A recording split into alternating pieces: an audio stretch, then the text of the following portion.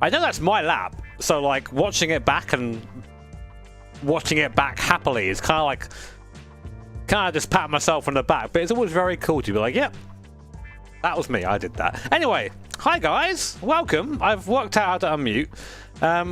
Welcome back to the stream. This is like one of the latest streams I've started for a long time. We'll see how we do. I have supplies. We have. Happy 53 MTHS Jimmy. I forgot our anniversary. I need a gift for you. What can I get you? I know. The golden Casio. That's like your 53 anniversary present, right?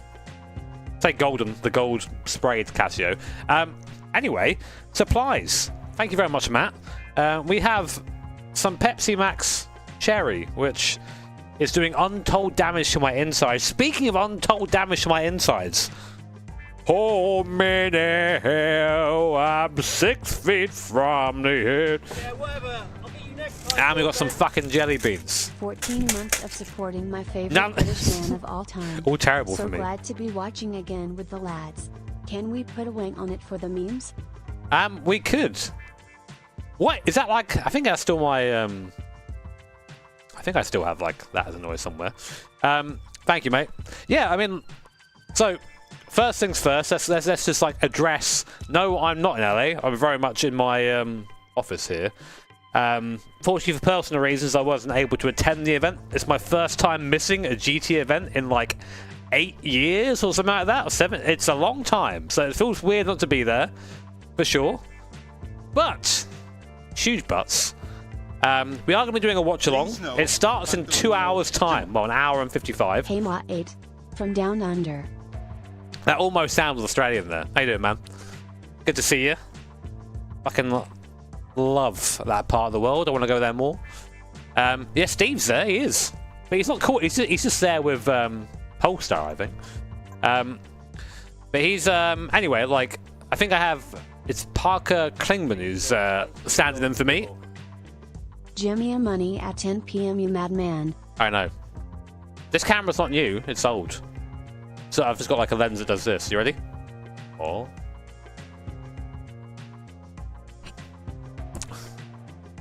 Me walking into the club.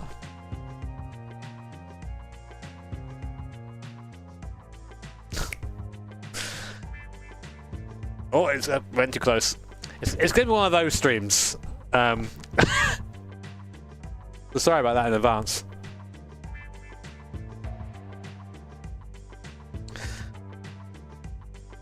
Me and my knee surgery. What? Maybe it is. Good luck. I thought it said Assetto Jones, like as a new. Oh, it's Assetto Jones. Anyway.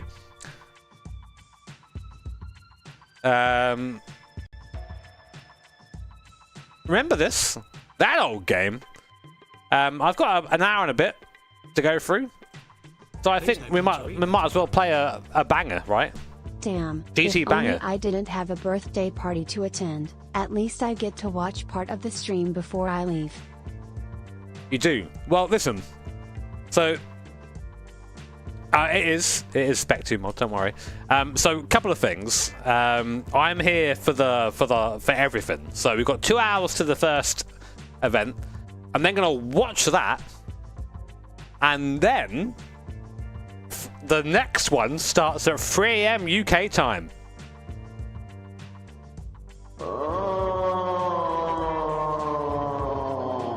Hope you guys like watching me go steadily insane whilst playing GT4.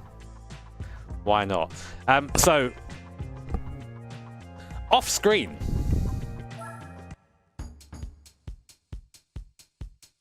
Had to do it. You've seen me do this enough times, I think. We'll get rid of those. So we've got every license.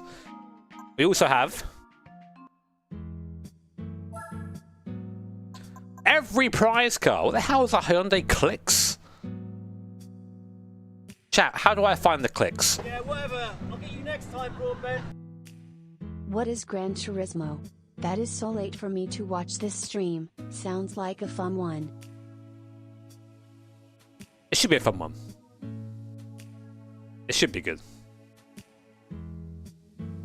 Please, no Punterino, Jimmer. Thank you, Limitless, mate. Thank you, Owen, Hello, as well. Jimmer. First time I've been able to catch a stream live in a good while. Much love. Well, welcome back, mate. Sit down, relax. Pick up your caffeinated Inside Destroyer. And go from there. Gigs only comes out for Gran Turismo streams nowadays. It's because I always go and going, Gigs, help me out. He's like, what? What do you want? Yeah, there's some good cars, but you know, this is not how we do things on this. Pardon this guy. Look at this fucking. We gotta go buy a shitter. You know how it is.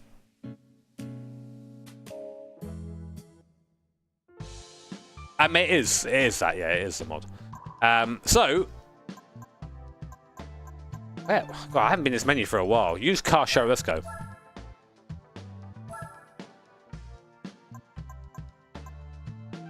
We're looking for someone with passion that screams, I have to be up until 4 a.m. Yeah, whatever. I'll get you next time, Broadbent. I'm out there. Won't be around for long as it's a bit late, so hope it's a fun stream. Should be fun. It'll be up afterwards if you want to watch it, so there is that. Will I find the Xantia in here? Oh wait, isn't this a game where you have to like go and the Xantia is part of actual Citroen dealership? Let's go find out actually. Oh guys, for you absolute car nerds, right? And I'm talking like the real ones. We had a French car day today at Abruzzi. Someone turned up in a, I say someone, it was 7.5 years. How time flies. a friend of mine turned up in a 405 Le Mans.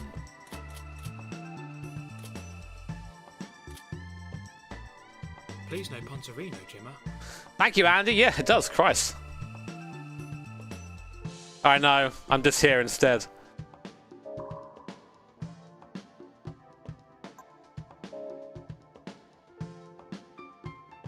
Wait, did I go into Peugeot? Sorry, I was talking about Peugeots, and my brain went, "Oh, why I can't I find a Xantia?" Oh, it's right there. It's literally the hero car for Citroen. It's a Xantia. No, it's not a V6. It's 30 grand. Yeah, whatever. I'll get you next time, Broadbent. It's 30 grand. What? No beer. No beer. Been cutting down on that stuff.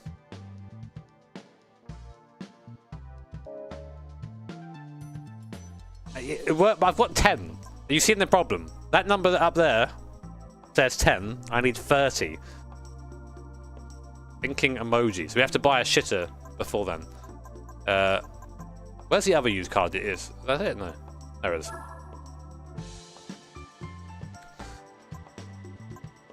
Oh, mate, what a tease that is. 10,097 credits for this.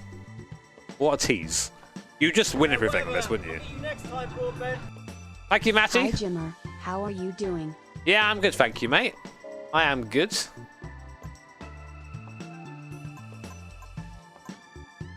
Auto works.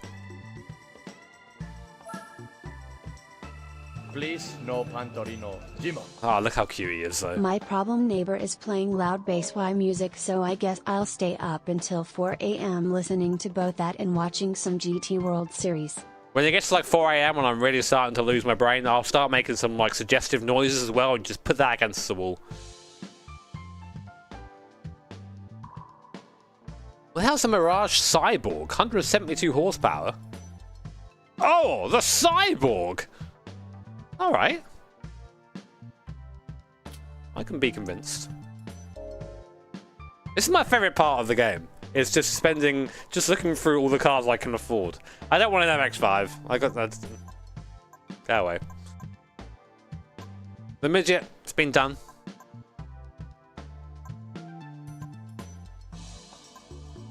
So it's basically Cyborg or nothing, power-wise. These are all too expensive for me. Christ. I'm going to check this dealership again, and then we're gonna have to pull the trigger on something. Oh, okay. This is a contender. I am interested.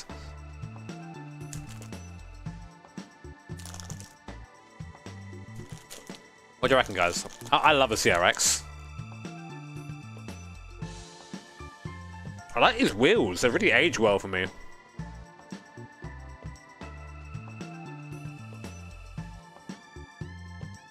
RX-7. Look.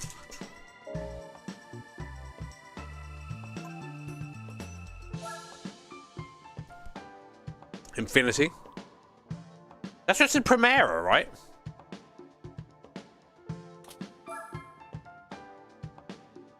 Yeah.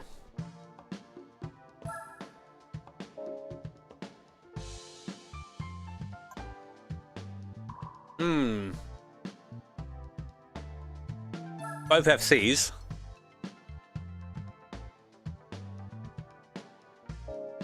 FC is good, but it's very expensive.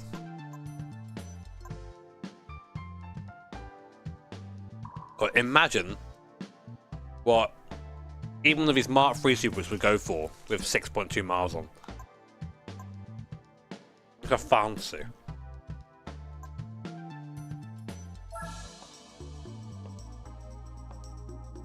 Oh, look at the color. I'm considering it.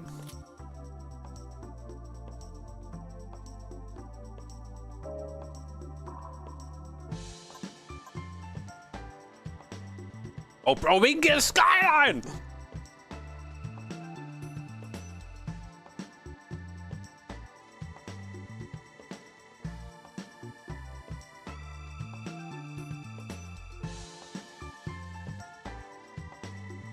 That key basically is what a Skyline key looks like too.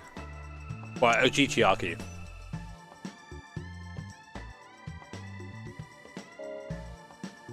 The Skyline seems a bit like basic though, you know what I mean?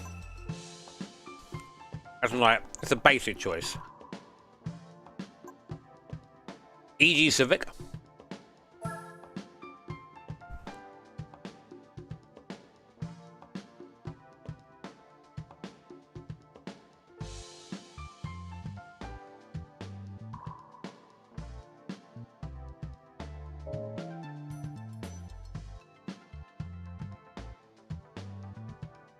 Aren't they stupid money though, Dom? The Sarah's there. Right, guys, you got 3 choices. Oh, you got the Sarah, this guy, the Cyborg, or the CRX. Hit me.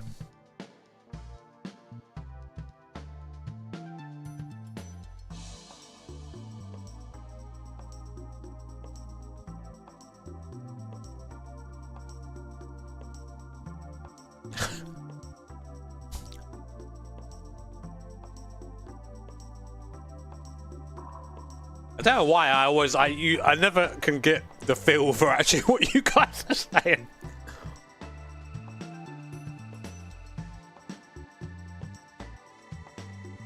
Could run a poll.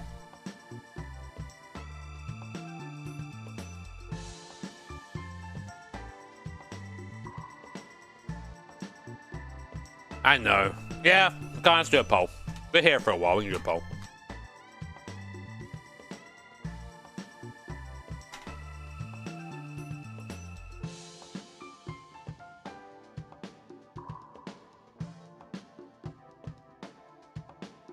Let's go. Man, I fucking love jelly beans.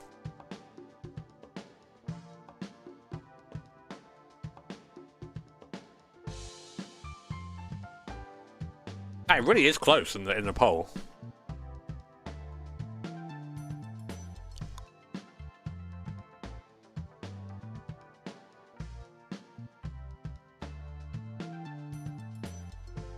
Cyborg, not as popular as I thought. It's between the CRX and the Sarah, so if you're strongly affiliated to one, I'd vote now.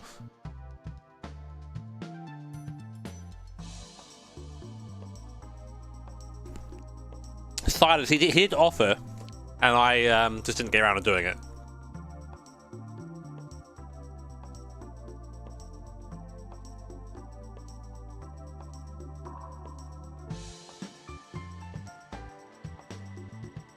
We're ending it. I'm going to end it like in a minute, so you've got a chance to turn it around if you're Team CRX.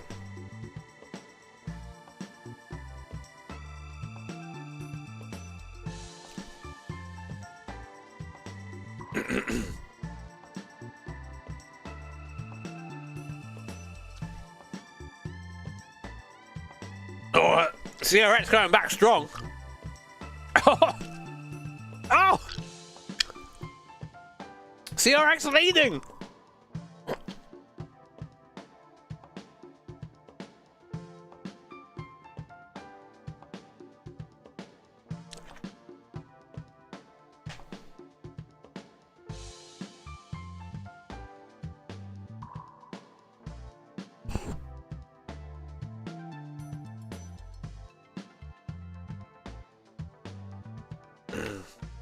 Well, ending right in 5, 4, 3, 2, 1.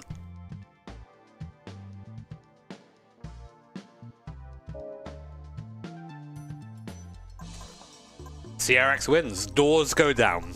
Sorry. Sorry, Sarah enjoys. It's only 5 grand too.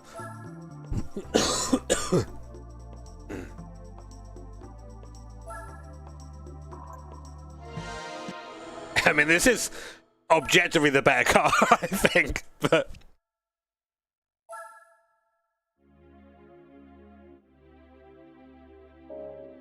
We'll come back and buy the Sarah later, Chad, don't worry. We'll give it a good time.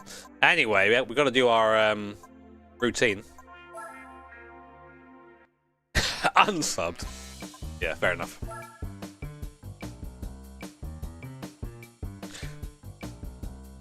If you're new around here, which you probably are, we like to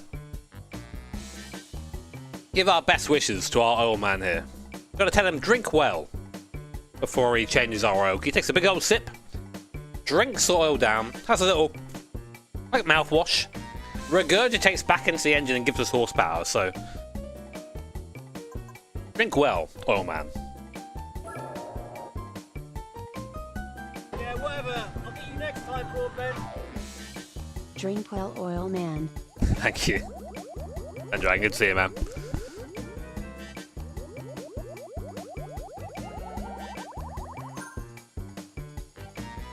Now, no calling it in there. I hope.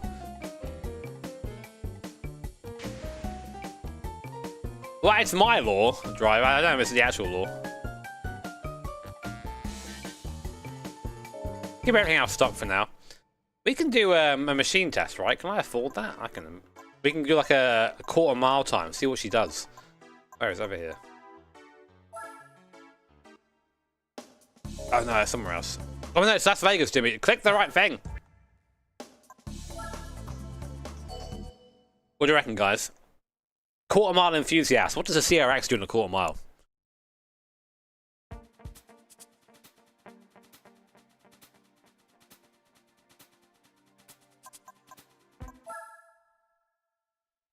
Gotta take the traction control off, wherever that is.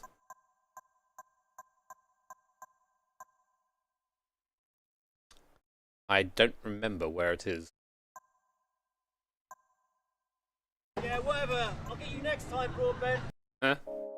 I don't have anything witty to say this time. Hope you're doing well. It's fun to see you happy and having fun with family. Red heart emoji. Thank you, man. I appreciate that. You haven't got to say, oh, did I miss it? Broadbent. Yeah, no, I haven't played GT4 for a while, you know. I like a lot of you guys, most likely, I played the absolute balls and dicks out of this game. Oh, imagine. Joe, you've got to have faith. I can get out and push. Yeah, I will go to that. It might be in here somewhere. That's just sorry, I know I'm being annoying. I'm edging you for the quarter mile time, but I'm gonna just find it quick. Here.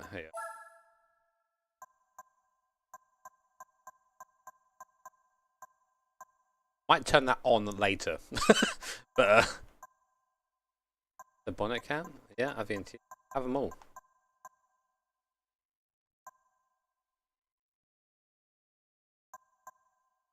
That.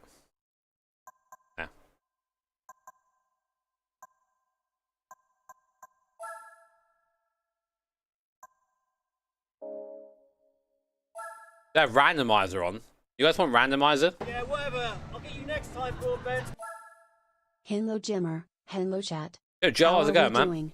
Chilling in bed RN. That sounds pretty sweet. Oh, it's there. Yeah, I'll have randomizer, why not?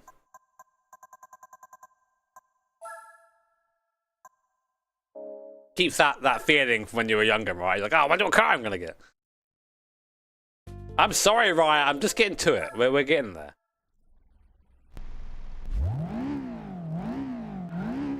Oh, it's crunchy.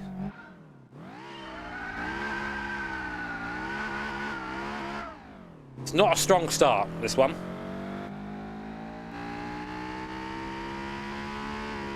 Oh, I've hit the limiter in second gear. Top one, strongest starts. Who said 18 seconds? Because you're wrong at 17.6.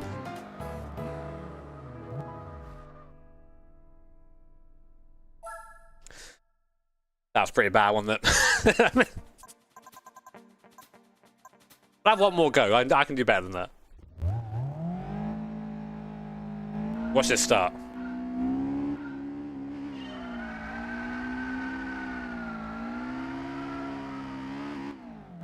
Better. Generational.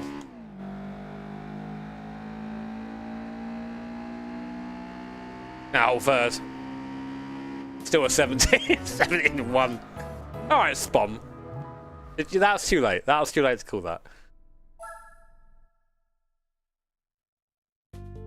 Impressive wait time. Right, let's go race this thing.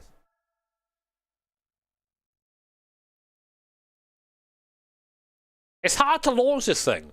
I'm using an analog stick, you know.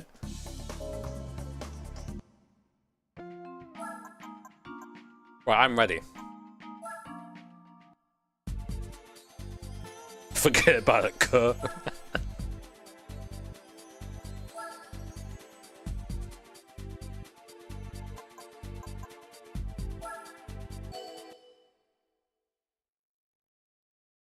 not gonna upgrade. I haven't driven it yet. I want to drive it before I upgrade it. I'm on sports tires. Good question. Let's make it harder for ourselves. Now I'm on road. Where can you watch the Gran Turismo? Do you mean like the event? It's on YouTube. It'll be on here, so I'll be doing my little watch along. Criticizing Tom Brooks' commentary. Yeah, whatever. I'll get you next time, Broadbent. Thank you, Dingus.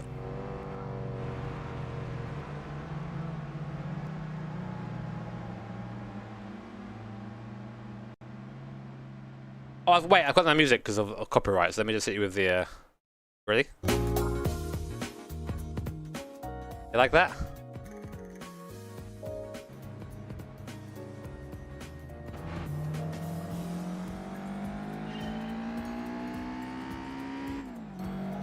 Here we go. Oh, gee, I've overestimated my grip immediately. A great start, though.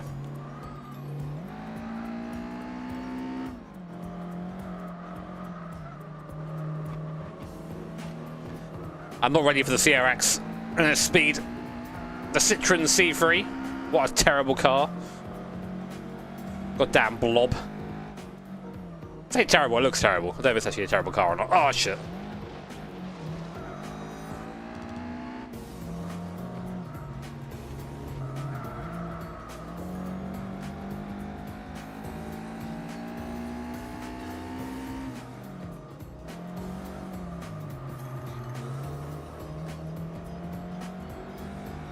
Go, go, go! Shift into third gear feels like an achievement. That being sort of the alpha, like it's nothing. Anyone like these MGs? The MGFs? Any MGF enjoys in the chat? Yeah, whatever. Oh shit. Next time, Broadbent. Oh Jesus Christ, I'm all over the place.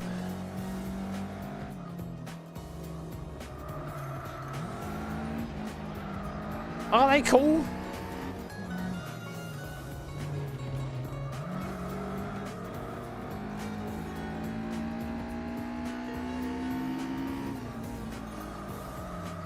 I just thought they got awful.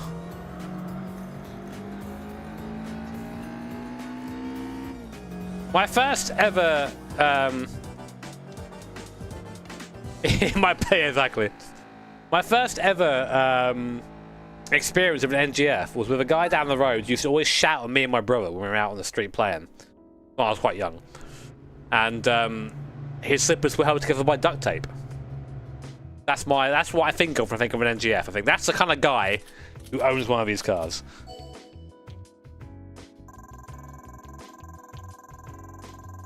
Making bank. Making huge bank.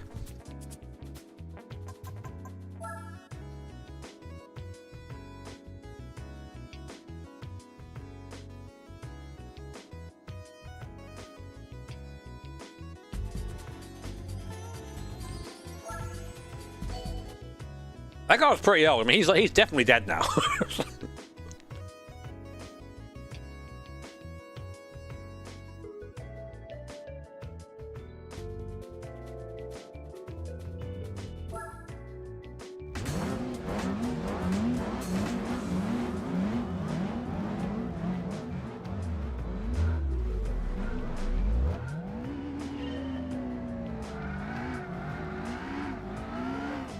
God damn it. The VTEC's too strong for me at the start there.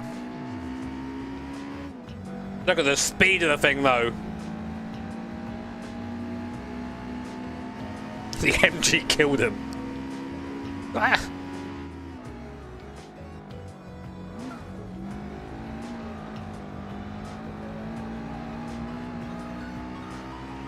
$120D mentioned. Hey, what's that leading? Don't be an NGF. Is it the guy? It's the old man. It's him. He's leading. The soft top. Duct taped around the rear window. Sorry, mate. Youth wins this round. I say youth. I'm 34 now. Oh, God. Youth is dying. Youth is dead.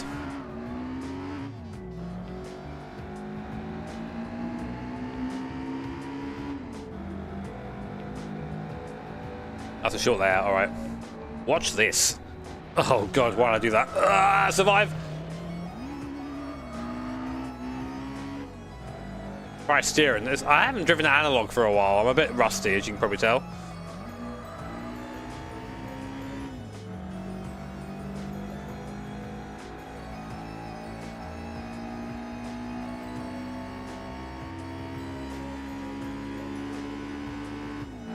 Oh! I'm 91.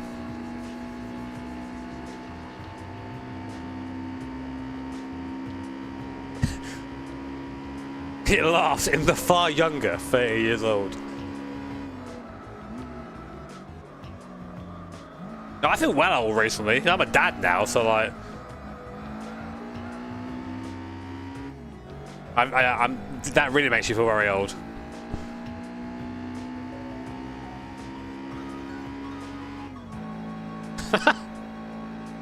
Thanks for the input, Luke, mate. Appreciate it. Get out of here, Cat. Oh, I missed them all. Good. Great lines. I'm trying to get rid of my dad bod, but the problem is, I just really like... I love food. I love food. Oh, easy.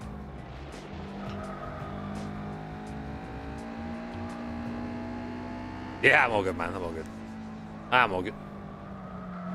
It's currently showing how not to drive a CRX.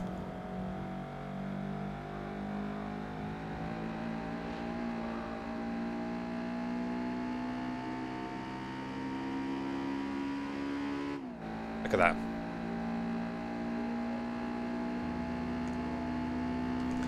Yeah, guys, big respect in the chat to John Food for inventing food.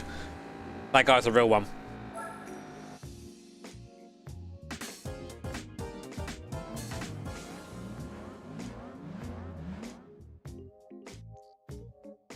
Wait, menu music, so we get rid of that. That's a menu music.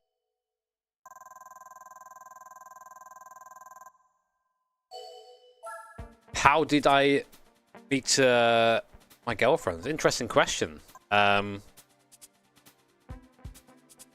I was taking part in this underground street race, right? And that's really cool. Brian Connor, was that his name? He was there. Bin Petrol was there. Monica was there. The guy shouting Monica was there. And whilst doing that, I was on Tinder and we matched.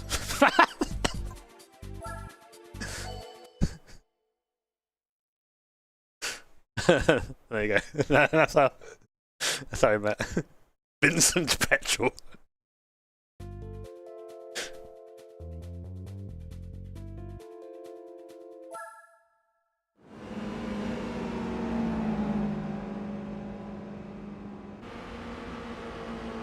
I do have a kid. His name is Guy.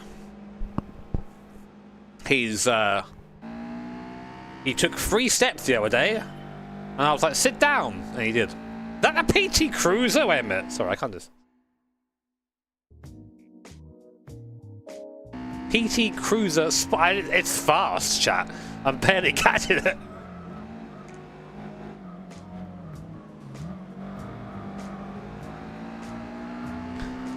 I was hanging out with an American friend of mine the other day, and we saw a PT Cruiser, and he was like, "You guys have these over here?" And I'm like, "Yep."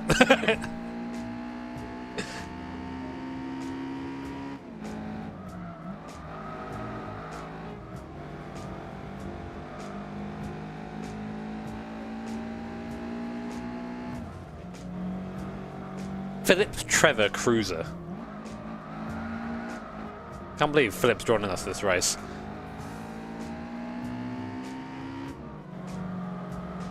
CRX friend, welcome to... Oh, I've got a little wing. I've got the SRI, whatever it is. I've got a nice one. Old man MDF's getting beaten by a couple of teams here. Look at this, absolute grip around the outside. You can't teach that. Outside front tire crying. Am I listening? No.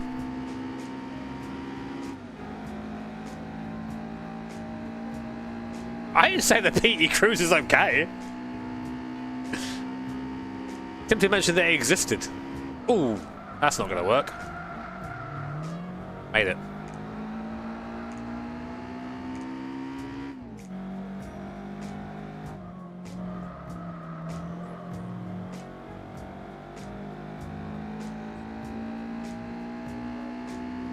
I do feel like I'm badly in control, which I think is just a way to play this game.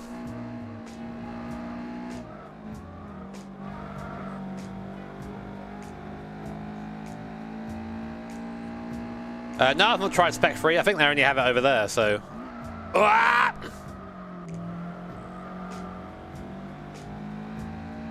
Physical therapy cruiser. Yep. Need it once you get out of it. Part-time cruiser, that's a good one. I like that one. Part-time cruiser. Full-time bruiser. That's the sort of guy that has like the wolf shirt.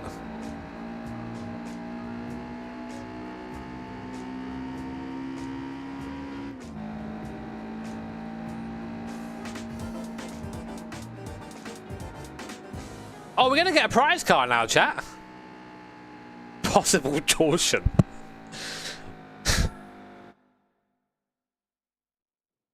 Ooh. Alright, prize car. I want to see some guesses for the prize car.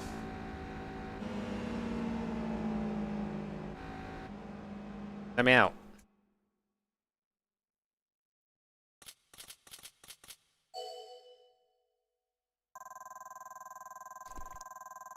Actually, what might be a more fun game, right? Is that when you see the car, you have to get you have to give a thumbs up or a thumbs down emoji, given your feeling on that car.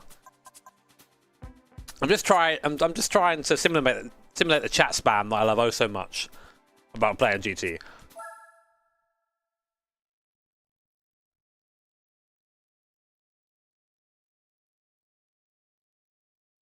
Ooh.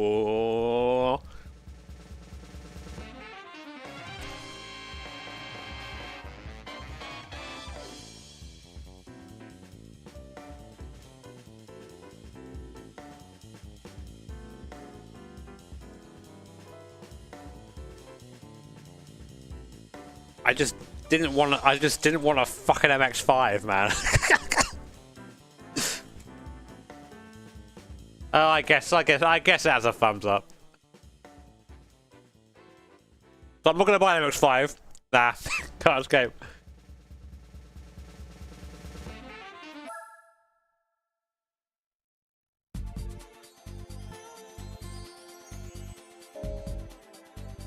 I don't want to use it.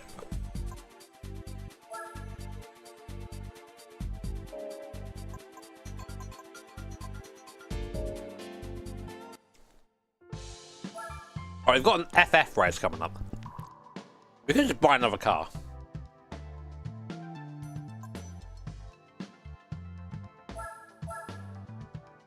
Any stock in here?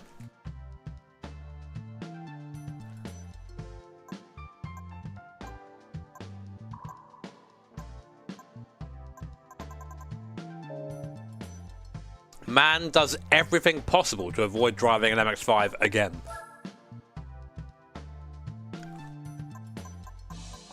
Was there a Peugeot 406 in there?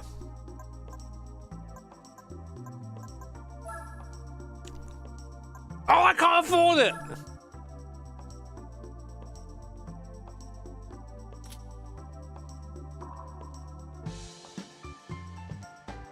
Right, guys, if you close your eyes...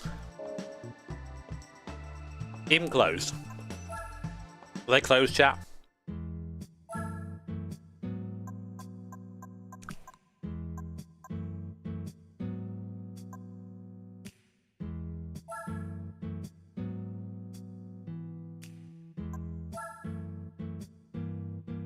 Still can't afford it.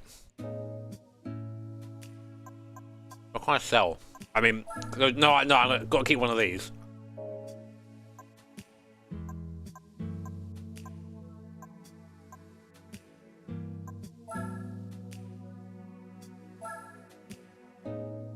What's it worth? Nothing.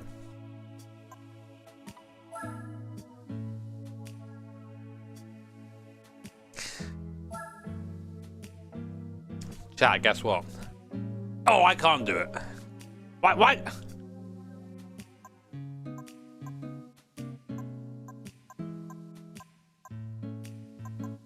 Be worth some money, cars. Alright, fuck off anyway.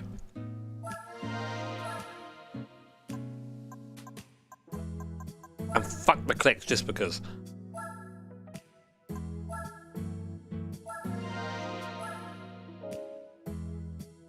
Right, but I want some spending money, Sam.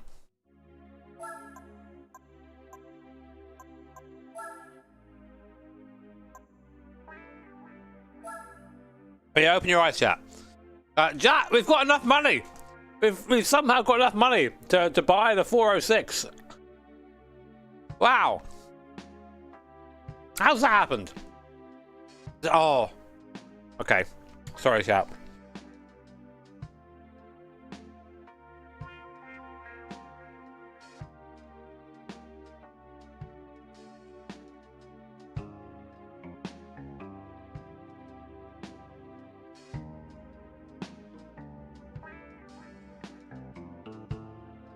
A option came up.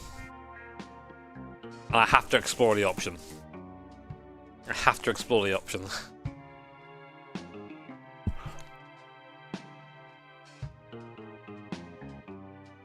Peugeot versus Citroen. Who will win?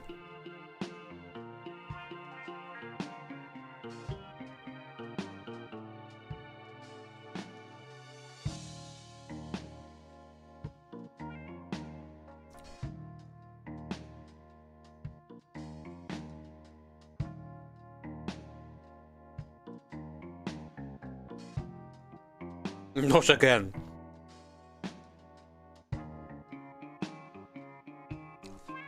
So some deep lore of this channel. In GT2, I won like a lot of very high-end races in a Xantia. Someone then gifted me. No, I think I then bought. What did I don't know. I received somehow a Xantia brochure, which I then signed and gave away to someone. I've never had a 406 Coupe before. This could be the play. Got more power, this one.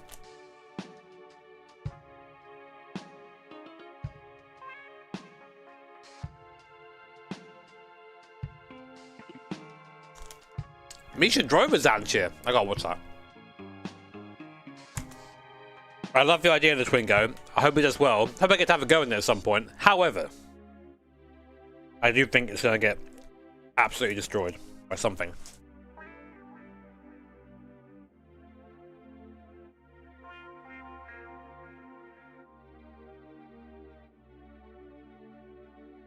Right, okay.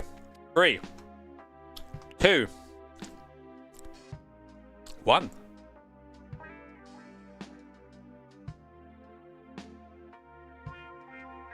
I'm surprised, but let's do it.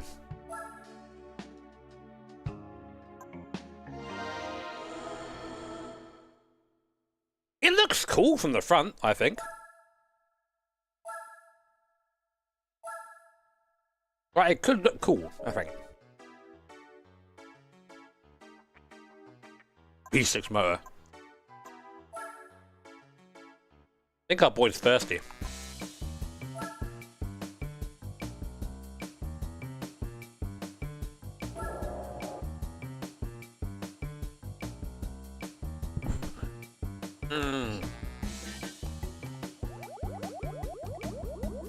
Let's get in my oil as well there.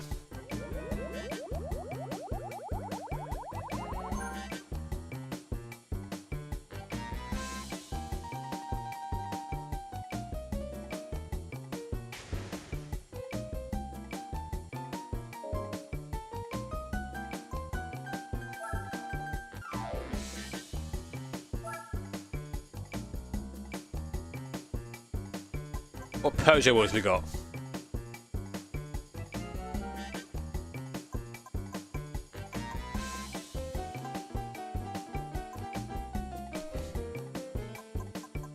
Hi Annie, I'm trying to find the right wheels for my oh, what's from the race car? For my Peugeot 406. I've just... So we get the rally wheels. How? We'll do it. You have a question? I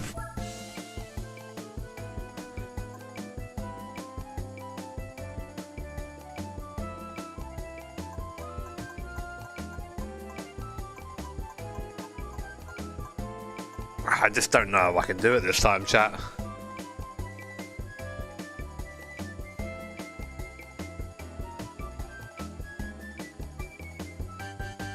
God, look, it looks so bad. On this, it looks kind of cool on just the Steelies.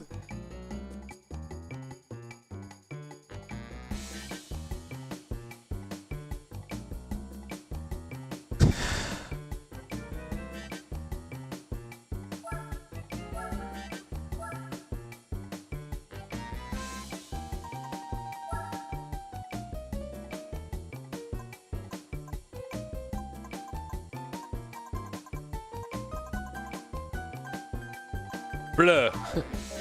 Nah.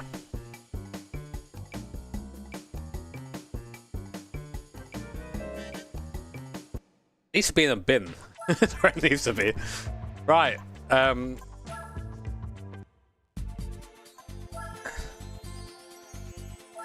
Into the challenge we go. Will the 406 be up to it, chat? What do you reckon? 200 horsepower. V6 motor. Front wheel drive. Road tires. Huge rear wing for no reason. All things that are going to make this terrible. We're against the cyborg. It's gone full circle. We've gone full circle. Cyborg, he's been waiting for us.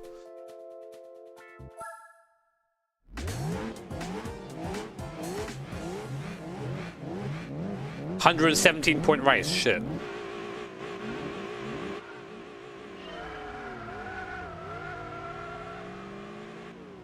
Wait, sorry. I'm not relaxed here. Now I am.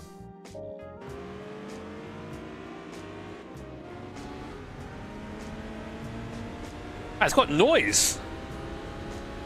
The cyborg is out dragging me, chat. Mighty French V6. Oh god. There's huge understeer.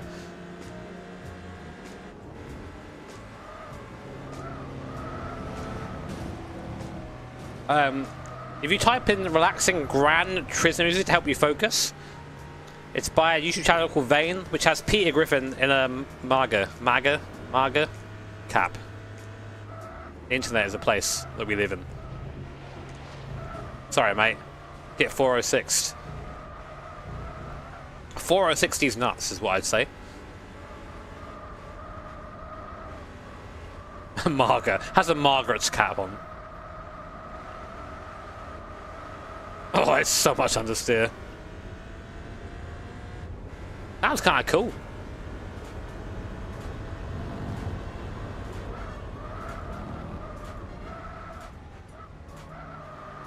Wait, is that a Clio? Rival French car spotted.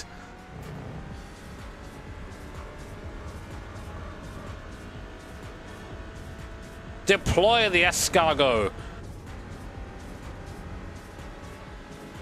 I'm in the draft. He's got no chance. He's gapping me. The Clio is gapping me in a straight line.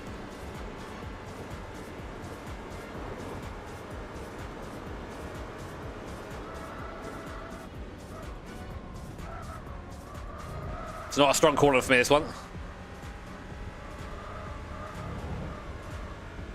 Come back.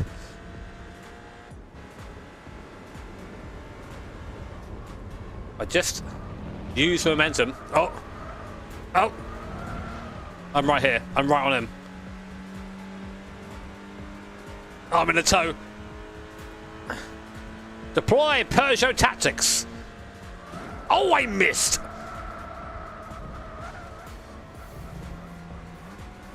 Oh, the crossover. You don't see that. You don't see other YouTubers do that in their Peugeot 406 coupes.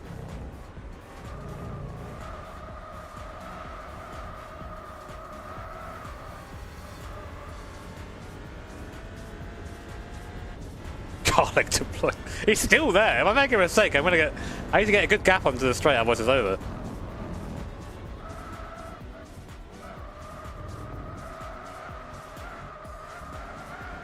Maniac! Using all the circuit.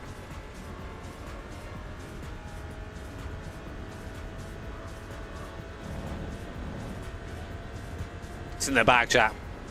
We're just too strong on the straights for the little Clio.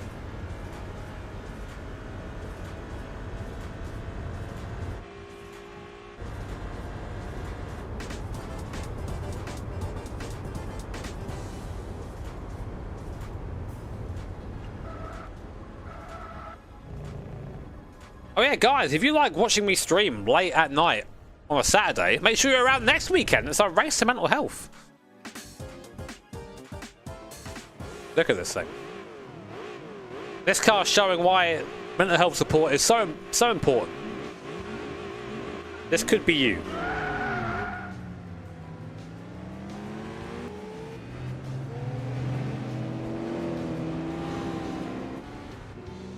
It's so bad.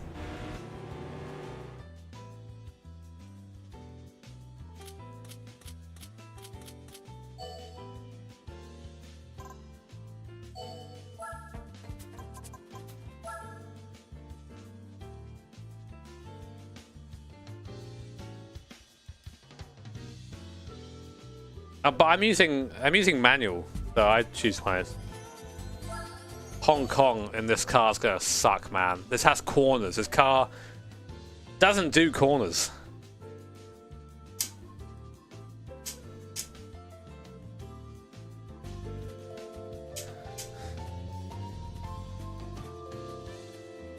Fiat Barchetta Giovanni Dua Aventine's in here. That's going to be hard to beat.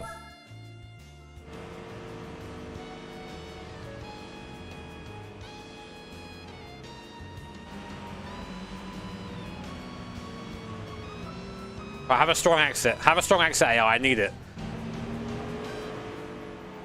Right in the back of the Aventine. We're there. We're ready to roll. Already going for generational moves. Get Peugeot. Oh, it doesn't turn, chat.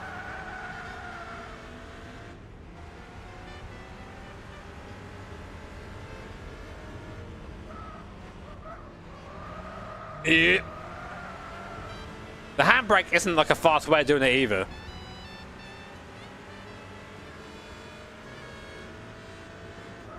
Just sending her in pretty fast.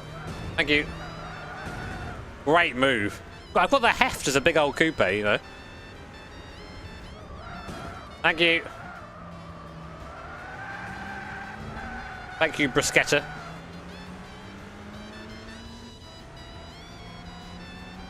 Oh my god, no. Are you kidding me?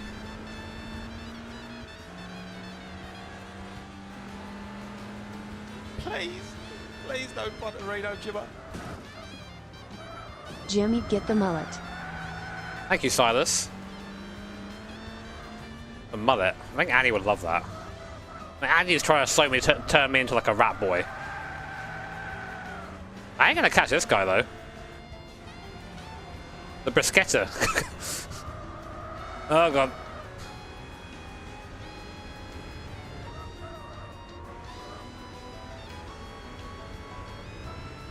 The Clio's too fast.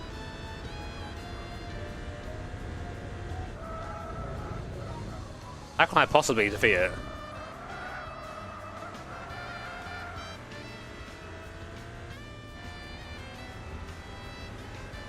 Oh shit me. It's not a Clio, it's a 206cc.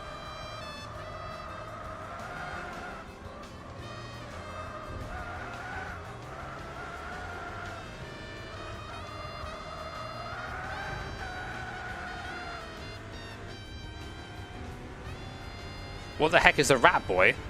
I don't know.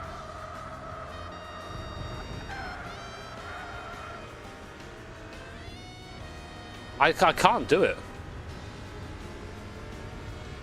Actually, it's pulling away.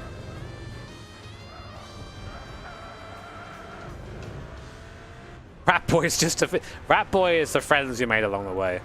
What if I cheese it?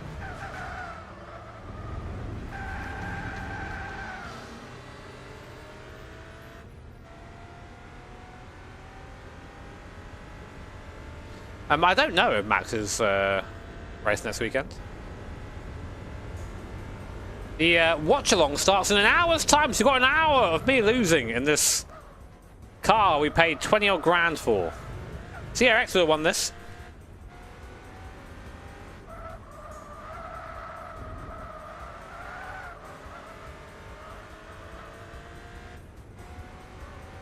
We'll give you a Mohican, Jay. How about that, mate? With the hair we cut off me, we'll make you a Mohican. All about giving this event, you know.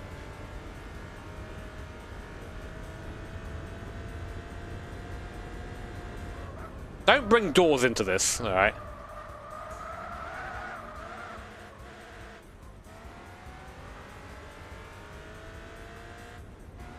Well, I mean, I lost 3 seconds on that lap.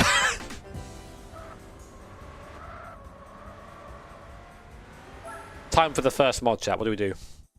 We're allowed one mod. I bet I know what you're going to say.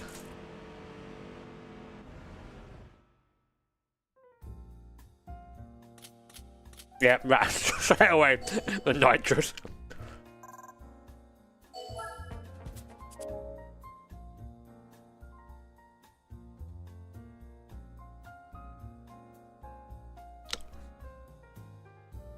$12 for manufacturers, 3 AM for nations.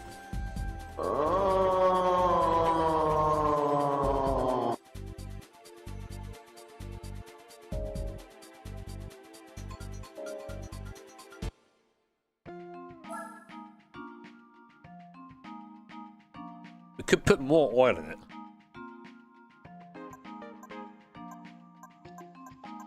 I don't think you can turbo this car.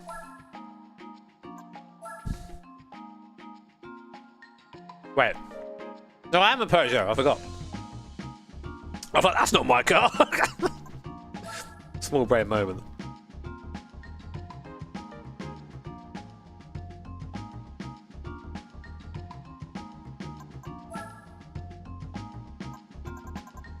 I'm just saying. I'm just saying. Like, it's right there. Or we can have, oh look, 8 horsepower. Or 150 shot, you know what I'm saying?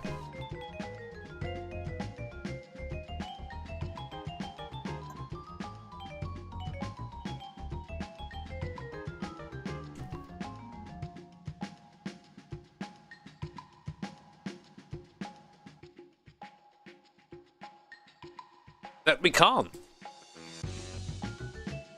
Already, I know! I'm not doing this the right way. I'm doing it a way.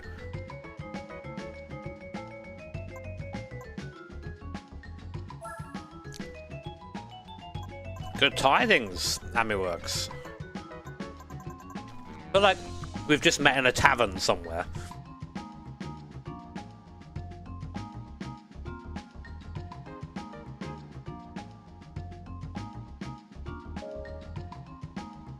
Now. Oh, I don't know what to do.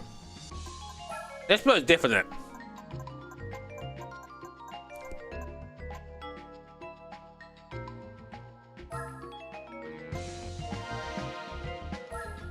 This will fix our problems.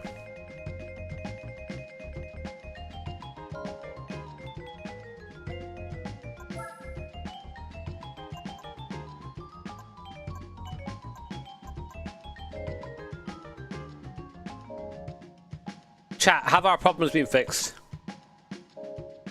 Give me a simple yes or a no.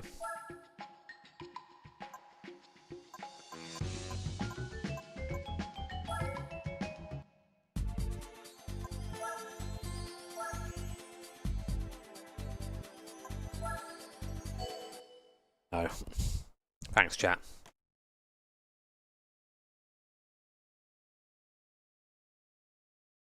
Annie, I'm sorry to ask, do we have any fruit? I'm just having just synthetic stuff up here. I feel like I'm turning into, like, I don't know, plastic. Make sure I don't know how to adjust it.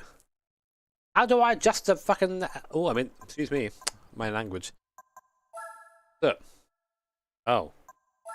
Well, there's cat... No.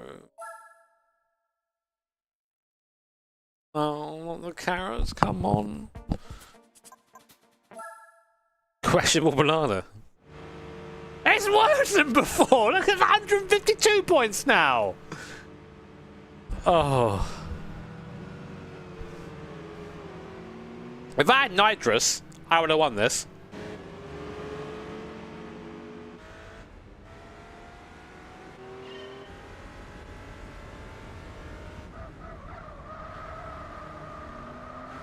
It handles worse.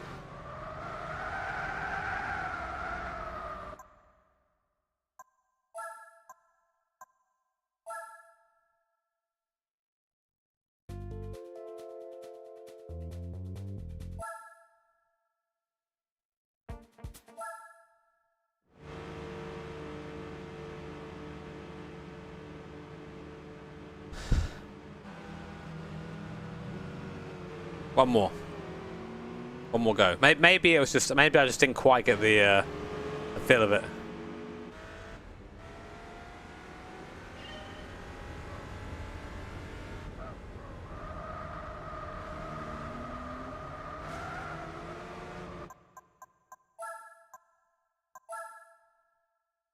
Oh, guys, so earlier, right? Annie and I like to just chat a lot of rubbish. Annie and I, you know. And we've become, I wouldn't say we're not really Lando fans at the moment. So like we're saying, oh goddamn Lando Norris, Brando Boris, Crando Loris, Cranberry Norris. So we got to calling him Cranberry Norris. And in response, we're like, right, time to go to ChatGPT. ChatGPT, please make us a picture of Lando Norris as a giant cranberry. And I've not seen it yet.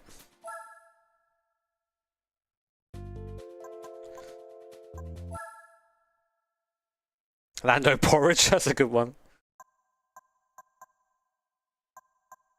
Get rid of that.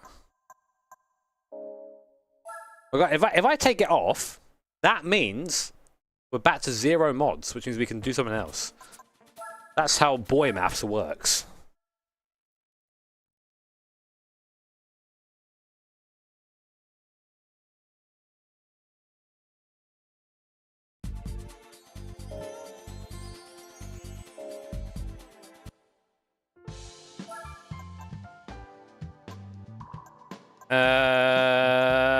Right.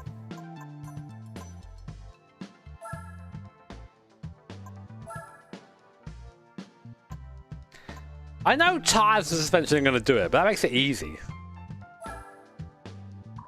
Limited slip nitrous. See, like, I can get behind that.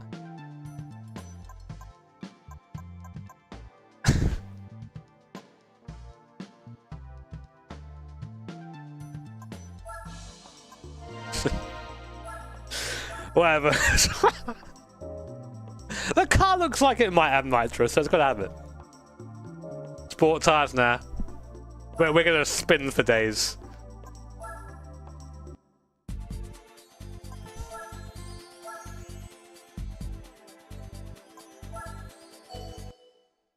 Well, I fixed the handling by taking away the one thing that we did to it that tried to improve the handling. I made it worse. Because I put the wrong diff on there. Oh, sorry.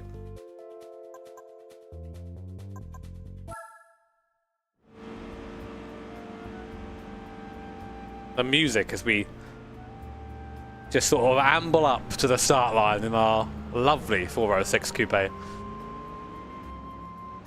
Nothing different about it at stock.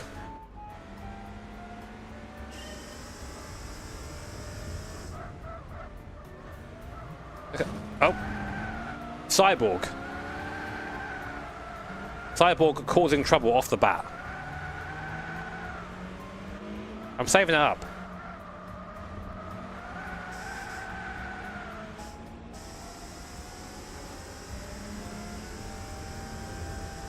I didn't set it to power.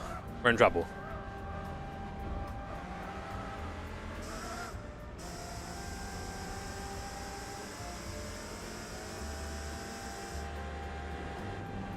Great turn. Great turn. How did you still wait the corner?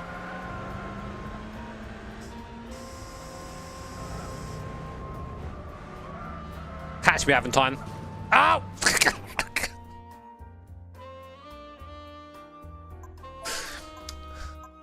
You caught me, chat. Thank you, Aventine, for catching me when no one else would.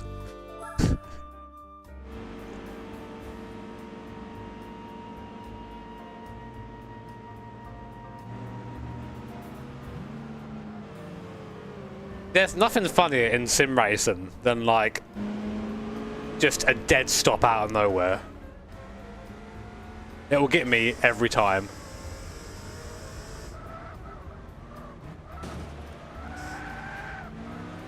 Excuse me. Coming through.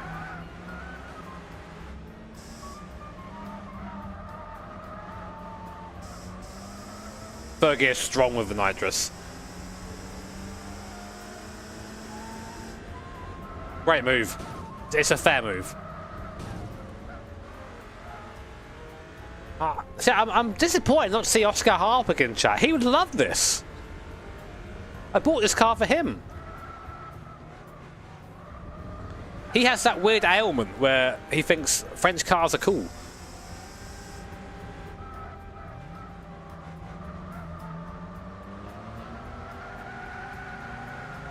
Chat, watch this.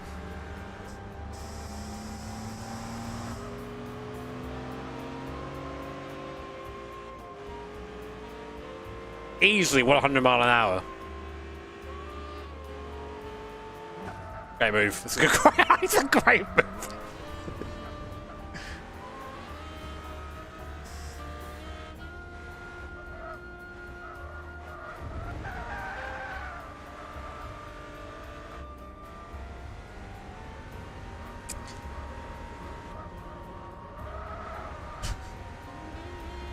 Look at that. Easy victory. Didn't have to cheat at all. Those saying we should get sports tyres and improve the handling. Where are you now? Nowhere. Ignore this bit.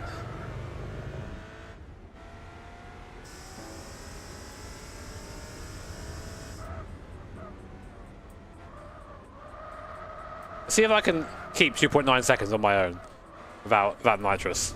Till the next sector anyway.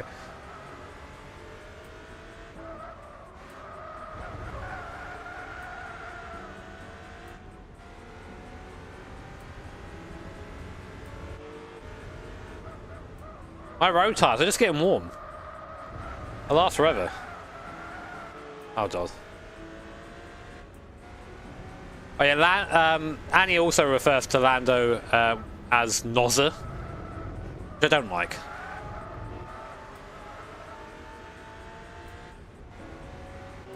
He's catching me. Let me just unleash my secret trick. Annie! Spray the hairspray into the intake. Let's go.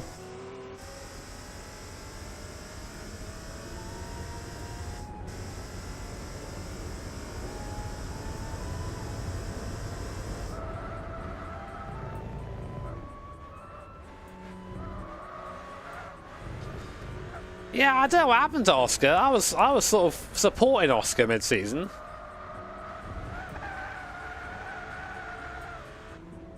And yeah, he's just, something's happened. Ed's gone.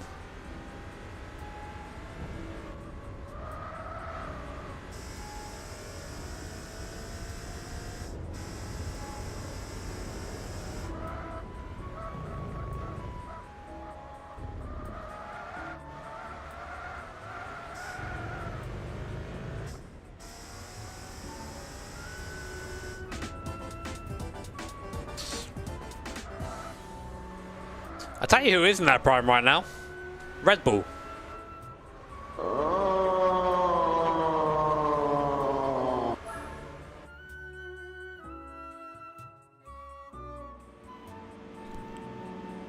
He always does bad things. Isn't this his second season? Or do you mean Lando?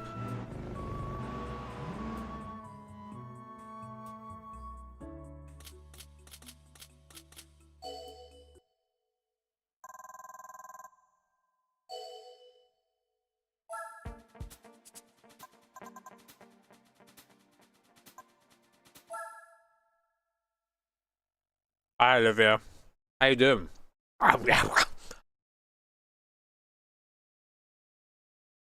Annie, didn't we have some like pineapple in the fridge or something? Yeah, dude, that was a big crash. They really didn't cover that much. Probably because the steering column came off. Which did give me a little bit of a chill watching that, I'm not gonna lie.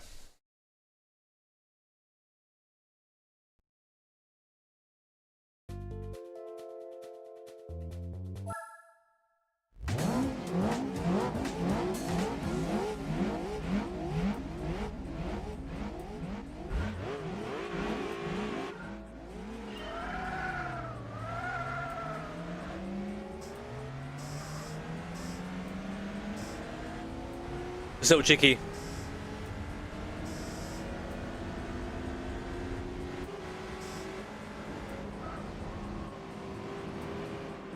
What car?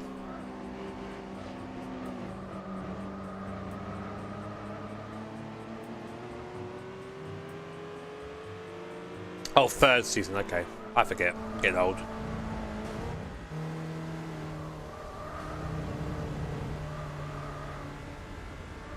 Max has won the only race that matters this season, which is NLS 9.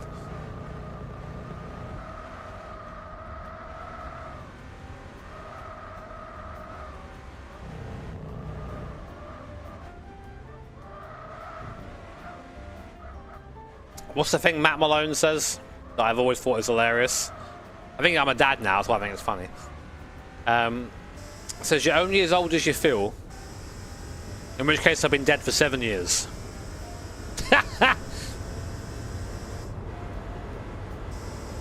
Might sign up to Facebook again. Really just become a boomer. Some good speed down the straight there.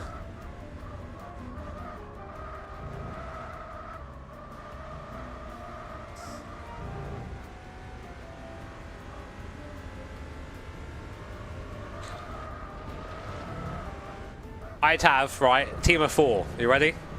Myself, Max Verstappen, Kevin Estre, Manuel Mesker. Imagine that team. And imagine the disappointment when I get in the car after that lineup.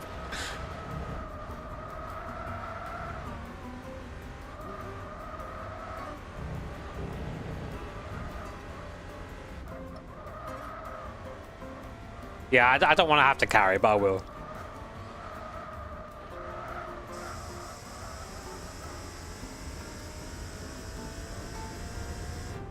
Man, I need a booster seat now.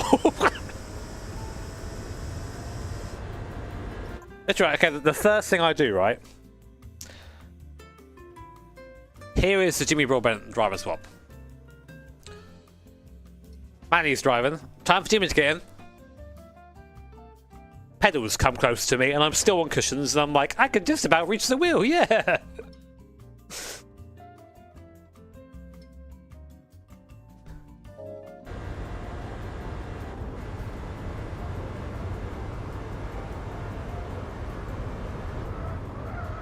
What a corner, I'm going off. I'm good.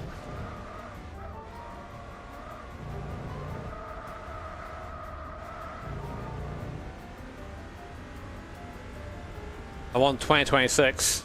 It is happening. I can confirm that Le Mans 2026 is an event that will indeed go ahead.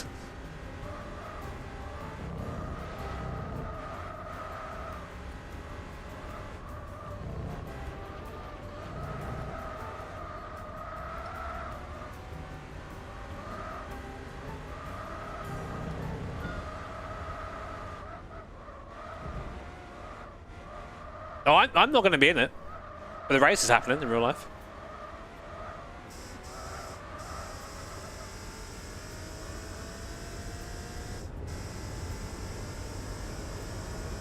Can you imagine the ACO make an announcement saying Le Mans 2026 cancelled, Jimmy Broadbent is a bellend? And that's just the end of that's just the announcement.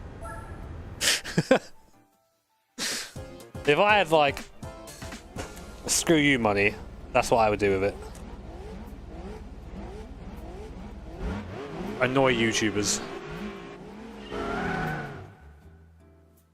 Hey, Porsche ain't doing so good right now, though.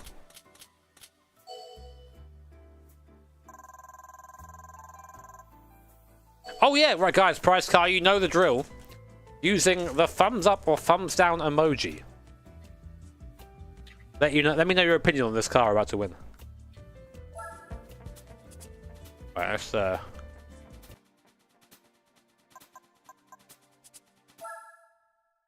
another MX-5.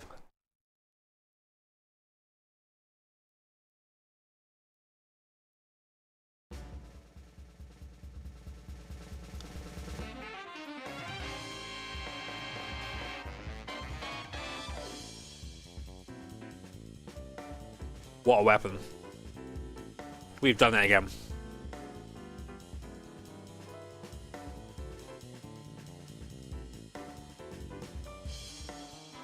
Please, no Punterino, Jimmer. What are your IRL racing plans for the Big 26? You're seeing them right here. Right in front of you. Why are they both green?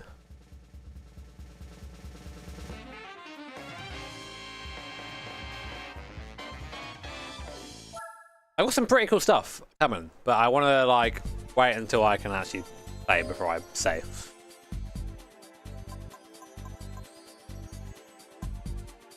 Lightweight K, do you reckon I fit in that? What do you mean? I'm too long. Oh yeah, I've got a V6, sorry. 6-cylinder shoot. Oh, I can be this.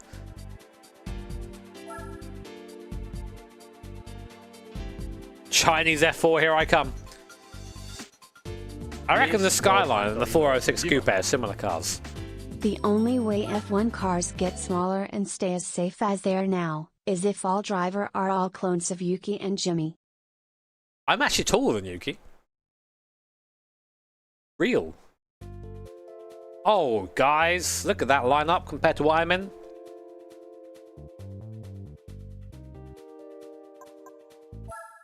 Gonna have to put out the big dogs for this one, chat.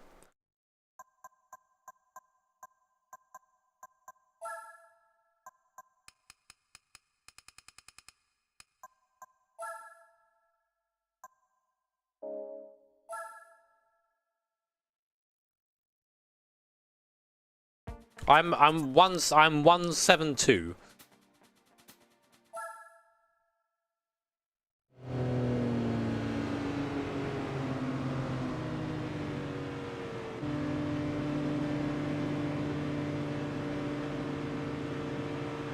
kilograms taller.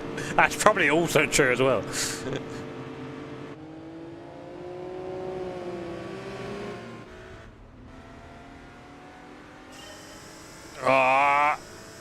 We're still not gaining. Watch this.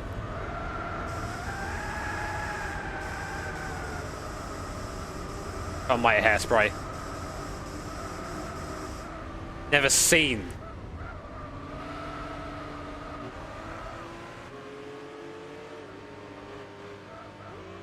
Guys, without nitrous. Skyline versus 406 Battle of the Ages.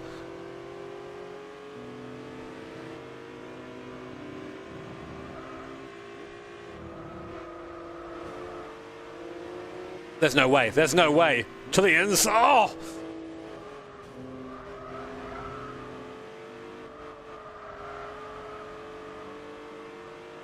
I'm not using. I've not used NOS since the start of the race. I'm off that stuff. I'm clean.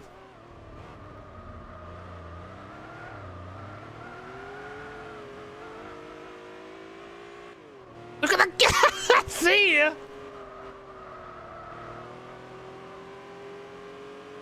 I've not got my relaxing GE music on. I'm relaxed, thanks.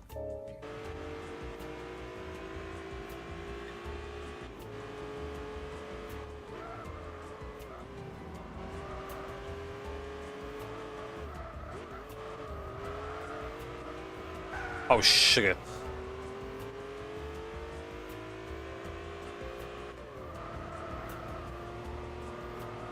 Right, now chat, inhale.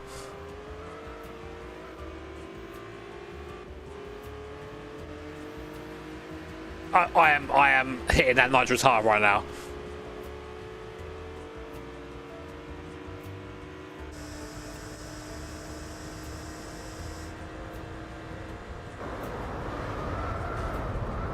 Whoa!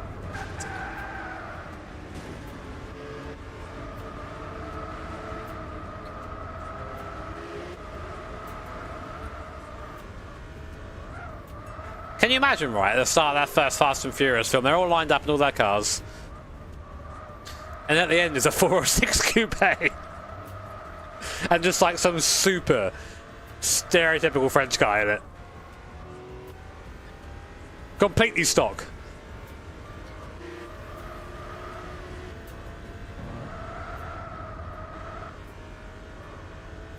Oh no!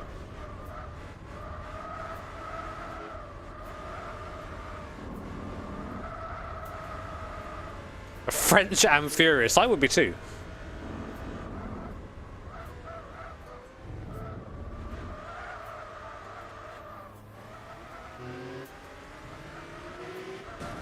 Right, it's R31.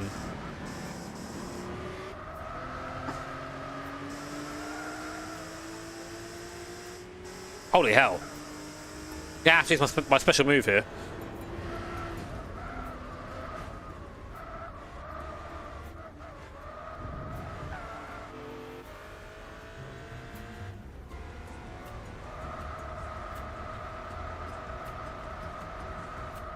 Some mild understeer.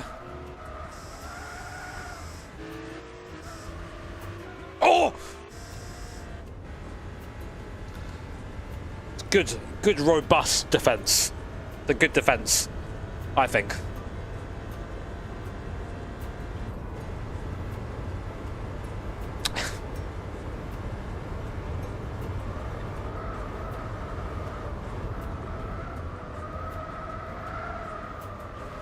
What? There was a skyline in this race? Guys, did you see a skyline in this race? I didn't see one. I was too busy just belching out the French national anthem. What happens behind me is not my concern. The lion does not concern himself with vehicular manslaughter.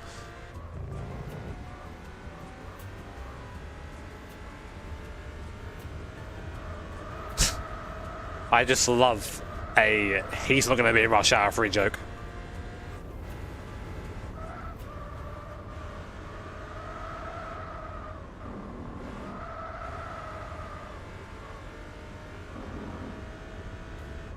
Bring her in. Bring her in.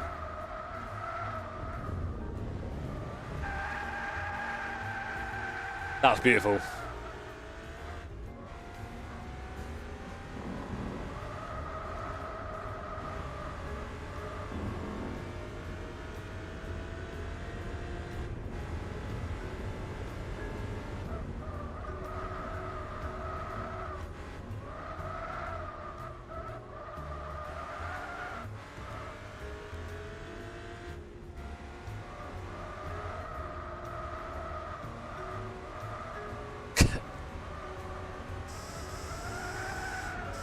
Okay, we're good. Got the copium gas on the straight.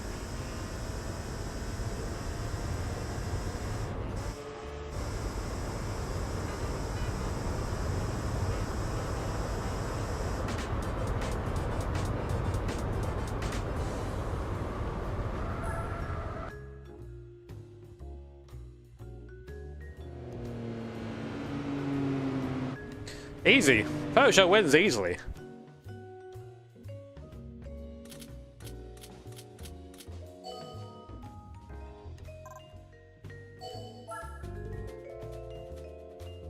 He almost had me. He never had his car. Or his legs, actually, after that incident.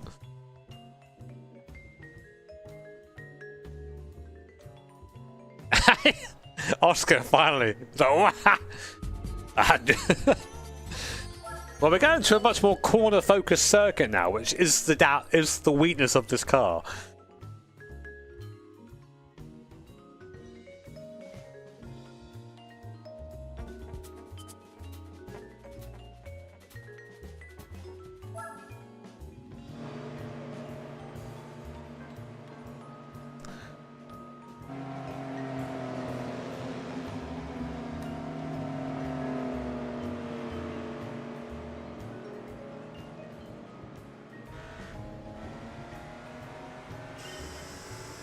I've been gapped on the roll and start.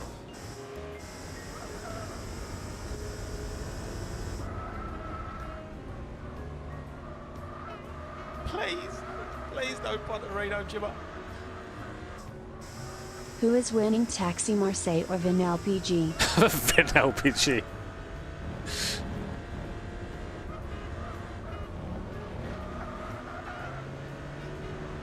Vin Supercharger. Great start. Great start from the objectively best car in the field.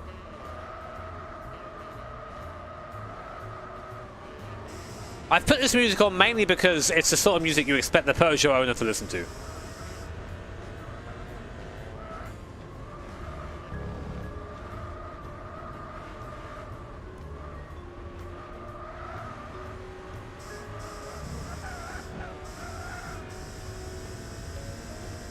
Yeah, I'm glad to hear that, Chef, mate. Yeah, I love doing this sort of stuff. I don't... The game's... It hasn't aged out, but, like, it's not like... I don't know how to explain it. There was a period where, like, everyone was the right age to enjoy these games, and now we're just slightly past it, I think. I mean, I'm not. I still love the thing, but I think in general.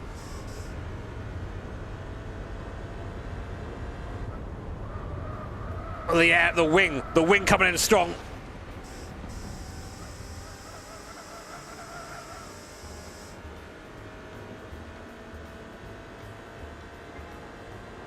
What's that in front? On the brakes.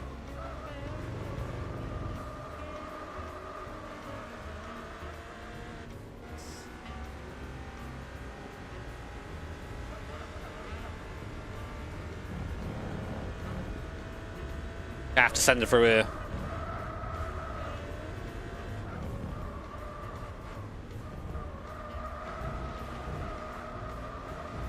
It might be an MX-6. Oh, I know it's a Lexus. Here I go. Yeah, baby. Ho, ho, ho, ho, ho.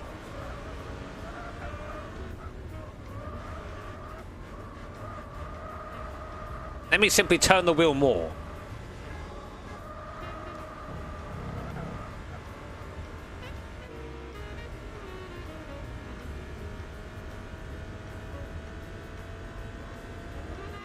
Oh no, chat. The Sora has pace. Thank you. Thank you.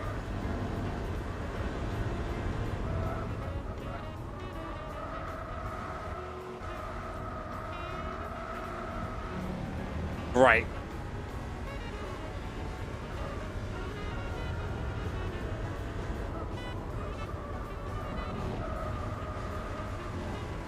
What a line through there. Undoubtedly the wing. Just giving us that speed we need. Yeah, whatever. I'll get you next time, Broadbent. Peugeots gain approximately 10% more horsepower when Jeremy Vine is discussing Brexit through the radio.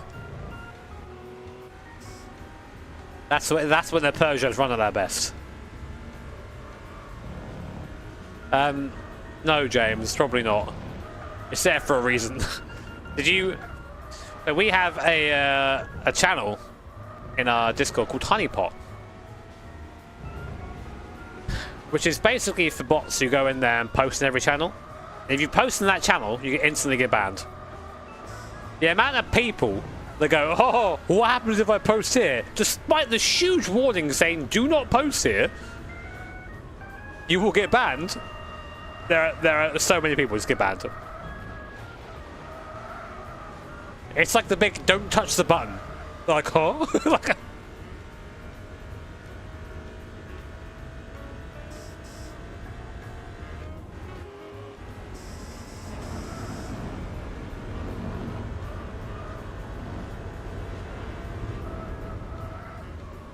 I'm not sure what the ratio is. Oh, it's back.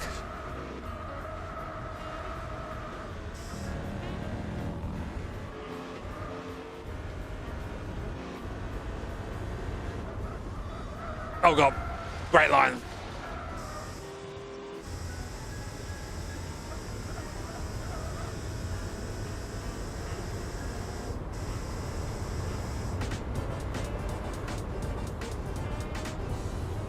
Exclamation mark Discord, by the way.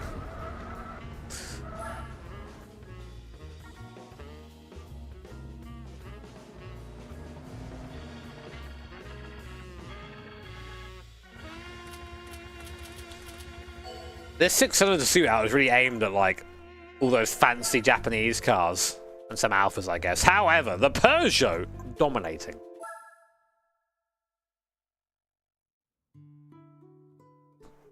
Discord? Never used Discord. It's basically just like a place to talk. Also a place to share stuff. Lots of different channels you can talk in. We have channels for each different sim. We have a Weeb Post Central, which I've never been in. I stay out of there.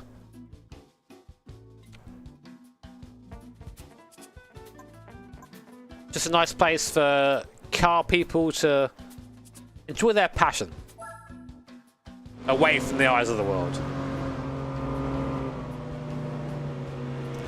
When does it start? It starts in 26 minutes.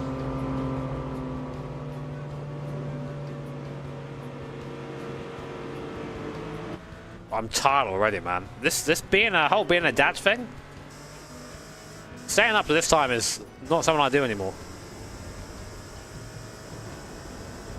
Let me just, brakes it. Yeah, great. Oh, I've made that worse for myself.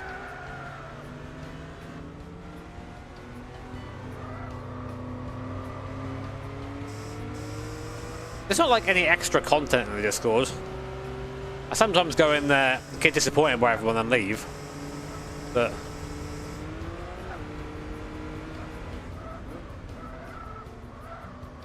oh, it's so bad.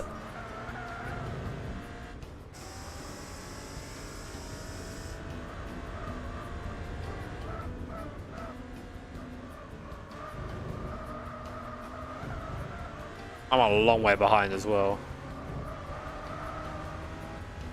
Thank you, Alpha. Right, big hairspray. Let's go.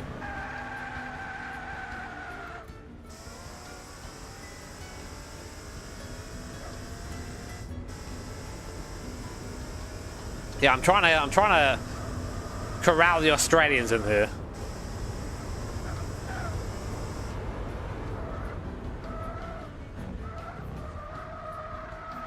Mild steering problems there.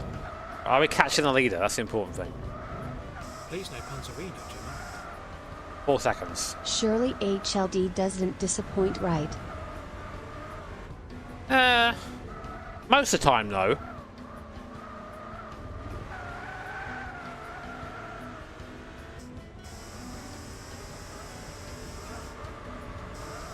Whoa!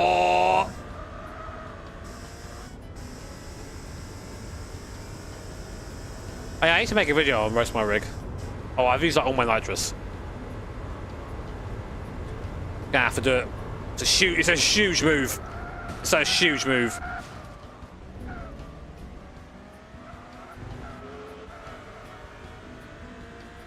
Don't see moves like that elsewhere.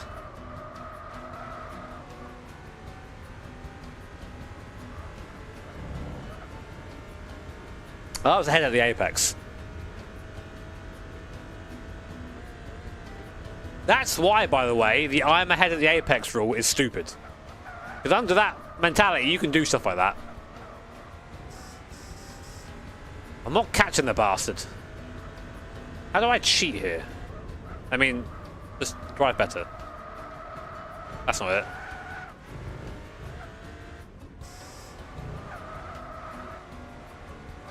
Oh, this isn't the way.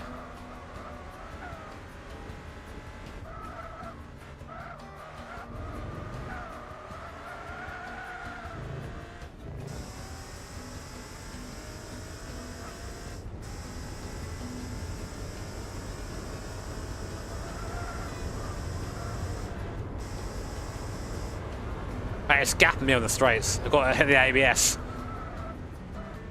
What a corner. What a corner from the 406. It's still on. Got one more lap.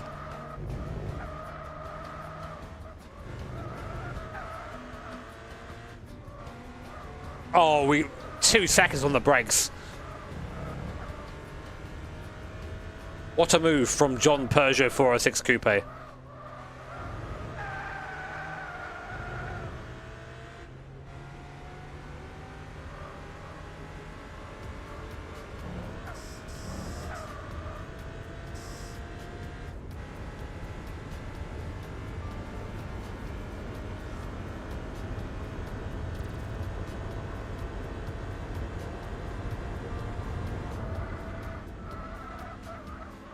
If I want to actually brake for that corner, that's a lot faster than ram people.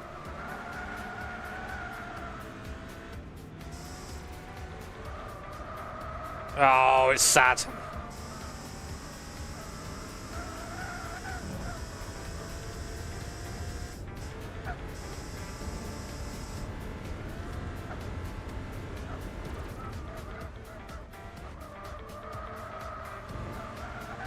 But the AI is slow here. I'm sorry, I mean the Peugeot's fast.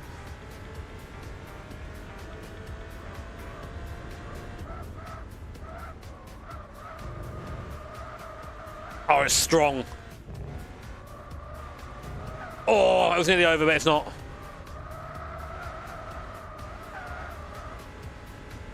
Gonna have to be a big move from the Peugeot here.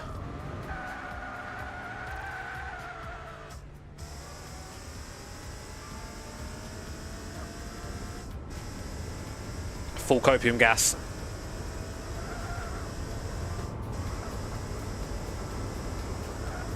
Gonna have to be huge, chat. Oh, I can't do it from there. Oh, it's huge. Oh, Jesus Christ. It's over. No. I'm not even going to take the money. I don't even deserve the money.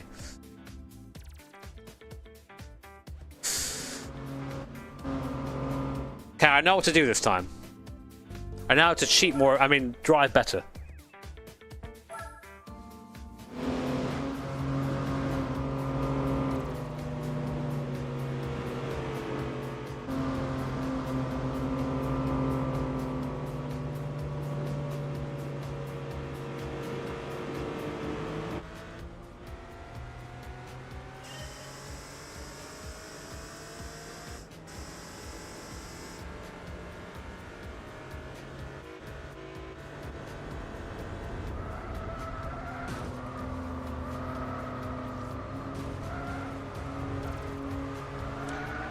Better start this time. Controlling the wheel spin from those mighty 200 and something horses.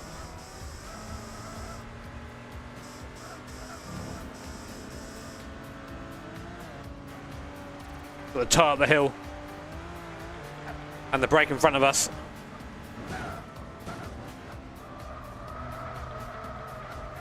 Get another great move from the fine folks at Jimmy Broadbent Media.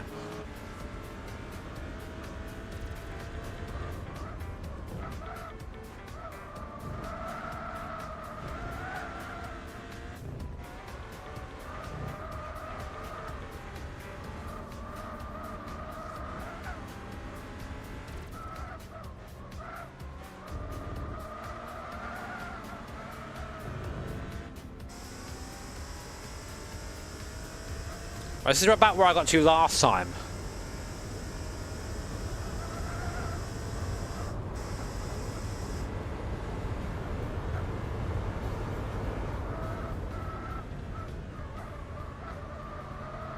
Rolling the speed like a pro through there.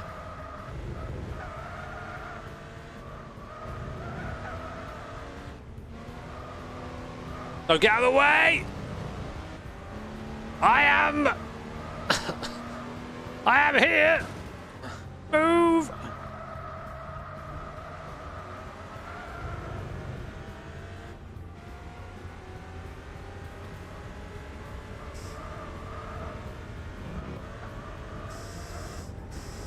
Now I've got to close the gap.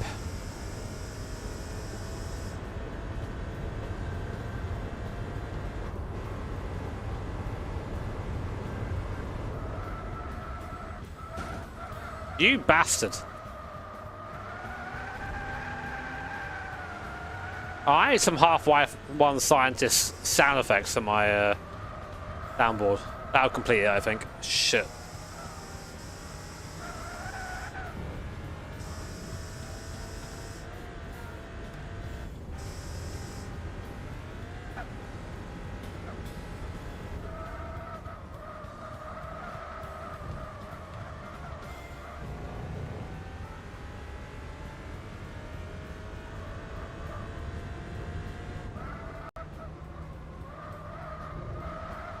Third gear's to go. Second gear.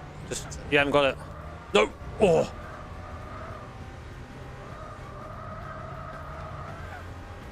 Through actual cornering speed alone.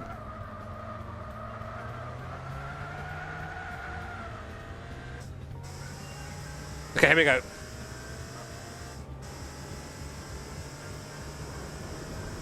I'm not dirtier than that AI. I just take more opportunities.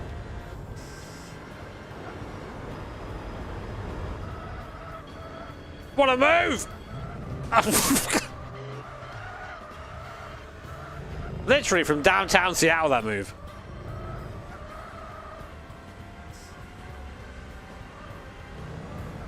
Think different.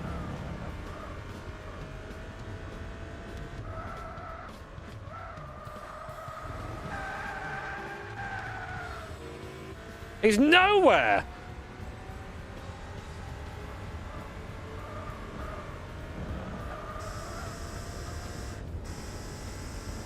Yeah, I know. I was committed to making the move. So I had to sort of say what a move, otherwise I wouldn't have done it, you know.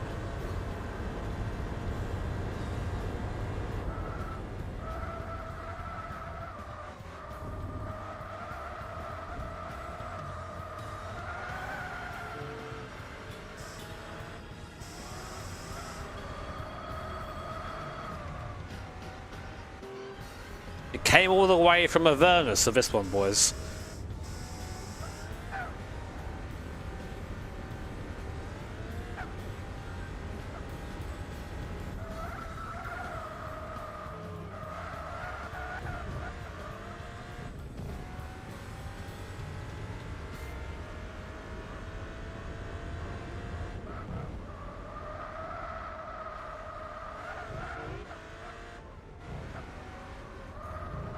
Third get through here is sort of the one, I think.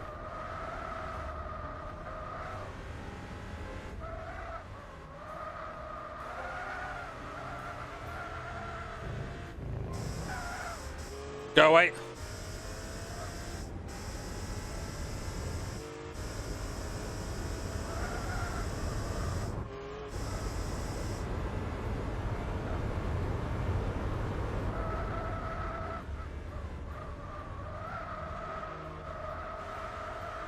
Great speed through there.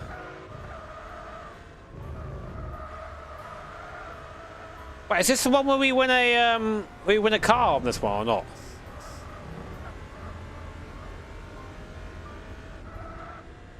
Have I got one more? Yeah, this is the car winning one. We get to. You're here for the prize car, chat.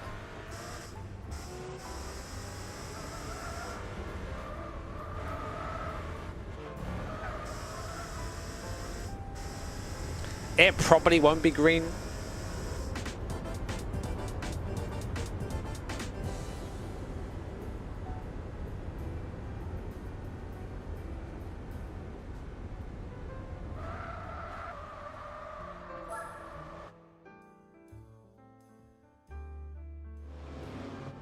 Oh, here we go.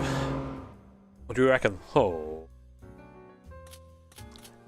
Win a speedboat, but no, if it was bullseye, I win like a cutlery set. You found a silver?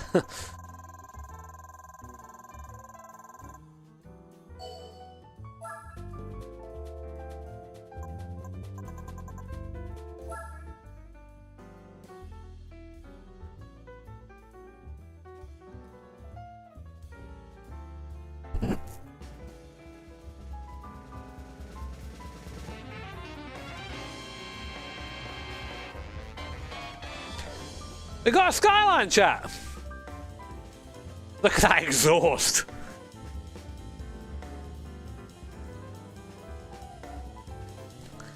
The skyline not naturally gifted. The sort of exhaust you lie about on the first date, you know. Make her fall in love with you, then you can show her the exhaust. She's stuck then.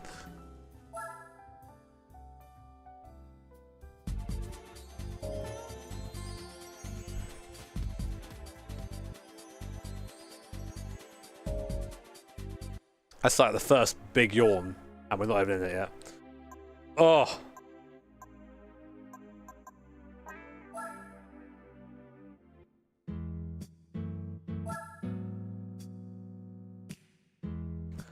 I need to set up the old. So guys, for the watch along, you have two choices, right? First choice is we have the no commentary feed, otherwise known as the international feed, which won't have Tom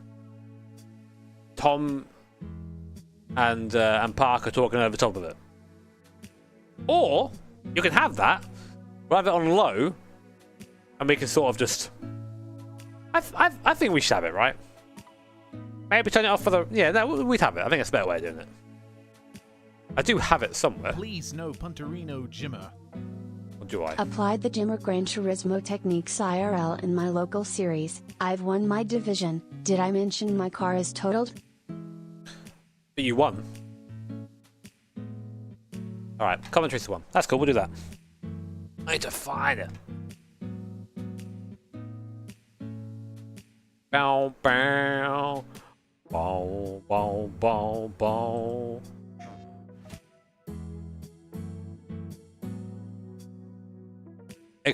Ignore me while I'm setting it up, alright? Browser. I'll put a browser in there. Ignore that, chat. Nothing there. How big's this screen? Just to...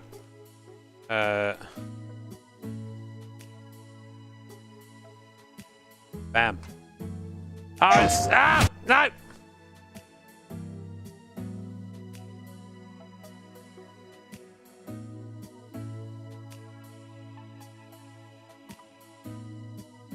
Super GT respect-free gameplay.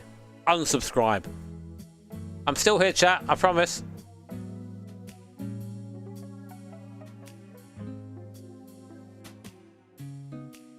Hello.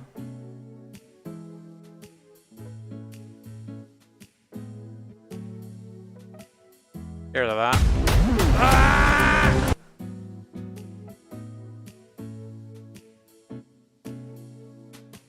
Can I just refresh this? Guess not.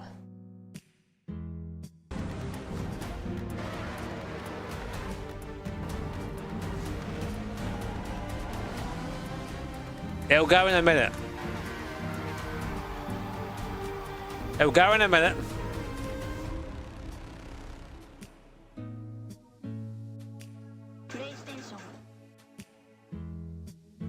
No! Don't! Here are the most No! unbelievable No! aviation Don't play that! moments caught on camera. No! No! Stop! I don't want to watch crashes. Turn it off. Let me do it. No! I don't want to watch it. Oh my god! Why has that happened? That's not what I wanted at all.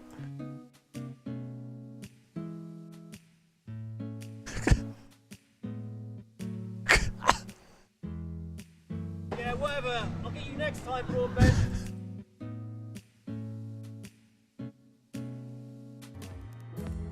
Tell me back.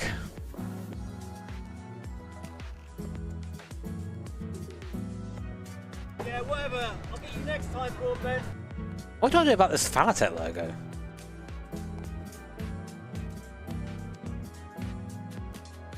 I don't want the chat. Yeah, whatever. I'll get you next time, broadbent. If I do that, if I do this... Right, okay, done. I have an idea. I'm not sure they're going to like me doing this, but... What's this image? Oh, I don't... Yeah, whatever. I'll get you next time, broadbent. Oh my god, Thomas! What the hell? Thomas gifted 50 memberships whilst I was... Mate, holy hell, thank you, dude. Yeah, whatever. I'll get you That's next very time, kind of you, man. I was busy just having a bit of an aneurysm. Sorry about that. How about that? Yeah, whatever. I'll get you next time, broadbent.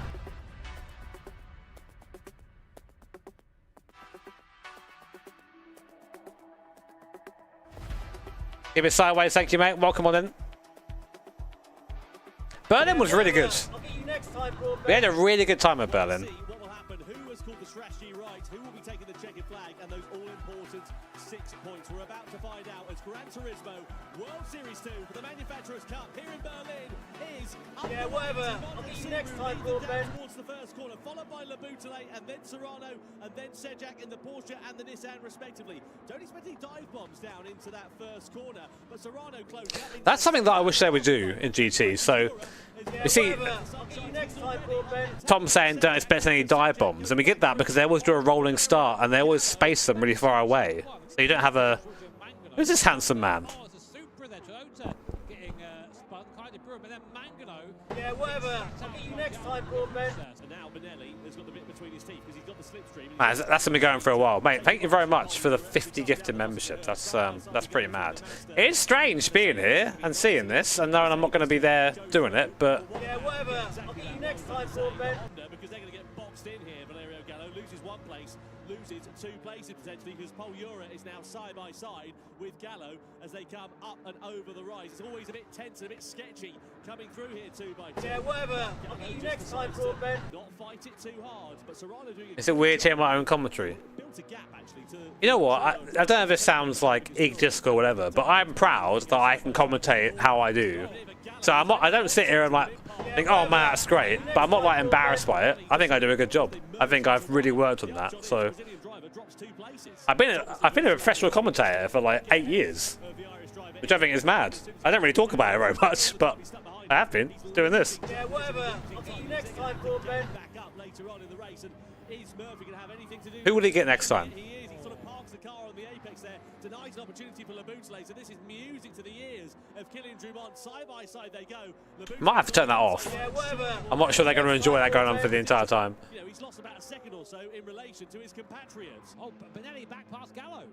Yep, so Benelli on the attack against Valerio Gallo coming down the Dossinger Her then, so the 2 medium shot runners still squabbling. Yeah, whatever. I'll get you next time, Broadbent. We're going up the inside of Giorgio Manglo, just lets him through there.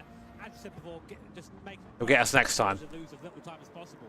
That's fantastic. Either that or I am glued to the high beam button. The get out of the way, move. Yeah, whatever. I'll get you next time, Broadbent. Whatever.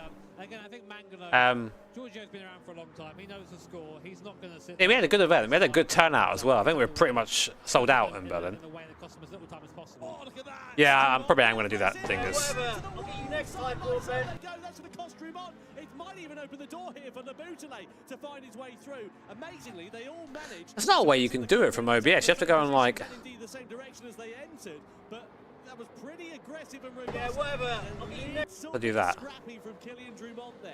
And right now there, Nathan Alifa did not allow that, but now putting indicator on after the damage is Give it a refresh. Thank you very much, mate. I appreciate that. Justin as well. Thank you for the for gifting a membership. Thank you also to. I can see John Cena. These guys are not hanging around, but more importantly, Yeah, I've never come across Parker before in any sort of capacity, but has meant they've all lost time to the fields. Now let's see what the slipstream is going to be like. no, I just I couldn't make this one unfortunately, so I'm here. Dead. I'm gonna have a little wee before we start, chat. Then we're gonna get into it. We're gonna watch some GT. There he is, stage right. Back in a second. Losing 2 places down the Dossinger Her, so now you've got a Honda and an AMG in front of a Mazda for 2nd and 3rd at this stage of the race. Now let's see what Gallo can do in the closing stages of this one, as Serrano does finally pit from the race lead. He had no choice, he's got no fuel left. Yeah, out of box there comes the Laboutele on. Look at that speed difference there of the Subaru, like it's standing still. There goes the team BMW and Thomas Laboutele up into what will be, we think, the overall lead, but we don't know. Right now it's the 10th on circuit, everyone's pitting in, so it'll all shake out once it's done. Oh, a little bit of a sideways moment there.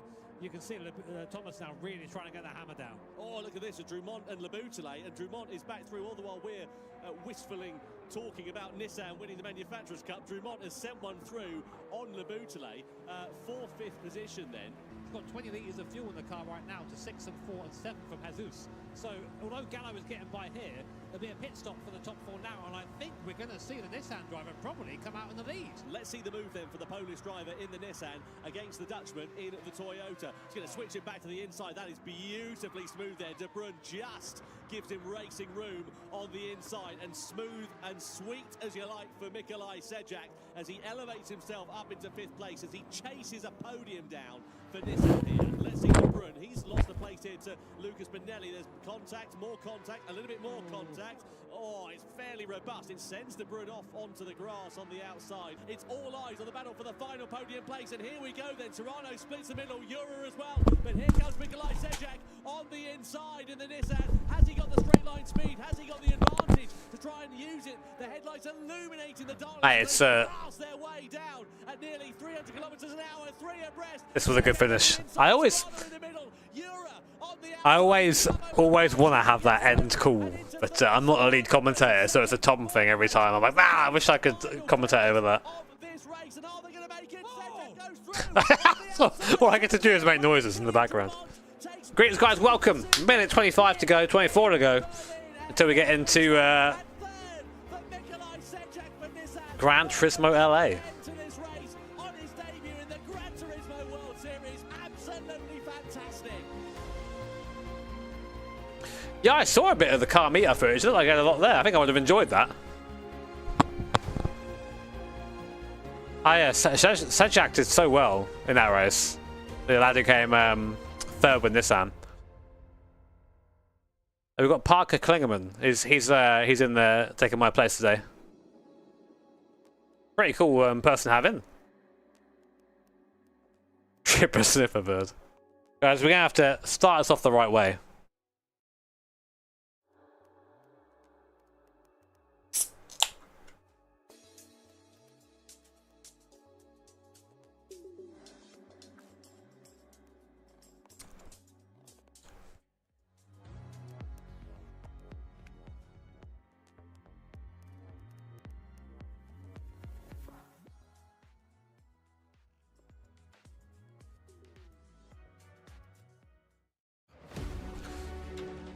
What bird? Oh, I should get rid of him now. We're getting in. How do I use this? Oh, no, there you go.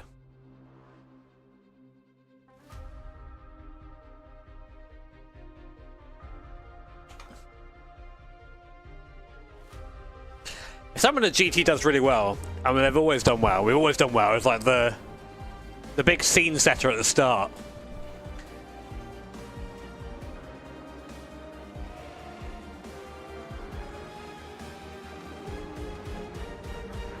Well, I always get like Pirates of the Caribbean vibes to that. Bum, bum, bum, bum, bum. Hello and welcome to the Gran Turismo World Series, coming to you live from Los Angeles. Decent crowd. It's round 3 and Ah, it's a Jules. special one because we are celebrating in full force 100 million copies of GT7 being sold. That's pretty spectacular. Does that make it the most successful game? 100 million? It must do, right? That's so many. Also, one lucky Gran Turismo fan is going to get the chance to get their car into the game in the GT Awards. That's pretty special too. So we got all of that. We're going to announce the winner of that, and we're also going to give you some more information on the Spec 3 update, which is coming God, very soon. this is very surreal watching this like this. But let's not Very forget strange. which is the Manufacturers Cup. Who do you think's going to take it today, guys? Oh, for the entire series. Oh, it's pretty split. We want to know if Subaru are going to make it the triple. Let's find out. Cut her mic.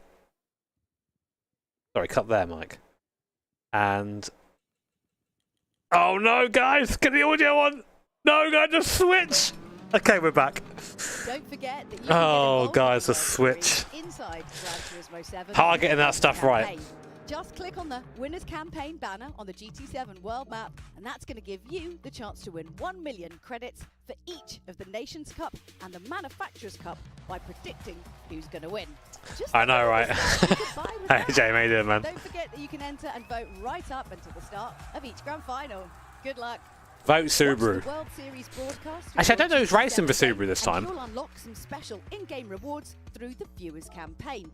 Watching the Manufacturers Cup means you'll be gifted a Toyota Supra. Oh yeah, this is done like live. It's always been done live. There was like there was an occasion a couple of years ago where in Austria where we had to fill for an hour because something didn't work. Oh, it's like a little upstairs gallery too. I think that's a yes. What we got? I don't know about this. Oh, there you go.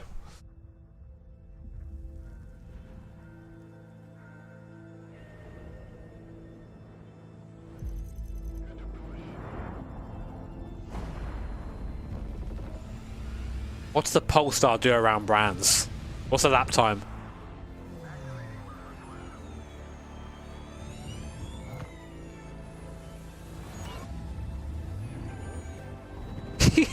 Where is the 406 Coupe? We've already got it. It's not a GT7.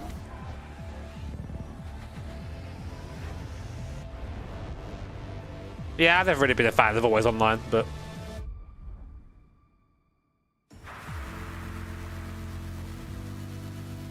what's your opinion, guys, on electric cars in video games?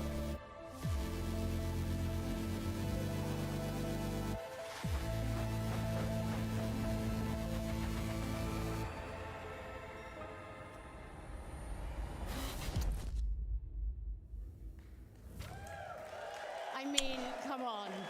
That looks pretty spectacular. And to talk more about this exciting partnership, we have GT Series producer Kazunori Yamauchi. We have Michael Mance. There's the boss. Comms officer from Polestar. And of course, occasionally turns up to some Gran Turismo. Why is Igor there? Igor Fraga, but also Super Formula driver too. Let's give him a round of applause, please. Is he like a Polestar guy? Let's talk about how this partnership kicked off. To be fair, it's a pretty cool guy to bring out. If you guys don't know Igor Fraga, basically he sort of the golden boy of GT, really. He's racing Super Formula right now. We are super proud. We share the same passion for cars, and we at Polestar we are producing all electric performance cars, and you can imagine it's super important for us to share this excitement. They got the drip on though. I believe this is the most powerful platform to do this. I mean, it looks amazing, and actually, let's go a little bit more into the car itself. But Mercury would be cool to have, wouldn't they? Actually. Yeah, we are super proud. Polestar 5 is really our brand on wheels. We worked 5 years on this car to set new standards. It's completely developed in-house in Sweden and UK. It's on a bespoke platform, bonded aluminium chassis. The shoes are pretty banging. 84 horsepower. And we are really obsessed over every detail, just as you are doing in Gran Turismo. So we wanted perfection also for our car in the game. And so usually during this bit, Tom is scrolling like Twitter or something, or Instagram, and I'm pretending to like do my notes, but I never write anything down. Like sometimes I'll be there with like a cue card or something, and it'll just have like a smiley face on the other side of it, and that'll be it. Oh, did Igor drive the car, or was that the thing? Did Igor drive it in the video? Was that the whole thing? Oh no, there he is! I get it now. I get it. I get it. I was trying to understand how he fit into this, but now he's here. Well, lap time to do, Igor. Yeah, so first of all, it's good to be back on this kind of event. It's a little bit in a different way, but it's really good to be back. I really enjoy being here. And Polestar have invited me to be part of this project. When I first hear about it, I felt like, you know, it's a great experience. So I was like, for sure, I wanted to do something together with them. You want to turn it up, yeah? Let me tell you a secret about Kazunori. That guy speaks good English. I think. He understands most English as well. Very, very well. And yeah, I really wanted to make sure that I can capture all the fun fact about the car, about the literacy, game as well. And yeah, it was amazing experience. So was it great when you were allowed to put your foot down finally? Because we know you like doing that. Yeah, definitely, yes. 800 horsepower plus, so it's gonna have a crazy acceleration.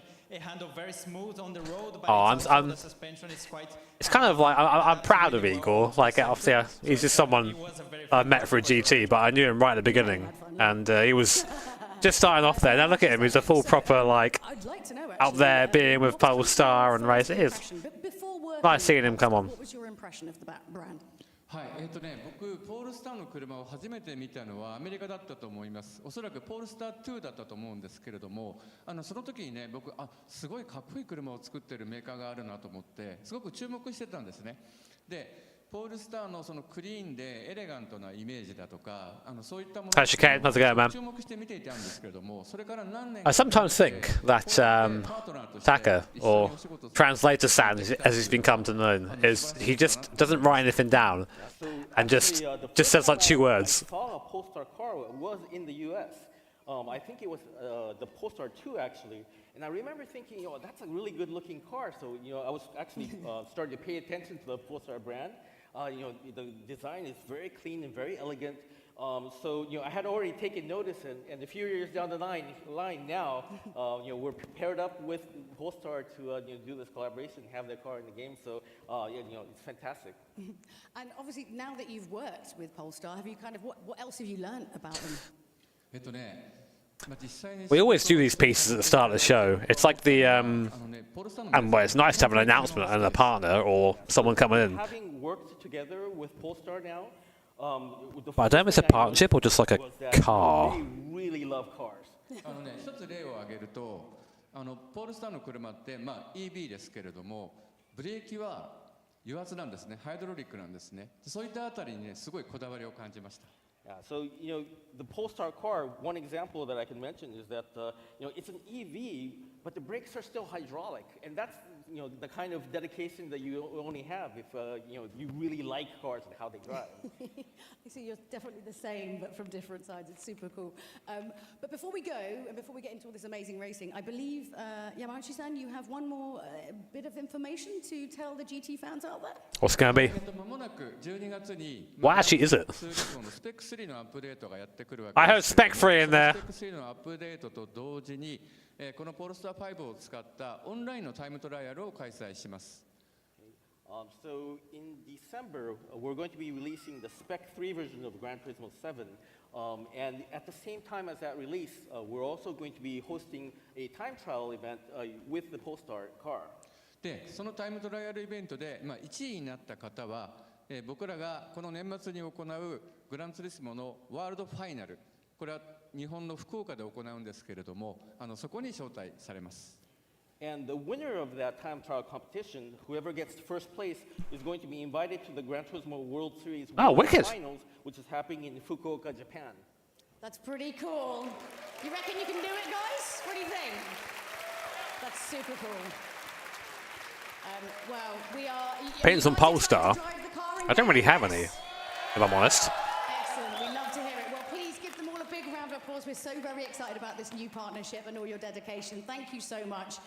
Now, if you've missed any of the action from I'll be in Fukuoka. We've got a little bit of a recap from Berlin for you.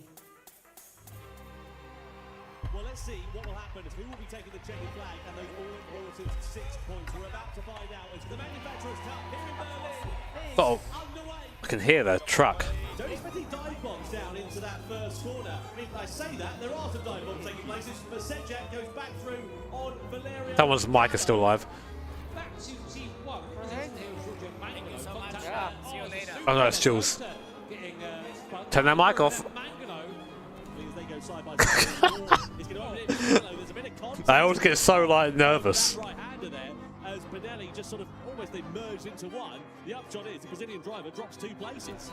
Strumont getting aggressive and Lever into the wall. Side by side they go. That's going to cost Strumont. That was pretty one of the things that I hope for GT coming forward is that I'm not sure what's in the works and what isn't. I'm literally just a commentator for them and a presenter, but I would love to see some more contemporary racing cars in this. A lot of old stuff in this at the moment.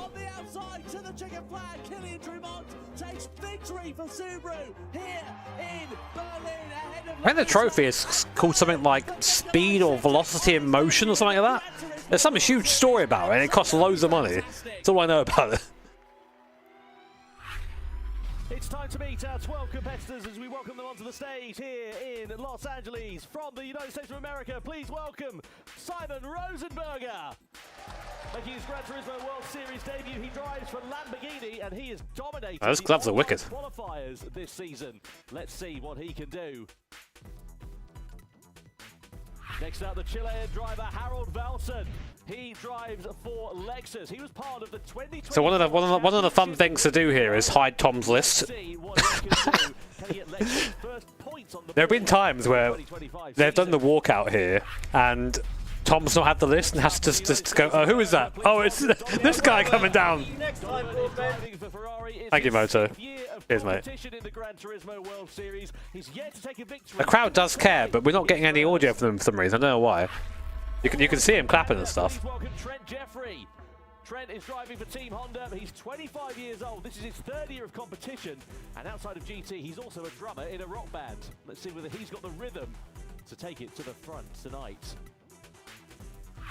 From Brazil, Arthur Mosso Nunes, driving for McLaren. Formerly raced with Porsche and Renault in the Manufacturers' Cup. He's 25 years old, now at the wheel of the McLaren. Wii Sports Audio. The Brazilian driver can do here tonight in front of the crowd in the United States. There you go. Man, that's who's on production this time, man? Noah Lazuna. He drives for Mercedes AMG. He's making his debut in the Gran Turismo. Oh, I understand what's going on now. So they've got like they've got the mic from the venue, and it's like bleeding into their mic. So they're just using this as one instead. This is serious racing, you know. 71 starts, guys. I forget how long Karatz has been around for. He's so aggressive, right? But he's a bit too aggressive. Every time he's almost always involved in some sort of incident. Angel's a 5-time winner. He was part of the near championship winning lineup for this team back Angel, in man. 2023.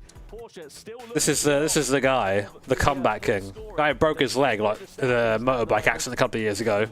Didn't think he was going to walk again, and then came back to this and is still performing at a high level. From Canada, it's Samuel Cardinal. Samuel's driving for Mazda. He's a young Canadian hotshot making his debut this season in the GT World Series. Just 18 years old is the Canadian driver. Let's see what he can do in front of the American crowd here today.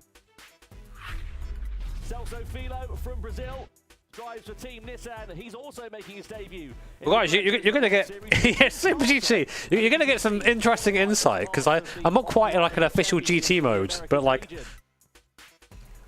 Well, I am, I guess, but I don't know. I feel like in a comfy setting here, so we'll have a comfy watch of this.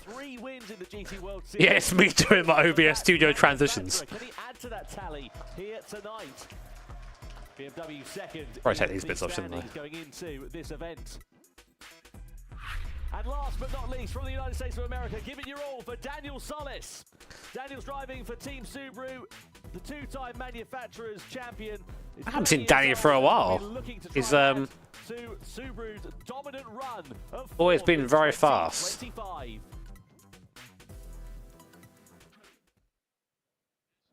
And now, ladies and gentlemen, we ask you to please stand if you're able for the national anthem of the United States of America.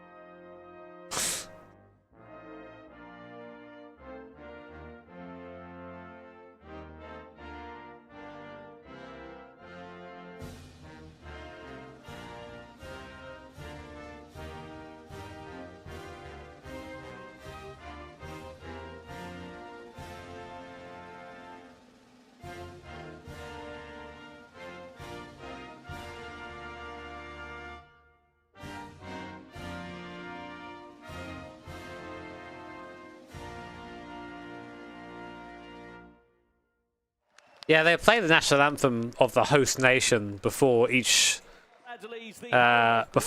round. They've always done it. Well, I think the goal is to be like as. Oh man, look at this. Fan fest as well. Very excited to see. Oh man, gutted to have missed this. Let's get you back over to Jules. Yeah, it's just something they've always done. New faces in the mix. We're excited to see how they Anyway, hello, I'm back. Sorry. I feel like I should like be quiet for the anthems. I feel like that's like respectful enough, right?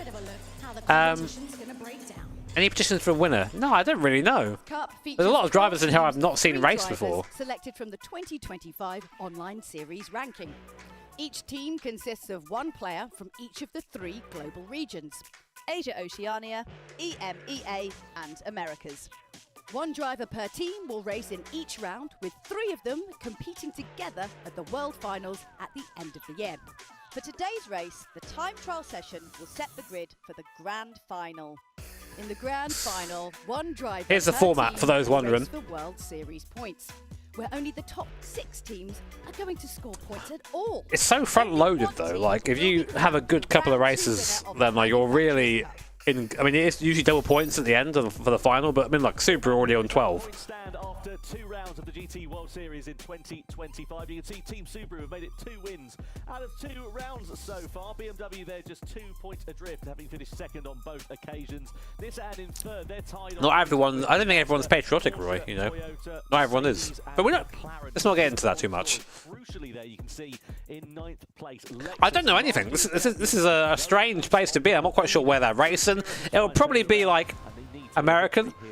Well, there he is. First time in the United States of America since 2019, and what better to welcome a new member to the Gran Turismo family, Parker Kligerman. Parker, great to have you here. Thanks so much. Thank you for having me. I'm honored to be here. I just love Gran Turismo, and I love the Gran Turismo World Series. Watching it grow and grow has been amazing, and just great platforms for some of the best in the world.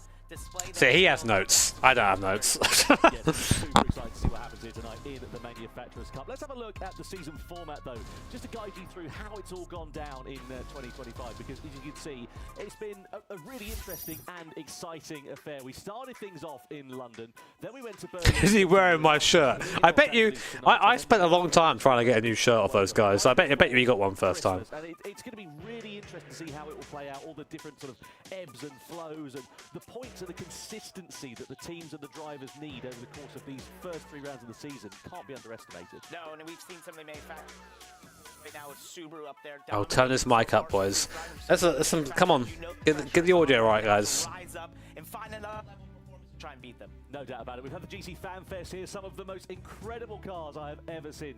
Modified cars, and you can see just as far as the eye can see, it is an absolute dream out there. Went and spent a little bit of time, saw all the setups, the cool cars, amazing. Yeah, incredible. You can see there as well, Fukuoka. Scan the QR code in the bottom right-hand corner of the screen. Tickets now on sale for the World Finals on the 20th and the 21st of December. We really look forward to seeing you there and capping off what has been another phenomenal season in the GT. I have to confess, it is a strange feeling to see someone else at their desk. But to Jules and catch up with a few of our competitors, some of the hometown heroes here this weekend.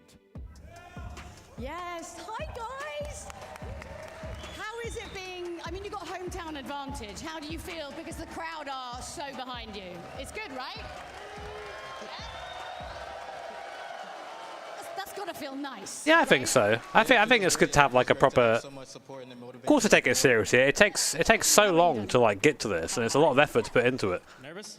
Oh, you're gonna be fine. It's gonna be great. You've done this so many times before, and you haven't got this. Normally, you don't have this huge, massive crowd being like, Danny. Oh yeah, they copied my hair, and then now I'm doing this. So, nah, Jules, leave him alone, man. Last time we were here in America, we were in New York. This is a better crowd.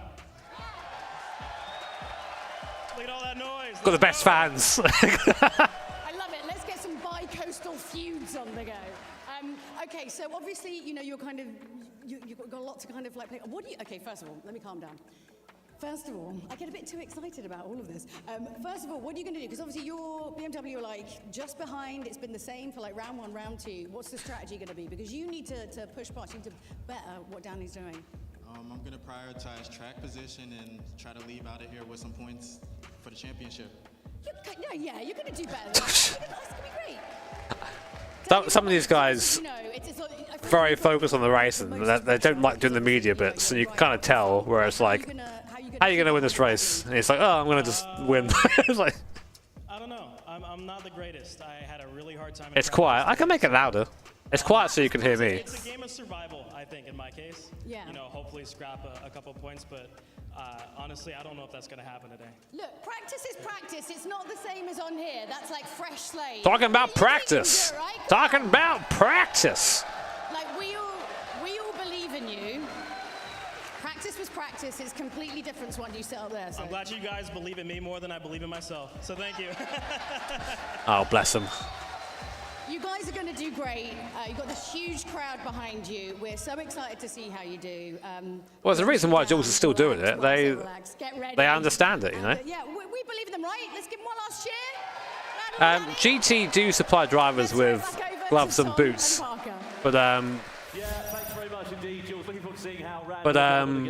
they can wear their own stuff if they want, I think. Drivers on the grid for this one. Some new faces, some familiar ones. I'm keen to see what's going to happen here tonight because there are some big, Quoting AI. big opportunities on offer for What I say? There definitely is, and we spoke to Donovan Parker earlier today, driving for Ferrari, and we asked him, what do you think out today? And he said, I'm here to win. Yeah. And then we talked to every other driver, and they said, I'm here to win. So everyone thinks they have that possibility. Maybe Daniel Solis didn't feel like he has a ton of confidence, but everyone coming here with the idea that they're here to win. No doubt about it. Now, Mazda are third in the championship going into this one. Samuel Cardinal's behind the wheel. Let's have a look at this RX Vision car. You can see it's a fictional car. It's not something that you can go and drive in real life. Front engine, rear wheel drive, naturally aspirated. It's got a rotary Do Mazda engine have and like it's any? incredible amounts of power. They don't really have any like Samuel Cardinal race cars now, do they? Any sort of Look, the pressure modern in race these cars? GT World Series events is incredible. It's one thing in your sitting room at home with, you know, your cat and your dog and, you know, your sodas in the fridge around you. When you're on a stage with people shouting and an amazing audience, it's one thing, it's completely different. When we go to that shot showing the faces of the drivers, you can tell the intensity that's around them and just the feeling of focus that they have at that time. You just sense it, and you can tell the crowd interaction. That's such The MX-5. Can you imagine that? You're doing like a... Well, they're called them Group 3s, but they are GT3s. It's just an MX-5 there in the background. There is, and it's incredibly important. Every single driver said track Wait, position what I meant by that, Taylor, is like high-end race car. Start to do that right off the bat with the tire strategies ahead of them. They have the Road Atlanta, okay. track position to their advantage, so it's absolutely Road Atlanta's always been a fun circuit to watch. For the first time, Road Atlanta, Group 3 cars, racing medium tyres, and as you can see, a one-lap time attack. How do you prepare yourself mentally when you've only got one shot at it? Well, a lot of these drivers practice throughout all the time leading up, right? And we talked to some of them. The main chat. I've got the main chat here. There. All I can hear him. All I can see in there is some guy spamming 6-7. When they're practicing yesterday, where they'd walk up and they'd do 3 laps and then go, "That's it. That's what I have. I know exactly what I'm doing." So you have to have that muscle memory by this point of exactly what you need to do around this racetrack. An incredibly fast racetrack, high-speed corners around here, and long straights that. Incredibly important. Don't you start as well, all right? Yeah, it's a no margin for error sort of circuit. That first sector in particular, you know, you're it's a good one. You're one side of the steering wheel, but it's a roller coaster, isn't it? It is. It's blind crest at the top into 2 over 3. Then you shoot down through the S's. It compresses the car down, and then you sort of go up towards turn 6 to 7, and that long back straightaway where you've hoped that you've gotten the run you want towards the incredibly important braking zone into the 10. Well, we'll see, You've got Max. the drivers there on your screen at the moment. They are I know. primed and ready to go, and you can imagine that the heart rate's going to have gone up by a few beats per minute, hasn't it? Road Atlanta's one of those circuits that like This is the worst part. This is the moment it's you have to be super precise where you put the car because you have to commit to corners really early. you can focus on the task at hand. Get yourself into that sort of flow state, really, isn't it? Yeah, no doubt. That's about what it. I hope to find every time. So are we doing live qualifying? We haven't done this for a while. On circuit then here at the moment. There is Trent Jeffrey closest to your picture, driving for the Honda team. You've got Lexus and Harold Valton. Me too, Cypher. Me too. Well, looking forward to seeing what Harold is going to be able to do. And Lexus I got 2 stepkids, right? They're 11 and 7 years old. I asked them what 6-7 was, and they told me it was an old meme. And I was like, oh. Getting qualifying underway here in LA.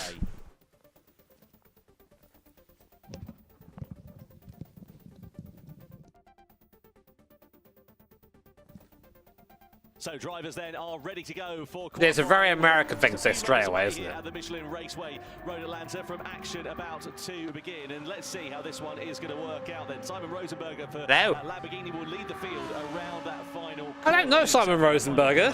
And in towards turn 1, as we say, one bite of the cherry. He's now on. Looked all right through there. Only flying lap in this session. Talk us through this first sector here, Parker, because it's incredible. Well, you saw a bit of a wiggle there through turn 1. It's incredibly important to roll a ton of speed into there, but the car gets very light in the exit. Now down through the S's, you want to stay committed to the throttle, so it's all about rhythm through there. Then over here, shooting down towards turn 6, you'll use all the curve there in the exit. Road Atlanta is such a nice circuit. Downhill braking zone. That's kind of a theme here at Road Atlanta. Into 6, and this sets you up for 7. This is possibly the most important. 0.5 seconds. This is the thing. There are automatic track limit penalties there, and as soon as you hit a 0.5 second penalty like that, it's over straight away. So he's back at the grid. He's done. Do that, and you'll see that through the S's because it's hard to stay full throttle down through those S's, but it's worth so much lap time if you can. So that's definitely where he got that. And I don't see where he did it though. I don't see where he picked it up. We talk about that pressure, and that's just an example of it. You know, Simon Rosenberger, as we said, making his Gran Turismo World Series debut. He's a young lad, and it's so easy to just make those. No idea. I think like many things, partnerships have like a start and an end date, and I guess they ended. Sort of part of this lap, making his way round through that final corner. But if you have any questions about like the GT World Series or anything about it, ask me. I'm here to give you insight if you want it. I've been watching since the iRacing Let's Plays from 10 to 12 years ago. I'm now a 47-year-old sim racer. That's down to you, Ty. Sorry about that, mate. But thank you. That's very kind. Very kind to say that. It's always nice to see like the effect you have, you know, even if it's just encouraging more people to stay on their sim. We expected from what we saw in practice. They even got down to 17s late in practice, but we'll see. I expect a low 118 could be towards the pointy end of the field right here as we've watched Donovan Parker. I know I was talking about updating cars earlier, but I'll be sad when I get rid of this one. It's the last NA Ferrari GT car. Up in that middle sector there was Donovan Parker returning to the Gran Turismo World Series, and that's I can about practice. Ferrari 458 Italia. It's a little bit long in the tooth, that one now, but he makes his way around the no, Maxi. The automatic penalties are just like slam dunk. That's it. For the American driver. Now Trent Jeffrey in the Honda NSX. Honda have had a difficult time of things over the course. Any commentator tips? Don't assume your audience knows what you're talking about, you know? Could Trent be the answer that team is your job is to like explain it in a way that is entertaining but also approachable if you're new. It's hard to like toe the line between giving something to the hardcore fans but then not not leaving out the let's see what more casual ones. Can do then as well. He's on his out lap then here, so now ready to begin his one and only flying lap is the Brazilian driver. This McLaren machine, as you can see, mid-engined, and first corner again looks okay. What are we looking for here in terms of the behaviour of the car through this first sector? It looks very smooth. To be honest, like it's because I'm mostly PC-based, Tyrone, and if GT is on PC, I'd be all over it. That curve, perfect. Don't go too far and get a track limit. Oh, great exit there, out of 5, now heading towards 6. You want to use a bit of that curve, but not all of it. That means you've probably rolled too much speed. Just 800ths of a second down in that first Well, sector. interestingly, there are a few manufacturers who are quite involved. I mean, like, you know, you can see down the bottom there, you've got a Toyota logo. Mazda are quite involved as well. And they give a lot of sort of IRL data to these guys to try and make the cars better, which is nice. That he would have liked to have left on the table here, maybe. It's like he turned in and just didn't quite have the cut out of the front tires, couldn't get to the apex, knew it, was trying to get back the throttle. They're all on the same hardware, yeah. Loses almost 3/10 now in that sector. Yeah, coming down into But tell me like a bit of an advantage or disadvantage depending on what you use at home. the back foot, it's just so easy to snatch a brake, overdrive the car a little bit really here. So Mosso just needs to keep it quite clean and quite tidy and just limit the damage. I think people sometimes forget how big GT still is. Like on YouTube, I think there are only really two, maybe 3 big YouTubers who cover Gran Turismo, which I never understood because I always thought this game is absolutely massive. But I think when they've lent into doing a lot of these events and a lot of this hardcore stuff, I think maybe they forget about the more casual audience sometimes, which is what GT I think is primarily built on. But I love these events, and it's nice, like the. What's this guy? Giving it the. Let's see someone just smash his time now. Of the class. Fantastic. What about Adriano Carrazza in the Toyota? Toyota, of course, former Manufacturers' Cup champions in years gone by. And let's see what Carrazza can do. We know he's fairly robust in terms of his driving style. He's not afraid of getting his elbows out, but is that going to translate into a strong lap time here? He goes over the line. Yeah, there's nothing on Twitch. It's so strange. Mosso Nunez, Jeffrey and Rosenberger down a place, and not a bad lap time there for him. We also spoke to Angel Estrosza earlier on here, Parker, and he was pretty feisty. He said he wants to go out there and win. It's Parker Klingerman is stepping in for me for this one. I lent him my box to stand on. Out of that final corner then goes Angel Estrosza, 2/10 of a second down, but third quickest for him. So in front of Adriano Carrazza, who we saw come across the line a few moments ago. We've got Cardinal, who will be up next in the Mazda, and he's now beginning his first flying lap. And you can see, I don't really know, honestly, how different this car is. You gotta love the sound of it, a rotary engine like that. High-pitched squeal almost, screaming as he goes over the crest here into 2-3. Little wide on the exit. You want to be further over on that right side apex curb. Is there an argument here for the mid-engine cars, and they'll perform maybe a bit better through that first sector because they haven't got the weight over the front axle. You have to think through turn one, just a little bit more better weight distribution through there. It's a high. That sound good, this thing. That you really lean on the outside tires, but when we get to the I would love a version of this, like a more modern version of this. This double apex right-hander. This is where we saw a mistake earlier on from Harold Velsen. He just made a little bit of an error on the exit curve there. It's so easy. Wiggle there. Yeah, same thing. Exactly that. It's so easy. Just Please, right up the rear. please no Pontorino, Jimmer. You were expecting, and again, you carry that mistake all the way down to the. How much do the manufacturers pay attention to the drivers? It really depends. Like some of them really, because there are more. Some manufacturers more heavily involved in this than others. So, for example, for Mazda and for Toyota, and BMW as well, actually, because there were proper BMW Motorsport people there in Berlin watching the BMW guys. They really give them good attention, which I think is amazing, seeing the actual manufacturers get involved. But not every brand has that. And if you're a driver, the game really is kind of to like try and find the team, if you're looking to progress, that has that manufacturer involvement. For sure, and if you're in the top 5, it's half a second or less than that right now. Another driver making his debut then is Celso Filho, the Brazilian driver for Nissan. Nissan, former Manufacturers' Cup champions back in 2023. This is his debut Gran Turismo World Series event. He's pretty used to doing a bit of karting in his spare time. Here's Filho then.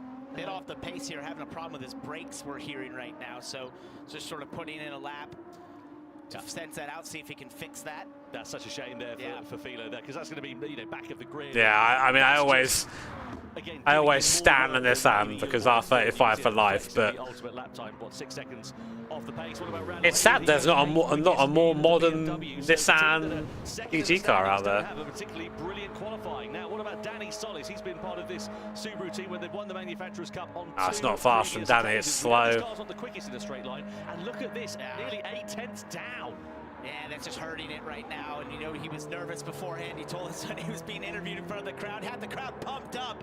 He's going to hope to find better pace in the race for sure. Yeah, that's so disappointing there for Subaru, for Danny Solis. They are your championship leaders by 2 points over BMW, and they only qualify P10 as Danny Solis not a good time for to the Subaru. timing line and takes the checkered flag. So Noah Lanuza then. Don't know Noah Lanuza, but apparently came in and smashed it. So GG. Qualifies on pole position for Mercedes-AMG. That is a supreme lap time here at the Road Atlanta. Oh God, how many of there are you? Of course, we are here for Gran Turismo World Series 3, and we have Mercedes on pole position for the very first time this season. But the big hitters there, Subaru and BMW, right down the order on the grid. They've got serious work to do, and this was what the other manufacturers were hoping for here in this third event, was to have this chance. It's like a GT300, isn't it? That's Subaru. They've been able to do that.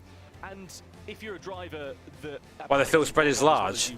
There is a BOP. They make a bop for it. You know it's a long race. You know their strategy. But like, you know the tires. You know, tire conservation. the weird thing about it is, well, it's done from event to an event usually. And there are some cars that are just absolutely giga on circuits like this, and some that are just really good on like a big. Manage their tires, and especially some Got big long circuits. I'm surprised to see the AMG up there. That's been bopped down recently, so it's pretty quick this time. Lanuza was who set the early pace in that particular part of the session. This is Angel Inestrosa. Yeah, no, I'm a bit late. Up a bit late today. The championship back in 2023. If you remember a couple of years ago, Inestrosa, a driver who's held in very high esteem. This is Lanuza's lap a little bit earlier on though in that session. He just looked clean and hooked so up. smooth. Just looks so smooth. And whenever you see this AMG GT3 do a good lap, it doesn't look fast. It's just the way this car is. When it has great speed, it's a very smooth-looking car, and that's what Noah Lanuza did there. Yeah, very impressive for him. For Donovan Parker as well in that Ferrari. It looked pretty handy and hooked up, especially in the early part. No, nothing bad, Matt. That was a lap time that was going to be on pole position, wasn't it? But yeah, I'll be back for the next one. It was an impressive lap, and being so early on the session, not knowing exactly what it was going to take, that was a really great lap. Please, no Punterino, Jimmer. Without giving anything away, do you think you will do a 15.18 mile lap in a GT3 next season? in the Ferrari in second place. Inistroza will head row 2 ahead of Karat. Who knows? Maybe the passenger. And Mazda with Samuel Cardinal at the wheel. But the big hitters down the bottom of the order. BMW second in the championship, only P8 on the grid. But Subaru, your championship leaders, lining up 10th, over a second off of the ultimate pace. They have got a big mountain to climb here tonight. What's the big well? Catch up with our pole position man, Noah Lanuza for Mercedes. I'd love to see the standings again. See who's who. I know Subaru and BMW are up there. Well, that's great. I mean, this is your first time, you know, driving, being on the stage. Were you nervous? Yeah, I'm a little nervous because of course it's my first event, but yeah, for the lap I was confident with. Mate, he's like first event, and he's like. I do always on the training, and I'm happy. No, you know, I was scheduled to do this event. Unfortunately, Same at home, same on the stage. I couldn't, so I'm here. But I am able to do this little watch along. So thanks to all joining in. I think that's why I did today. I'm Great to have you here. Yeah, no, let's give him a big round of applause. That's our pole position, Noah for AMG. Well done. Let's throw it back to Tom and Parker. Nice and short. That was great. Thank you.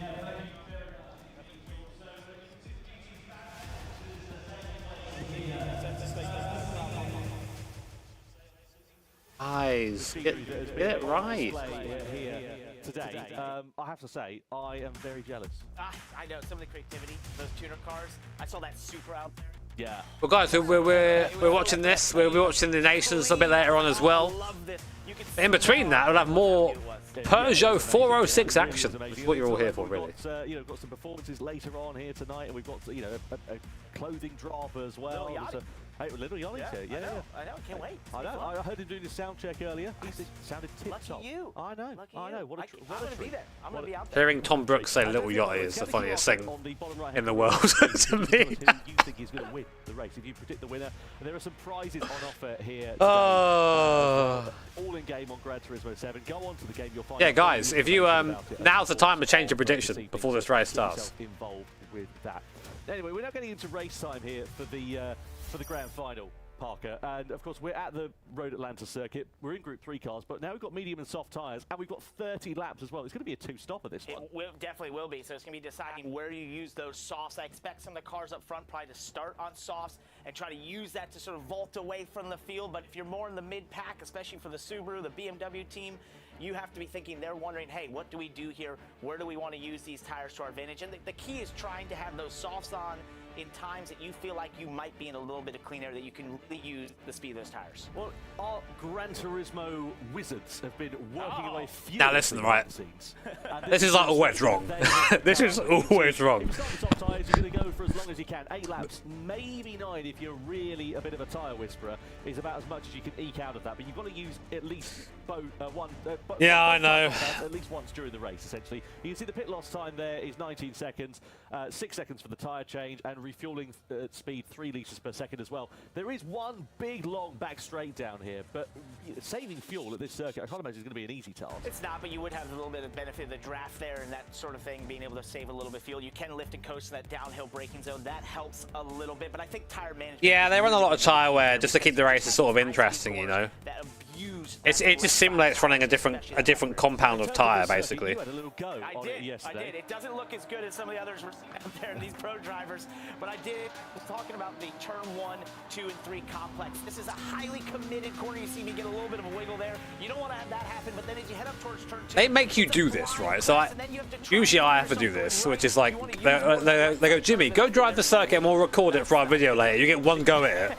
I'm like, all right. But nonetheless, if you get over that crest, you've got to pick a point to sort of reference... So I do definitely sympathise there with Parker having to try and get a good run through that bit. Noah Lanuza, the Frenchman, on pole position for Mercedes-AMG in his debut GT World Series event. You can see there... they were kind to keep it short for him, I think. But for Philo, who of course had some technical problems in that session, was separated by just 1.2 seconds, so incredibly close in terms of the gap. So something to keep an eye on, and very interested to see how it's going to look over the course of this 30 lap race. Now, the winner predicting campaign that we were speaking about, if it goes your way for BMW, you could AMG not in there. Guys, predict AMG. Qualifying 8th, that'd be a tall task right here. Toyota's always a decent pick, and the Lexus is pretty good as well. I don't think we're gonna. Angel's pretty good in that Porsche. I think I'd go with like. 17%. We'll see if he can make it happen. It's hard to ignore that 2/10 gap at the front. But I don't know how it's going to be in the race. Competitors, you've got Randall Hayward, Angel Enestrosa, Danny Solis from left to right on your picture. Big mountain to climb for the two on the left and the right, respectively. I think that. Has had a great run of things I honestly think that the World Series is sort of slept on a little bit by everyone. But Let's go down to Jules to see how we get on to get the crowd hyped up. How can I say this? We are just moments away from the I love that we have this show and that Sony and everyone take it this seriously and we have this huge crowd. I think it's fantastic. But it's really hard to compete with real racing in a broadcast sense. It really is. This is really messy. Even by us. No, Tom. Oh, I can hear him talking in the background. This bad man. His audio guy's got to get on this.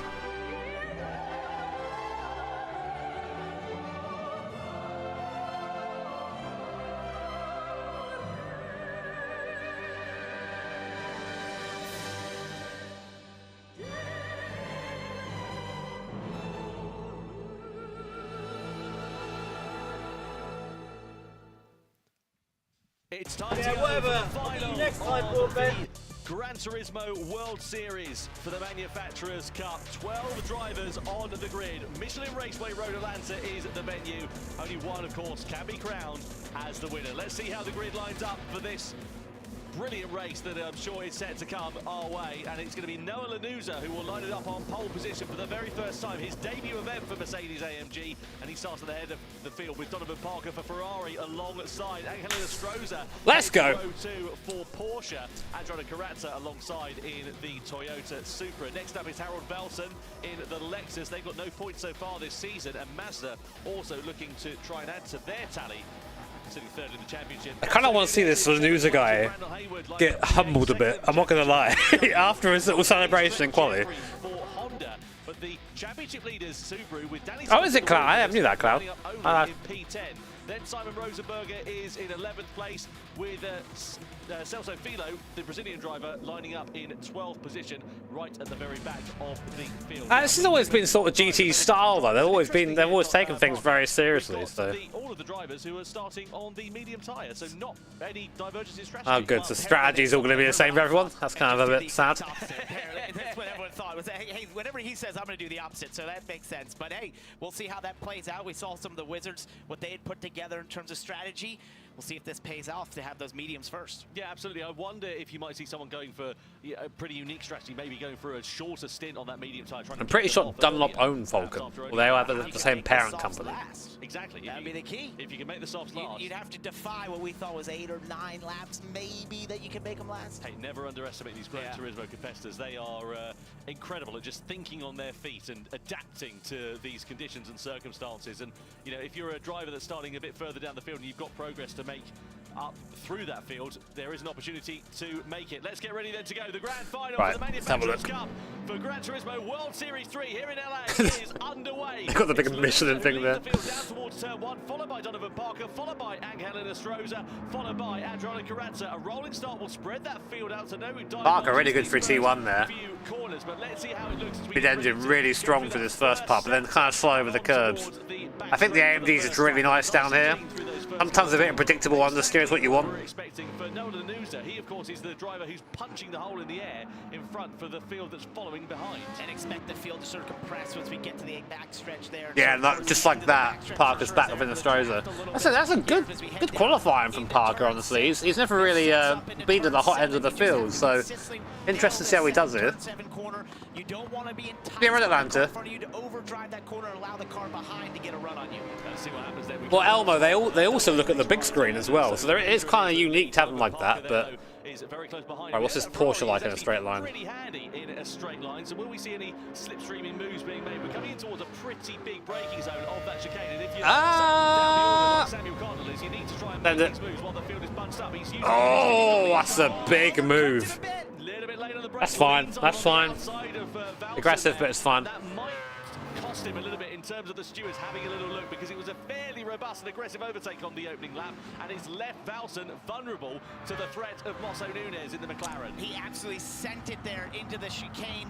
Got Verstappen, but yeah, a little bit. Nose, but then just waited till he saw the BMW brake and then. Oh man, so it seems that this AMG is really slow through T1. Well, we saw, of course, different cars being quick in qualifying relative to what we've seen in some of the racing conditions. You see Lanuza there. Oh, he's feeling it. He's feeling it, Lanuza.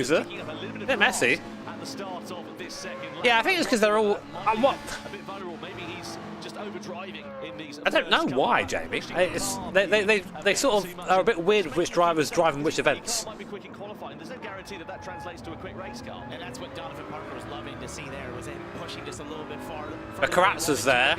Inestrosa's there. The loser's not. It's not pulling away. I think, oh, here comes a Ferrari. Give us the lead fight. Give us the lead fight. Give us the lead fight. Give us the lead fight. At this racetrack. There it is. Right. Donovan Parker with the slip with the advantage, and with now the race lead, he comes into the lovely. And now it's Ferrari and Donovan Parker in front. So the USA lead here in Los Angeles with the Italian machinery down towards the final couple of corners. We're about to come, and Carazza is right on the back bumper of Angel Inestrosa, who's in that unfortunate position of trying to attack, but also having to look at his mirrors to try and defend at the same time. Carazza's got the inside line into Carazza, is he going to hit him? Really make a move, stick through there. Oh, you know what? Fair enough. Gets his way up and into third place for Toyota. That was beautiful. Great racing by both drivers to give a little bit of room there for Nostroza, and Carazza there to get to the inside and stay committed. Yeah, Jamie is Super GT's manager, by the way. So if you want to know where Super GT is at all times, just ask Jamie. He'll let you know. I'm quite surprised for that, because if you're Subaru, if you're BMW, you need to make the progress while the field is bunched up, you would have thought, and surely going for the soft tyre would have maybe been a different strategy. I suppose the converse to that is that you're going to be on a slower. Yeah, I'm super invested in how this show does. You know, I mean, like, I've been with it since the beginning, and like, we have no idea what they're going to do. I'm proud of it. So when it's messy, it's be frustrating. With Donovan Parker going by Lanuza, that was a message to Lanuza. This is the straight line speed I have in this Ferrari. He made that pass before they got to the braking zone. Yeah, well, a bit of a sort of big lift there from Cardinal on the way in. Interesting that they're back in again. So there is definitely like a slipstream train effect going on here. No one's really getting away from anyone. But apart from Daniel Solis, who's really struggling. He was vulnerable here to Philo as well as he looks his way through the final couple of corners. It's pretty close down the. Like the slickness of the broadcast is usually pretty damn good. Like, and when you consider all the moving parts involved in this, we usually do it pretty well. And they've really condensed it now. It used to be like 3 days of broadcast. Now it's just 1 day. So there's a lot you end up doing, but driving the Mazda, currently sitting in P5, just half a second away from Angel Inestrosa. No, he hasn't got a manager. I was just taking a mic. Let's have another look then. What happened here to well, this is Donovan Parker actually on Lanuza for the race lead. So Ferrari versus Mercedes AMG down this back straight. There are still things that like I would love to see implemented, but like it's quite slow to do that when you have such a well-oiled machine like that. Yeah, really nicely done there for Donovan Parker. The Parker, The question is now he's got the. I mean, he has the potential to check out, I think. Build an advantage. Because that AMG seemingly struggles in any sort of power parts of the circuit, and this Ferrari doesn't. So they'll drop back into like Toyota and back into Porsche, and then that'll give Parker a time to get away. If he can keep stuff away. Rosenberg having an awful time, mate. Awful qualifying, and this too. No, I've not driven the 296 yet. He's just definitely thinking about taking care of that left rear. Yeah, no doubt about it. So what's the traditional TV way? They have like 1 million PS5s backstage, if that's what you're asking. 45 minutes in total we're expecting from lights out to the checkered flag. And it's going to be interesting to see how this one will work out, because you end up with a bit of a slower start to the race, but then it really comes alive at the end as you get the divergence in strategies. What we're expecting, about 8 laps or so on the soft compound of... Oh yeah, there's someone behind the scenes. Like there's literally like... They don't have the same pace underneath them. They're about 8/10 to a second. I said like 150 people work on this show. Of course, everyone's on the same kind of tyre now, but are you going to get someone maybe diving into the pits early? If they can eat those soft tyres out just a lap or two longer, that could be the difference between winning a race and losing it. Yeah, who's willing to be the riskiest and be first? I just wish we could like get it out to more people. How far do you want to push these mediums, and then how early do you dare get on those softs and hope that they can last as the field compresses again down to the backstretch chicane? There's 10A, 10B into the final corner. You can just see how the draft keeps. Do I get makeup? Yeah, we all get makeup. You know what the worst thing is? My first time in, right? I sat down, had a brush, got out, done in like 2 minutes. Now I'm in there for like half an hour. Age has not been kind to me. The problem is though, it's such a one-line first sector here though, isn't it? You can't find your way through there. Well, we saw the pass he made into turn 1, which was excellent, but once you get to turn 2 or 3, it has to be a massive mistake by the driver in front of you if you're going to get there. Here's Simon Rosenberger down in, and this is how he got into Haywood, just outbroke himself. Oh. Haywood was an innocent bystander there, turned into the corner already. The oopsie daisy expression. Big disappointment there for Randall Haywood, and well, you wonder whether the stewards might be taking a look at that. I have to say, also for Subaru and for Danny Solis, it's not going his way at all. He's 5 seconds now off the back of Simon Rosenberger. Made that 10 seconds. He's clearly made another mistake. Danny, what's going on, mate? Dropping like a stone, and clearly he is. That's bad for Subaru. Not what Subaru needed, because this could be a race that if they finish down there, they'll of course be scoring no points, and it could cost them the lead of the they're out. They're out now. Like you're not going to gain back that time from anyone. On board here, or looking rather, I should say, Adriana Carazza in 3rd position, and Helena Stroza sitting there in P4 for now. You can see the tyre wear at the moment. First chance really to look at it. The front-engined rear-wheel drive car is actually looking pretty even compared to I might say that. Rear-wheel drive layouts that we've got. The sort of big outlier really is Donovan Parker, who's got a bit less rear tyre relative to the other drivers who are close behind. And he told us that's what he was worried about with this Ferrari. And sure enough, it's showing up right now. You can see there was only 2 cars that were below the 70 percentile there in the rear tires, and he was one of them, down at 68 as we got off that graphic. So definitely abusing those rear tires right now, and that means he's just having to drive that car as delicately as he possibly can. You're trying to basically extract speed, but just... I think it's Carazza's just sitting there. A lot of them are just sitting there right now, and I wonder if they do have the opportunity to make a move, but they're just letting someone else lead for a bit. It does seem like it's a bit of a... DRS train, you know what I mean. Yeah, no doubt about it. Looking here then at Adriano Carazza, we ride on board as he has got a face full of Noah Lanuza. We come down this back straight. Stroza and Cardinal sitting pretty close there behind and just doing a good job of keeping them honest. So for some of these teams here, Parker, looking at the... Oh yeah, Parker's a pro, so but racing is racing. You know, I mean, there is some small differences between sim stuff and IRL, but it's the same stuff. He's doing a good job. Have a go. Okay, so he can, but he's choosing not to. Why do you think that is? Just doesn't want to let Parker get away, I think. Not really a passing attempt as much as a message. Hey, I can get there if I want to. I can put that little bit of pressure, and he now falls a little bit back as we go through the S's. He's definitely stronger through that turn 1, turn 2 complex, but does sort of lose a bit. But there's no fuel here to worry about. I guess it doesn't matter where you are, does it? Straight then in towards the double apex right hand. Let's have a look at another moment here for Danny Solis. We know he's been all at sea. Oh, no. Spin just got onto the curb, and don't give him the face cam replay. 15 seconds off the back of the rest of the field. I mean, look, he's laughing. There's nothing else you can do. Nothing else you can do. Hide the pain, Danny Solis, is what I say. Competitive driver. We know he's got the ability to... Why does the series have a different HUD? I don't know. No idea.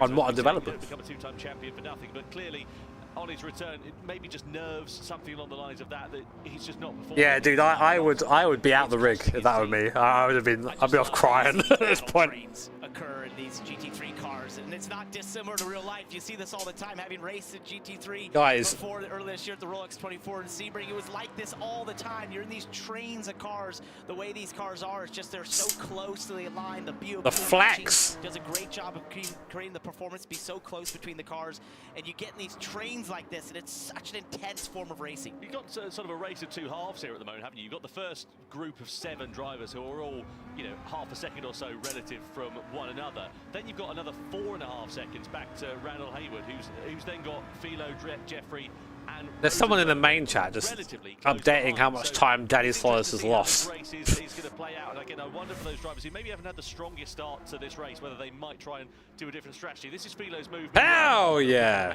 Coming down and in towards that chicane. Nicely done. Hell yeah! Took to the inside and then got through and took that position quite nicely there for him. Yeah, so for these top Tom totally missed that. They're looking at no points right now, especially that gap between them and the next set of cars, which are the points. So it's going to be, they've got to get going. Yeah, points are only down to 6th position, and look how tight it now is at the sharp end of this race. Delighted to welcome to the commentary box former champion in the Gran Turismo World Series, Igor Fraga, no less. Igor, great to have you here. Oh, they got Igor up there. I've got to ask, what do you think of this race? Because it looks like he's going to bubble up to be quite a Igor, when does the pole start? Exiting the pit lane.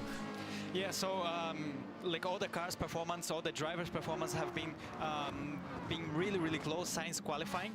I think Mercedes nailed the qualifying, but the pace, the race pace itself, it's been really, really similar. I always think Tom and I are like two almost stay together in the back, so they have a chance at the end of the race to very opposite in our personalities. But I think we work very well together. We've always just like, it's just years of working together. You know what the other guy's going to do. You know? Yeah, so I think Donovan Parker's pace has been really good. So everyone is following him. So it's going to be difficult to do something right now, to be honest. Maybe I'll try to do something just before going to the pits and changing tires. So after I'm back onto the track, then I can stay behind the fastest car of the race, basically. Yeah, we'll see how it works out then here for Donovan Parker. You've got Nolan Uza there, who's in second position. What are you thinking, chat? In terms of, I'm thinking that like, where do you think there could be a particular factor in this race? Do you think, you know, maybe I'm thinking Karatza right a now. lap or two longer that might come into play? Yeah, probably yes. I think we have a different type of cars running. Also, we are considering that the cars are slipstreaming each other. So maybe they're being able to, some of the car being able to manage better the tires. So yeah, we've had times where it's been difficult. The first ever show I did, we had a different producer than normal, and you get counted in a lot, right? You get counted in when you have to start yapping, start talking.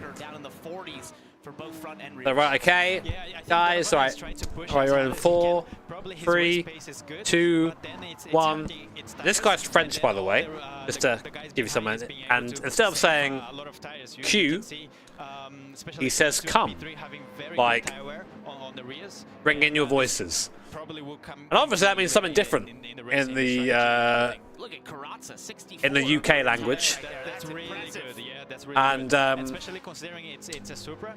So it used to be. That was a hard one. You can hear that. It's in the 2018 Nürburgring just before the grand final. It was me and Chris McCarthy at the time, and we're both just like cracking up. It was a hard one. I couldn't get myself together. Chris is far more professional than me. A couple of laps or so, and we might see the first drivers beginning to blink. You would imagine, given the difference. But you know, I think most of the time we're pretty good at keeping it together. He's going to be boxing before anybody else in this race. I don't know, to be honest, because Ferrari has great traction. So even if the car has good. I'm blocking the minimap. Oh, sugar. Sorry, boys. More tire wear, maybe it can keep up with the pace because the Ferrari itself have like really good traction. I don't know where to go. Where can I go? Hey, I'm up here. Hello. because the thing is, they're always shown like, you know, the predicted strategy. Yeah. It's me, top of the screen broadbent. With the crazy ideas How you doing? and a different strategy that is not even shown, and they can do like really well. Wait, you're saying race car drivers being crazy? Yes. Bottom left is weird, all right. I'm like looking into the abyss. Back straight then here, looking at Donovan Parker, then Noah Lanuza, then Adriano Carrazza, who's just sitting there in third place. Ines Strozer a couple of laps ago, who's in fourth at the moment. Got a bit of a warning for contact with Blocking the power update. Wait, if I go, it depends if you want like the speedo or not. The door's not quite ajar enough for him to walk through right I now. don't want, maybe here. Oh, I do fit in here. If I breathe in, I fit. There you go. He's just That's better. constantly showing that nose a little bit to Lanuza. We saw what his rear tires were like. He's done the best with that. It's the camera angle. Here into turn one. Lanuza goes a little bit further in the corner, but here's then once again better on the exit. That's why his No, I've blocked everyone else. Yeah, he's the first driver to come quickly. in. Then he'll go on to the There you go. soft tyre. So Go on the soft tire, guys. There's nowhere to be. Rosenberger in the Lamborghini, the first driver to blink. He's down in 10th position. Then that moved the screen around now. Pit stop is a nice bit of clear air. Give me down here. Rosenberger should Me. get, you know, he's got That's Danny sorry. Solis, who's I'm about having too much 20 fun seconds now. or so down the road, but Solis is now coming to the pit lane. I have to move it for the pit updates. Pretty much on his own, Rosenberger, once he Oh, gets into the race. And also, it's very difficult when Okay, you I'm go going out back of up the here. pits because you were running with worn medium tires and then you put the fresh soft tires. The grip changes. It's Now flipping the camera's weird.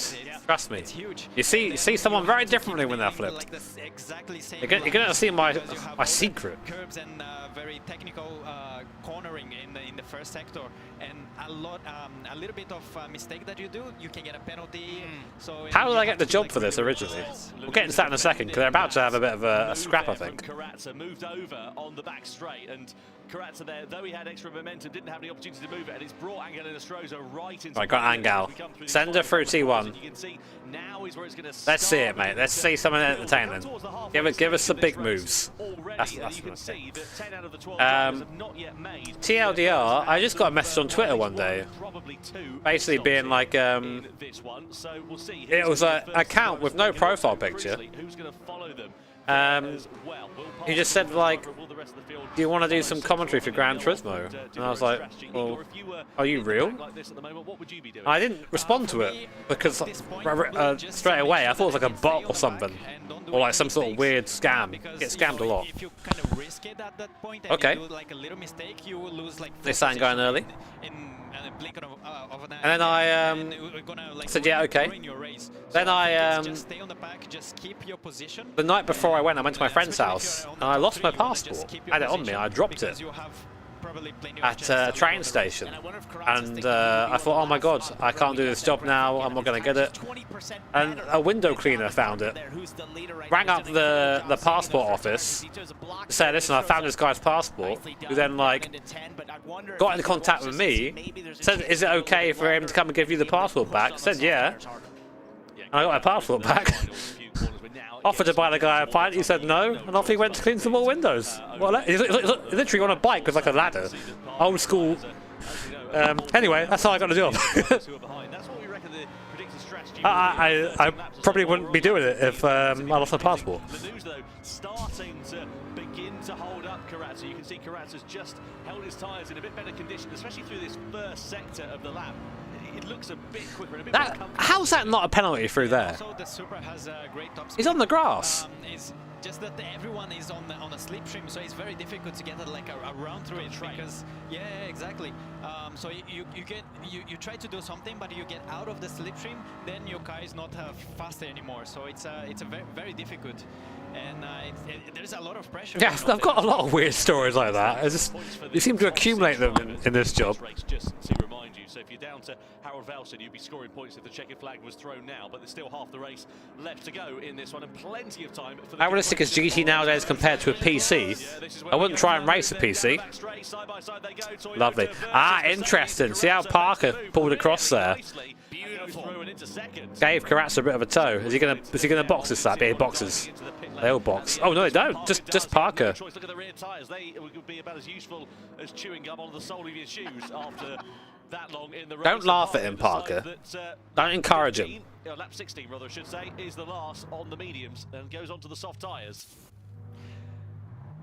wonder how he's going to work with this. Yeah, and I'm thinking about like Carrazza and other guys that stayed on track. That maybe there's a possibility to do a one-stop, no? That's what I was thinking. Well, yeah, I was looking at how much better his tires were. Now he's in the lead. No, probably not. To a one-stop possibly. Well, that's the thing, isn't it? You know, we were talking about the hard tire, the medium tires, I should say, the harder of the compounds versus the soft tires. And the predicted strategy says, soft tires, you've got to get them off after about 8 laps. But like you say, if you can just be really smooth on your inputs, on the steering, on the brakes, on the throttle, and you can eat them out for that little bit longer, maybe Cliff. eat those soft tires out. And maybe like a 2-stop. Really, not until very low percentage. But you are slower. Like, it does slow you down. Oh, here comes an Estroza. Maybe one stop is safer because you can just keep ahead. And then even if it's a little bit slower in terms of the total time. Oh, it's going to be messy. Oh, see ya. Oh. Goes off down into the chicane after contact. Rest in peace. As well as Adriano Carrazza. That was messy, man. We got to see that again. Ends up in the gravel trap and loses a huge amount of time. And that opens it right up. But Parker's not in any of this. Parker boxed early. Where is he? Parker's on his own. Big gap in front of him. This is great for Parker. In a Stroza, my goats. Started all the way back in turn 7. Carrazza just didn't get the run. He actually got a little understeer, got up too far onto the curb, and that allowed those 2 drivers behind him to get a massive draft and get side by side 3 wide down that corner for a place that's only really fit for 2. Yeah.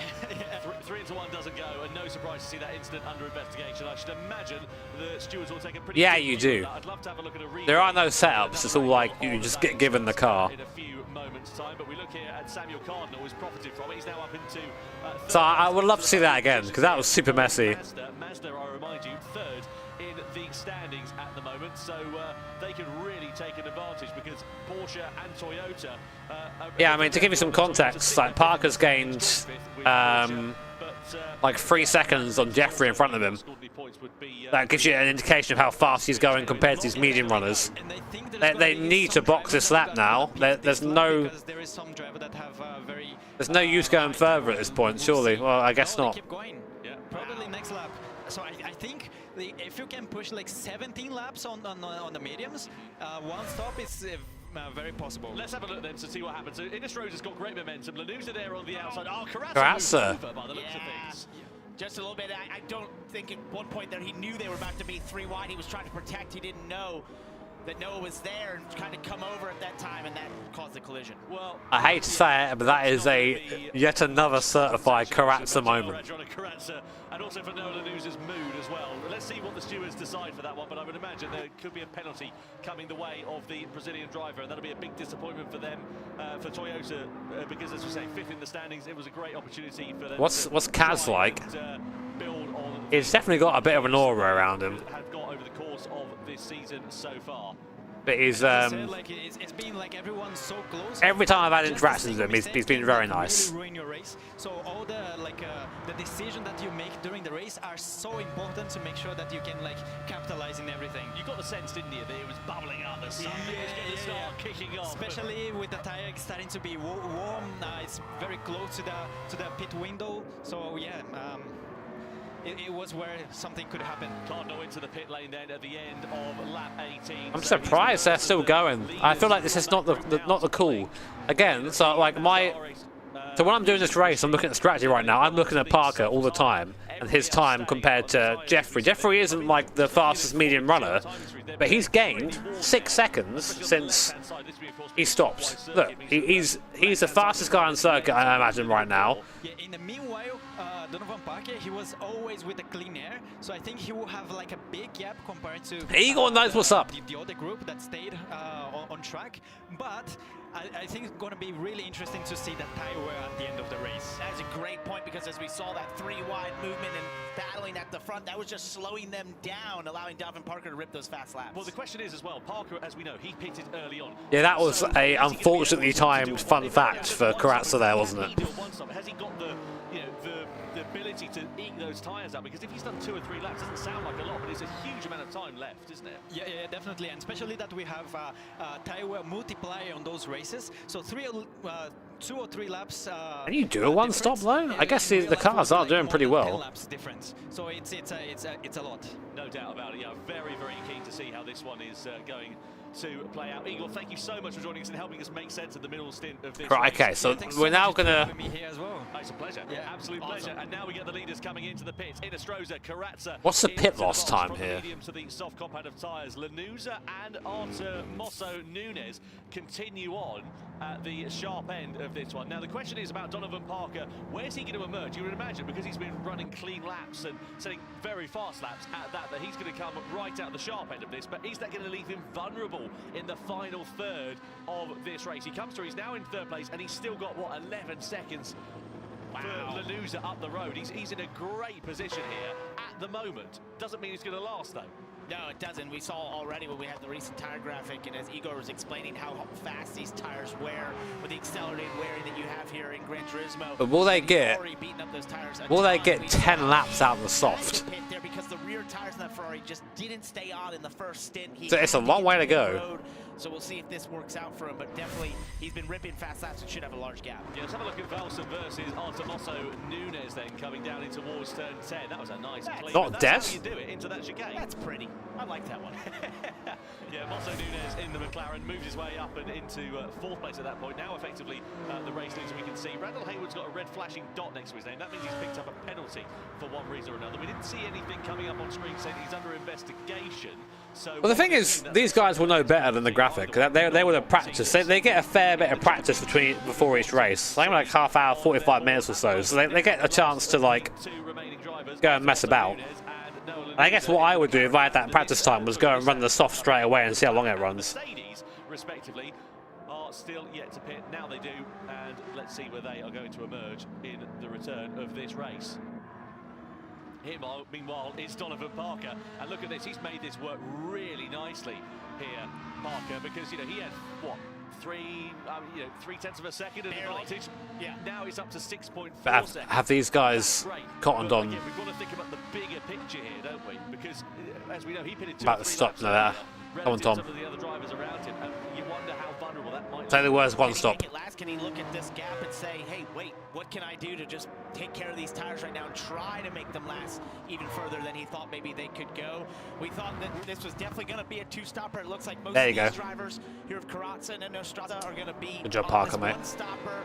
Is Donovan Parker got the ace in his sleeve? Can he do it? Well, that's a crucial question, isn't it? I mean, overtaking is one thing, getting past is, closing up is one thing, getting past. But be aware, guys. Like a lot of the time, like the tires that you race at home and the tire they race here can be a little bit different, and they sometimes change it going into the race. Instead of fighting amongst one another, get themselves. They're in that slipstream train at the moment, but are they going to be able to close up onto the back of Parker? Was there any penalty? Was there any penalty for Karatza or anything? That would be the best plan.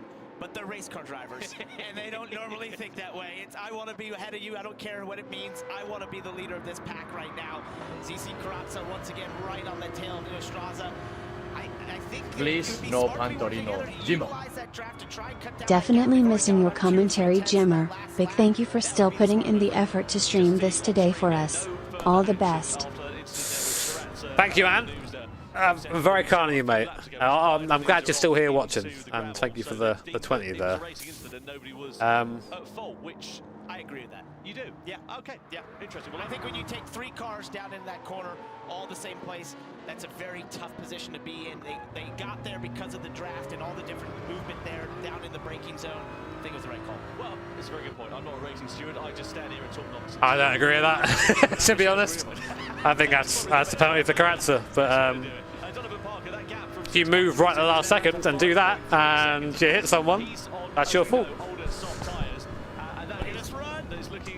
But that is my opinion, and we only have that one camera, so. They've just got to be patient, haven't they, really? Because it's going to come to them in the closing stage of this one, and this is what we're used to seeing in the Manufacturers' Cup races. As Parker, yeah, he's pitting. Okay. For his final pit stop, so he's doing a 2-stop. There's our answer. Yeah, but are we going to get everybody else doing a 1-stop? Can they eat those tyres out? And conversely, they'll leave them vulnerable if they do a 1-stop, because Parker's going to be on fresher rubber. You see him shaking his head a little bit. Maybe he realizes Also, you have to remember, guys, just because you don't mean to do something doesn't mean you're not at fault for it. To be honest, I think it's going to be quite difficult to eke out a one-stop. And if it is a one-stop, if you've got someone that has managed to pit onto the soft tyres and hasn't lost that... Did someone say... No. Me and the stewards have like an ongoing... Because I always say in the broadcast, I'll tell them if I disagree in the broadcast, and they'll come to me afterwards and be like, thanks Jimmy for disagreeing with us again on the broadcast. I'm like, yeah, no worries boys, appreciate it. But I would want to see it again, because I've seen it from one angle where it looks fairly obvious, but they can like pre-cam it basically, look around, like we can't do that.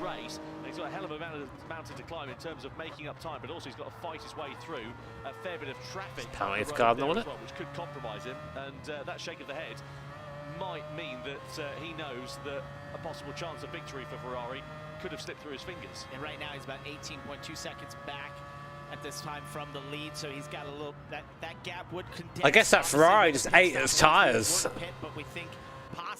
There's a little bit of like, I find sometimes there's a bit of discrepancy in like tyre wears. Like they basically try and like, the whole goal is to make it wear like they would wear in real life, but I think sometimes they like turn the dial up a bit too much.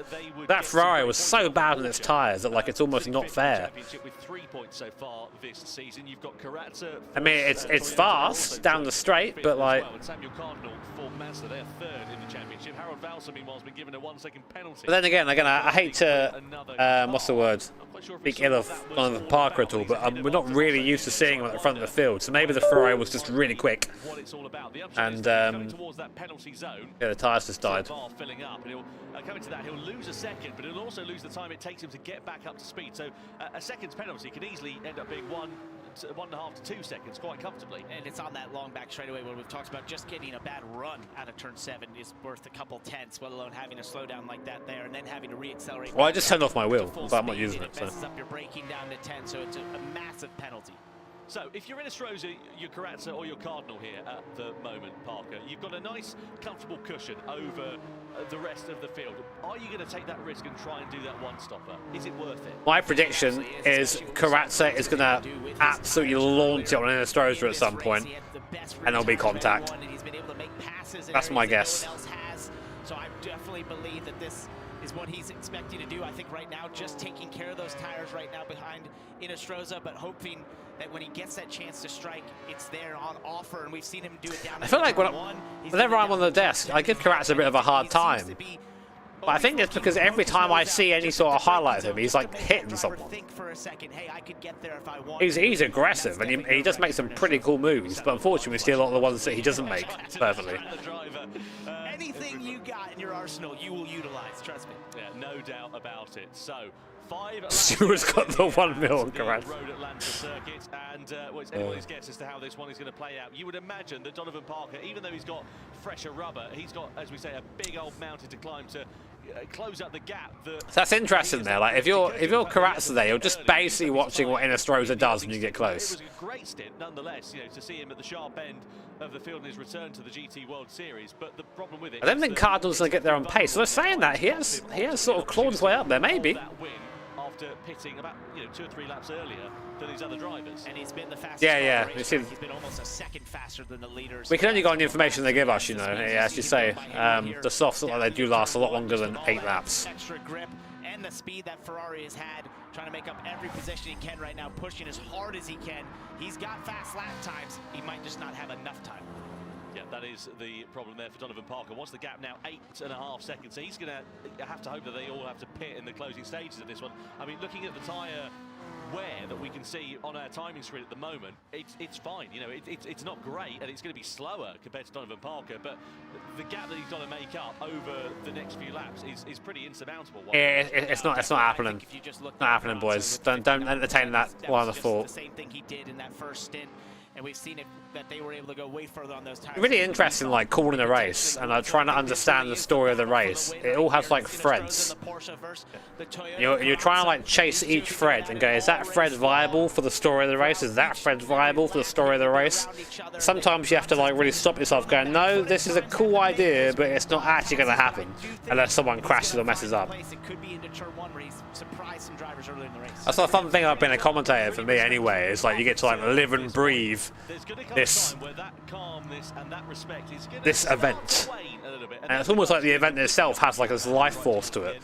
Sounding a bit hippie right now, but I know what I mean. Your fellow opponent and just, you know, doing your own race and letting them run their own race. But eventually, of course, there comes that challenge for victory that they're going to want to make. This is Donovan Parker, meanwhile, as he ascends his way up ahead of Trent Jeffrey. That is a great move there on the inside. Set that one up. Jeffrey there, forced to the grass on the outside. He's got a huge tire advantage, man. Like, of course he's going to drive by. Look, it's gone. Down to the likes of Harold Valson. But again, it's just going to run out of time, unfortunately. Commentating the commentary. Too late for him. And it's such a shame. He did a great job in qualifying. We talked to him earlier today. Kratza's a lot closer this time. Look at those rear tires. Hey, he's gonna get him on traction at some point. Fight for the win. On pace alone, he had that, but strategy's going to bite him. Now look at the tyres here then, Parker, because you can see Karatza, he's got Is he going to have a go? than Inestrosa, and now Karatza's side by side. Karatza will not be able to attack for position going into that chicane. He'll live to fight another day, well, Inestrosa, but now we're starting to see the gloves beginning to come off. We're starting to see the aggression here from Adriano Karatza. He's just biding his time quite nicely with the tyres, and now he looks poised to attack for the race lead. Inestrosa knows that, goes for a defensive line down towards that first corner. That's going to compromise. Just think about it. You've got time, Karatza. Think about it. Think about it. Ooh. Hold it through these sweeping series of corners and live to fight another day, but it's starting to get a little bit more interesting, and now it's beginning to build. See what I mean? Yeah, the tyre wear may be a bit too on the Ferrari, a bit too spooky. Inestrosa did being defensive into turn one because he knew Karatza's been able to get to the inside there towards 2 and 3, but he can't quite get there well, you know, far enough beside him to really make a difference. So Karatza's had to back out of it lap after lap. It's going to take Karatza trying to get to the inside into turn one, firing it off in there. You dingus!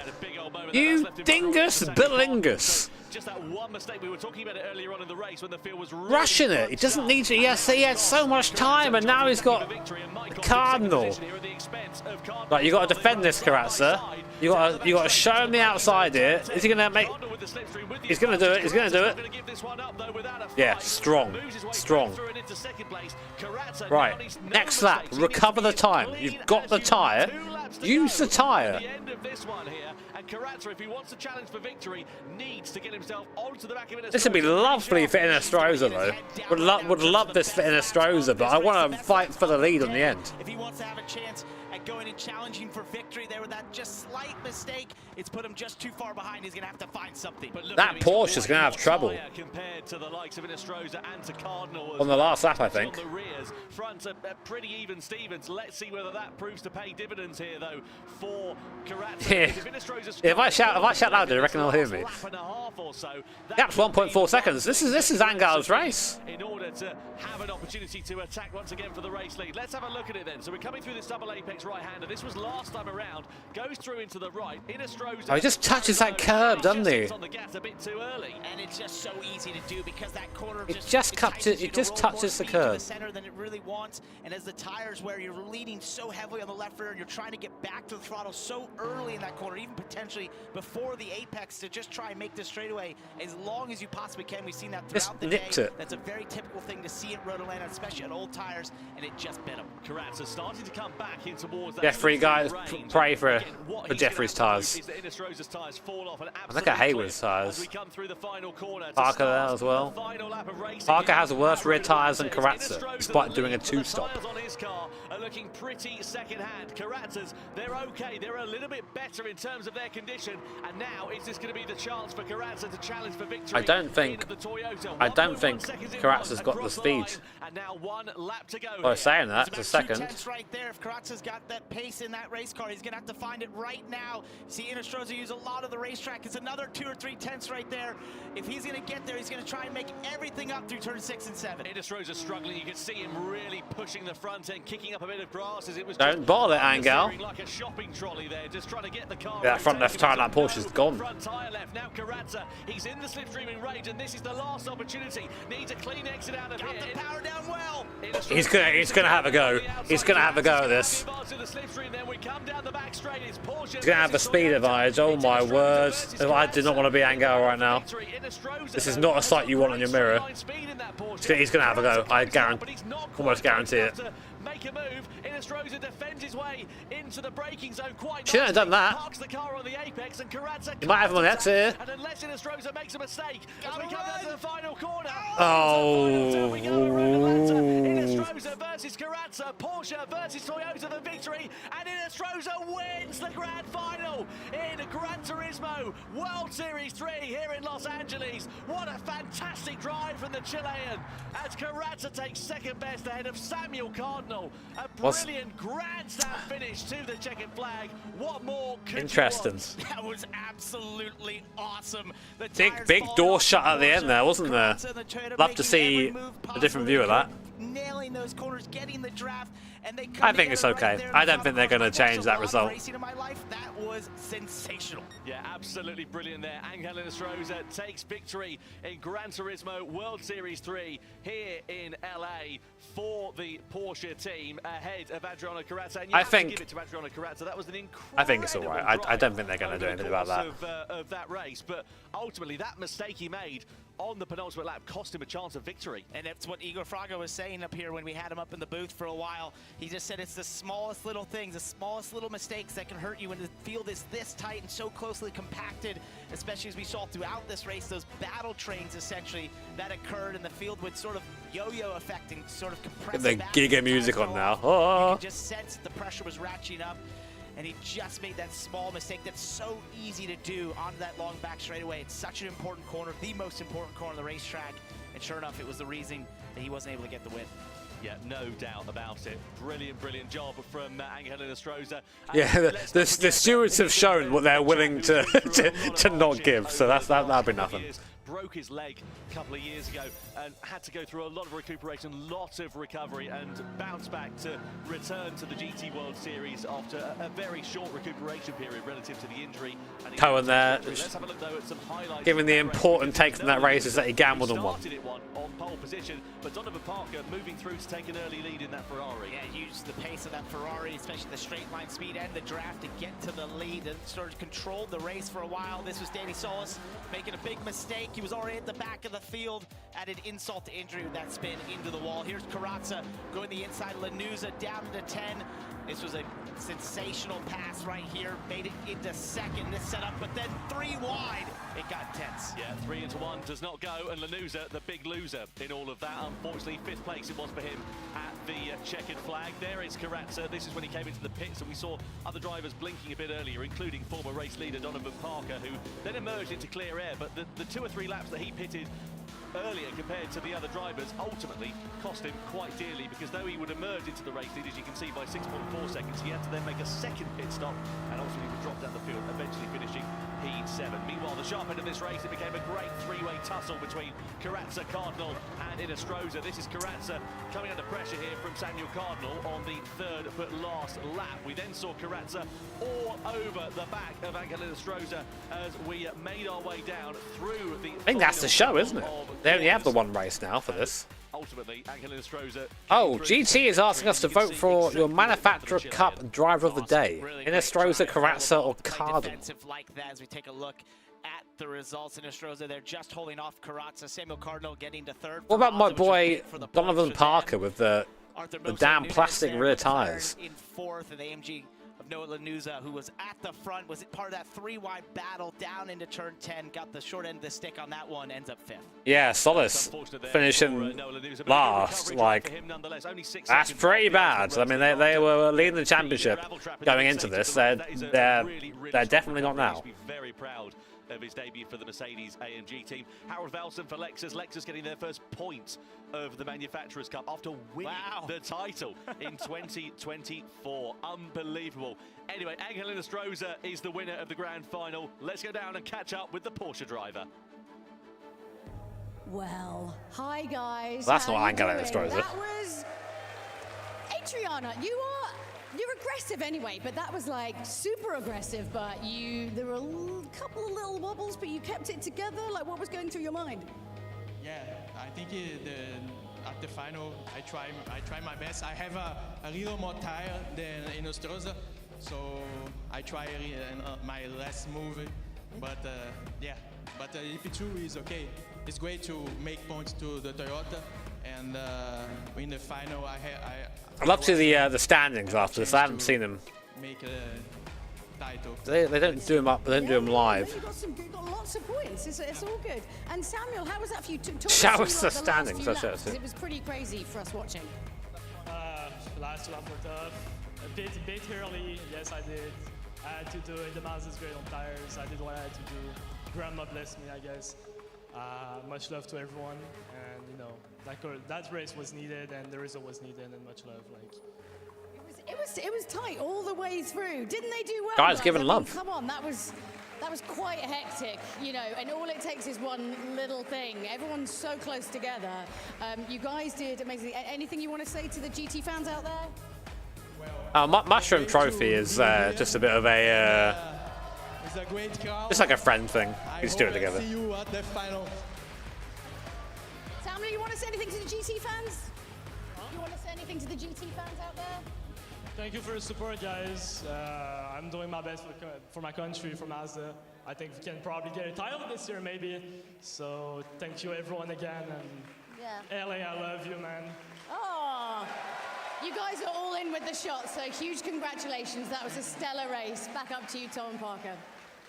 Cheers, Jules. Let's have a look then at the World Series points. Wow, Subaru still keep it. 3 rounds now. Subaru non-scoring, but still just by the skin of their teeth managing to hold on to the lead. BMW also like Mazda though bumbled that a bit. Themselves up from 3rd to 2nd in the standings. BMW demoted. It makes it super close now for the final because finals you usually double points. So really, anyone in that top 6 can win that still. I mean, you said maybe, but like so it's gonna be pretty close going into the end. A bit of a change at the bottom there as well because Lexus getting their first point on the board. Well, I tell you what, Randall Hayward will be wiping his brow somewhat. I beg your pardon, not Randall Hayward.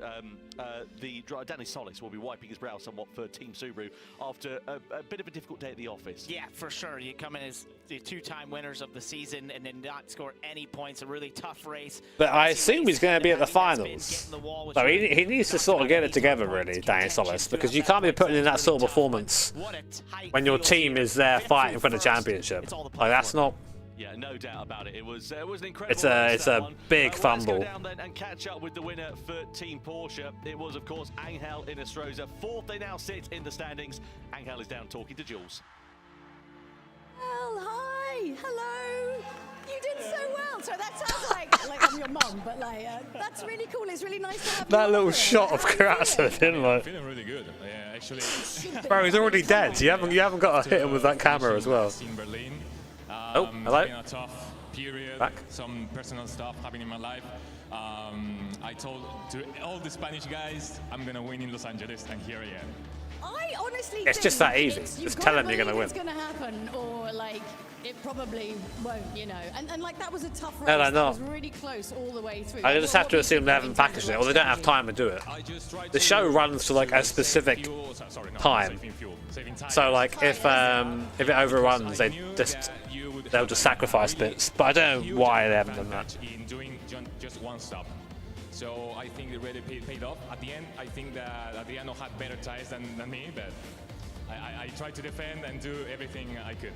I mean, you did, and Adriana was coming for you, but like, it was getting a little bit busy back there. But I mean, it just goes to show, like, obviously, you know, like Gran Turismo can be, you know, one time you win, sometime you, but it's, you tell them just to keep at it. Yeah, I mean, it feels awesome to be back at the top of the podium. That's it. It's always great to be at the top. Well, congratulations, cheers. Thank you. Cheers. And well done. Back to you, Tom and Parker.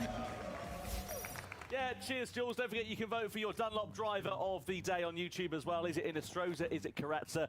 Is it Cardinal? Well, I have to say, I don't know who I would pick from that one because they all performed valiantly. I think Inestrosa. I know he's the winner, but I'd have to say that was an incredibly impressive drive. Yeah, stick your hat over there, Tom. Come on, man.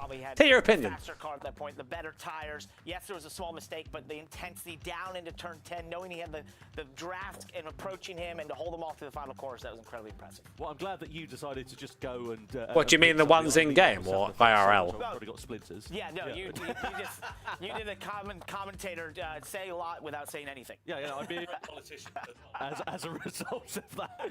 But yeah, really wonderful race there. Oh, sorry. You know, really holding his nerve at the end of that one. Shout out to Samuel Cardinal as well in that Mazda. Guys, I'm still there. I'm still here. Rear-wheel drive car. So yeah, that's not very respectful to Parker, is it? He did a really good job. He did, and in a race where there was a lot of mistakes made, right? And you saw a lot of drivers make mistakes. We saw some altercations there. We saw 3 wide at one point. He sort of just ran his race, ran it effectively, and got the result that he was looking for in doing such a thing. And that's sometimes really tough. You know, if you get in these races... There'll be a short break between manufacturers and nations, which does mean there'll be more 406 domination in GT4. The team, especially the top 3 in particular, they're going to be now riding on the crest of a wave as we go into the world. I'm glad you're watching, Gio, man. Like, I would love to know how we can get this out to a wider audience. I just feel like a lot of sim racing esports has hit a brick wall.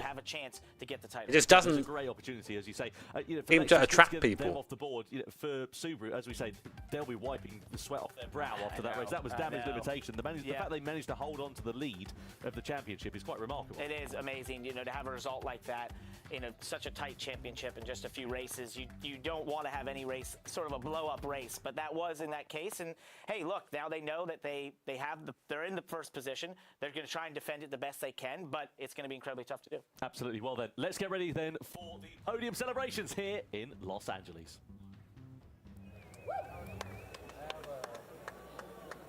Ready for the podium celebrations here in Los Angeles. Making their way off the stage in third position. Give it up for Samuel Cardinal for Team Mazda. Okay, come on, give us the crowd. We need the Give it your all for the Brazilian Adriano Carazza. Bacho. I'm going to snip that Bacho and just take that out of context and just post it everywhere. I can't believe Bacho said this. And the winner of the Manufacturers Cup for Gran Turismo World Series 3 here in Los I Angeles. can't believe my goat Bacho said this.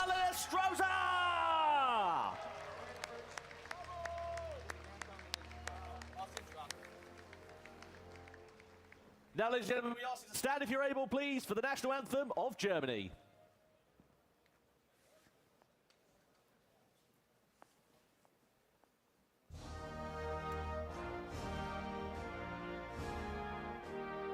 It's always strange having a German national anthem with a Chilean driver and an American audience.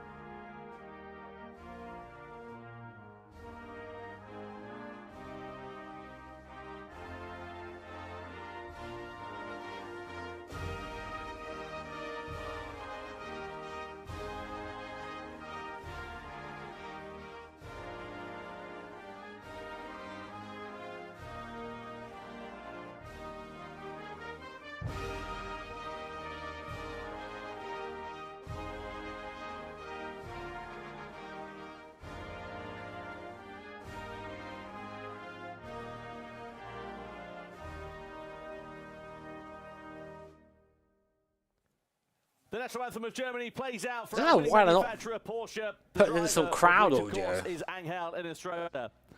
And now it is time for the trophies to be presented here in Los Angeles. That's how you mute a mic, by the way. Way on to the stage. presenting the third place trophy from I'm being a bit and he awards that a bit harsh. It's like nearly 2 in the morning here. I'm cranky.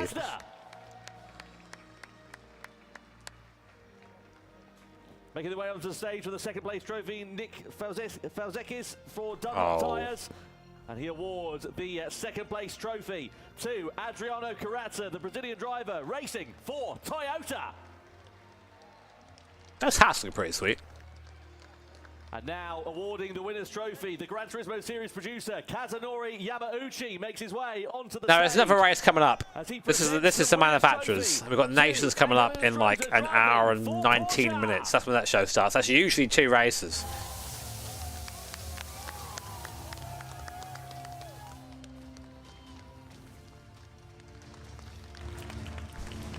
Oh wait, I can save this. I can't hear anything.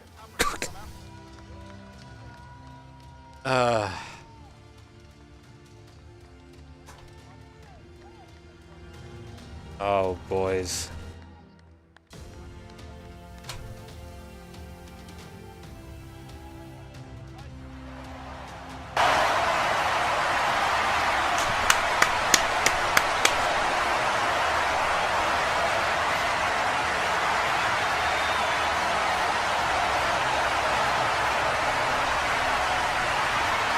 Ah, boys. Real.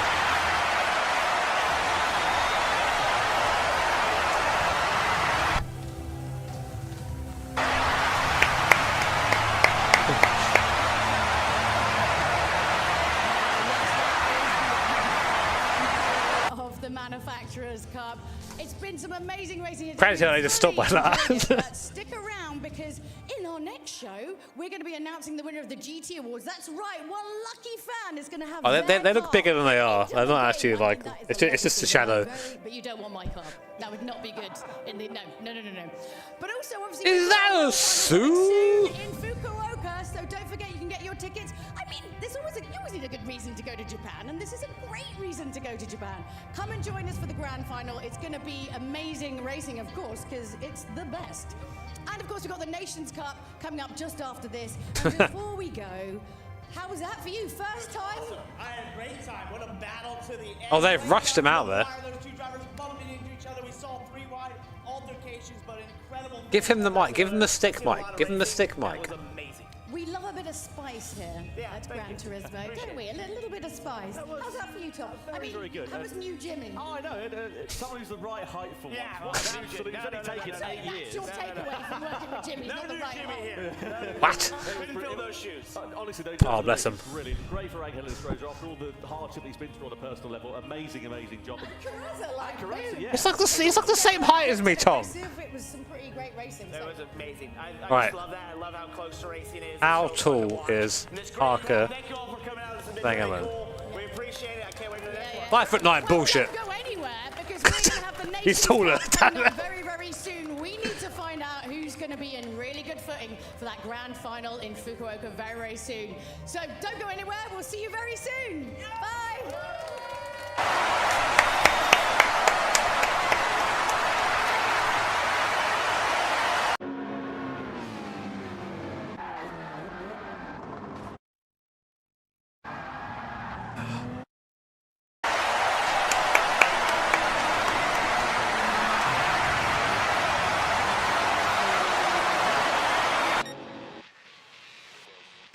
Where's all the, what's happening with the audio? Really is like not good. That's a real shame because it is noticeable. You know, like.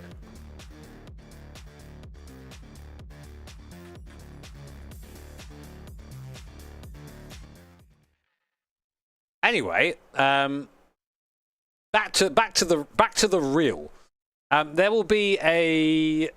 I had a wee quick, but wait, where's the? Oh, I text Tom earlier. Don't worry. Wait, what? Wait, is it resetting? Oh no.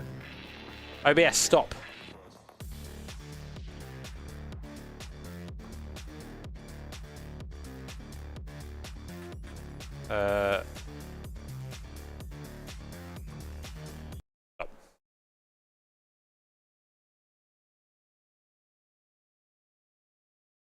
I need to eat. I'm gonna grab something to eat. Enjoy the dulcet tones and visual stimulus is the Peugeot 406 Coupe with wing. Oh God. I'm coming back. BRB.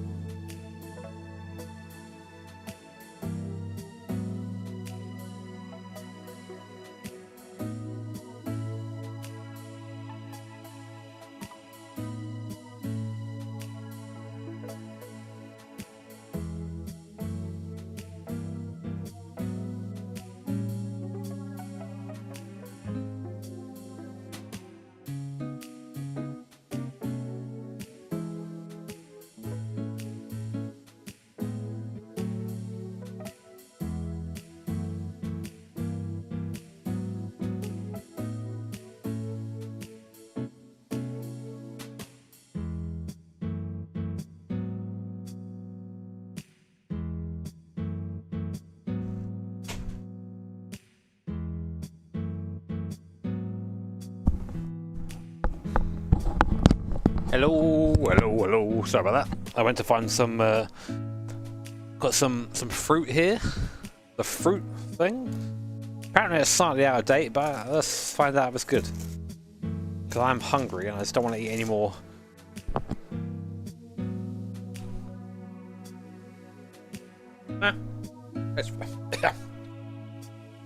It's kind of fine. Oh, a bit bitter actually.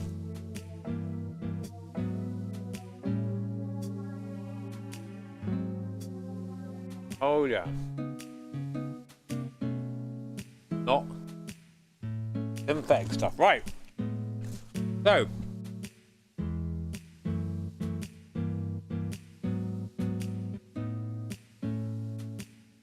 Back to the 406 Coupe. You've got the next Nations Cup coming up in an hour 10 minutes. Until then, we continue. Maybe I should make this car slightly better. I kind of like that it's awful though.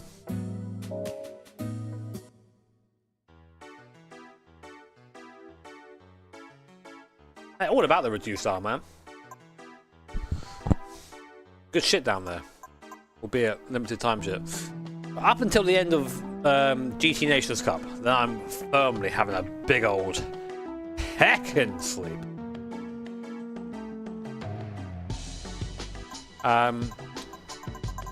What next? Is GT4 my favourite in the series? It's between GT4 and GT2. I think GT4 is a better game than GT2, but GT2 is... I've always loved that game. Doesn't fit in any of these. It might have to actually change our car, chat. Alright, Matt. I'm glad you're enjoying it. Maybe it's time with the 406 to have a brief rest. I have no money, so I can't do anything with it. Anyway. We need an FR. Let's buy one.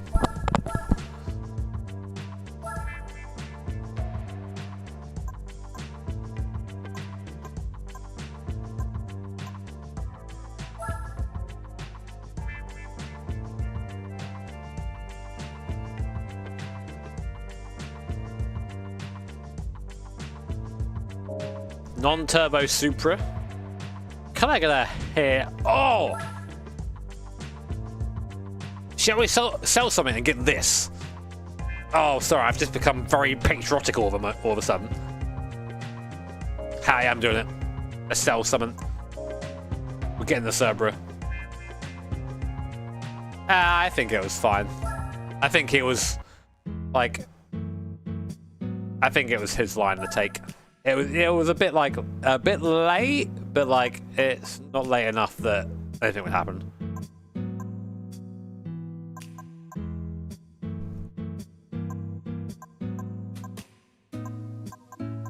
I don't need much money. Can I sell this micro? I don't think I get enough. I think I get enough if I sell the micro. Just.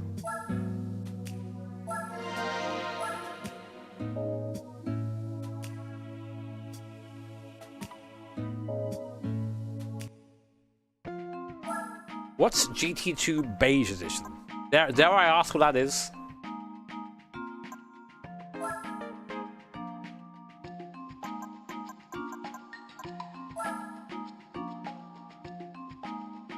Hell yeah, brother.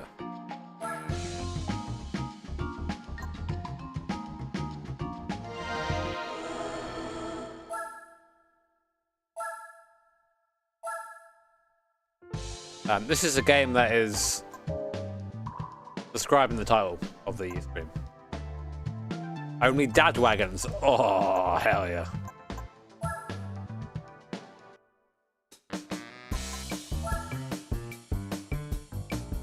Oh, wrong one.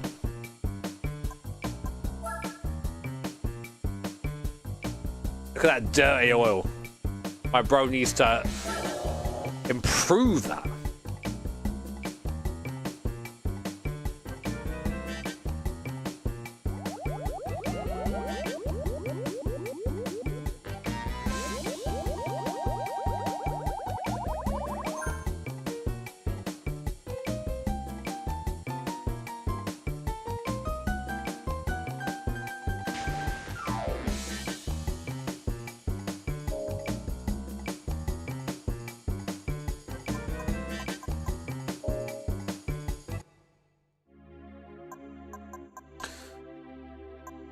Do you reckon it's gonna... Surely this is going to be enough to win the FR event. Like, it's quite overpowered. It's pronounced Seattle.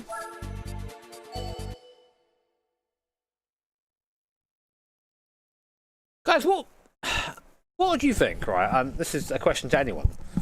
How do you make sim racing esports more entertaining? How do you bring in an audience? Because everyone's trying to be like League or CS, and no one can manage it because it's not. There's like a barrier to entry of equipment and stuff, and it just doesn't.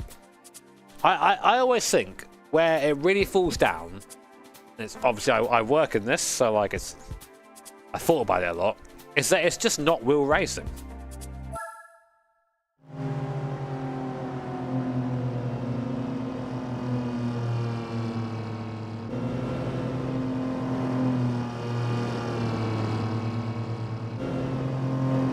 I honestly think the best thing they did. Oh, Fartbox mentioned. Is when they had the repechage races, and they just they used the repechage races to have sort of like crazy stuff happening. Like they do like races in trucks around Willow Springs and stuff like that, and it felt more like watching Gran Turismo and not just like a random ET race. Oh god. Oh Jesus Christ! Stop bullying me!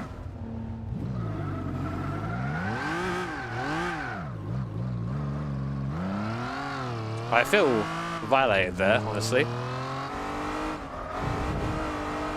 Right, I've got to make some big plays now to come back from this.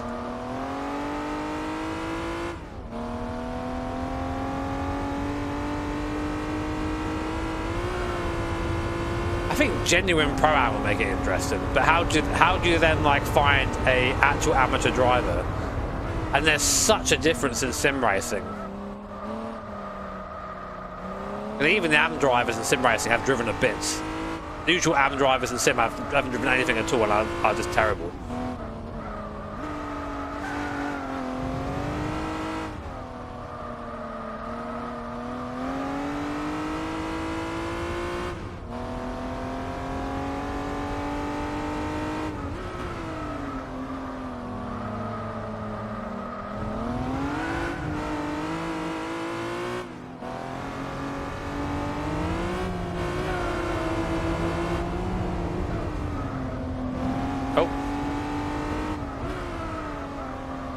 Come on, TVR.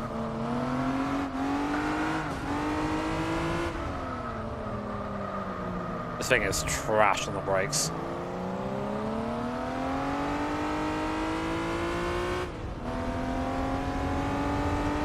Power!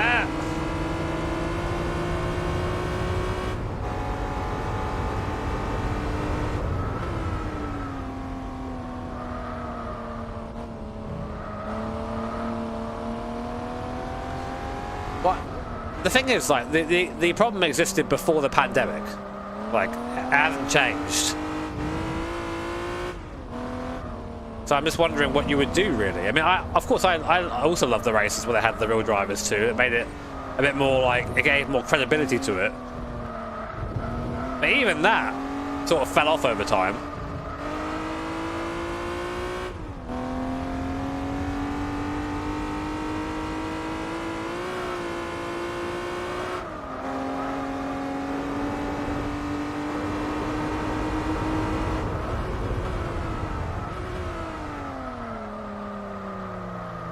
You can still win this. Come on, TVR.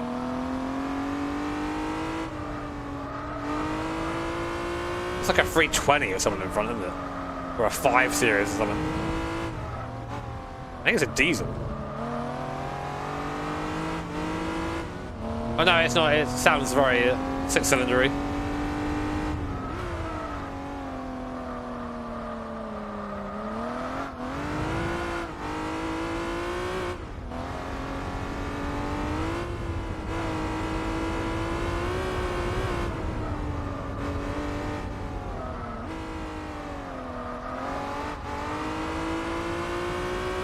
TVR too strong.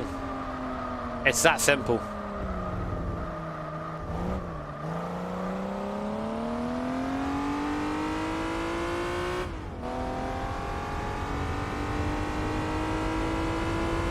Guys, yet again, TVR absolutely dominating.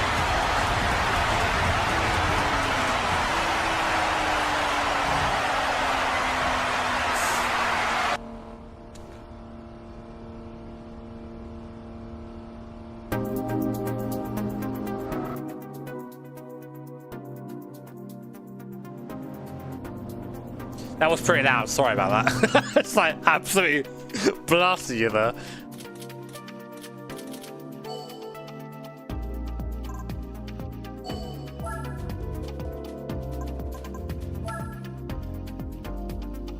But that's something as well. I think GT needs to give the competitors a bit more limelight. They used to give them a lot, and then they just stopped doing it for some reason.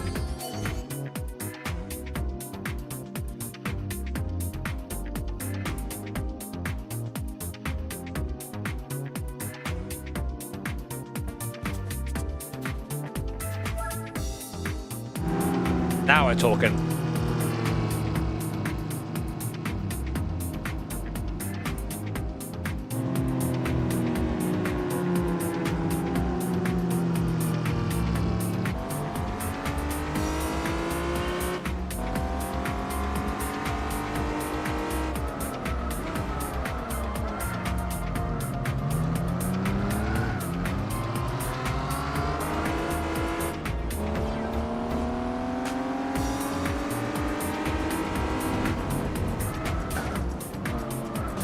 Good move. Has there ever been a TVR go around Scuba before?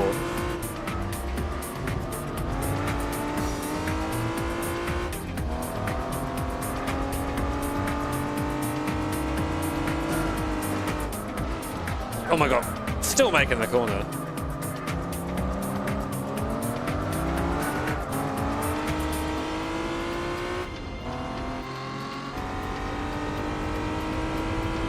Yeah, this car's overpowered for this series.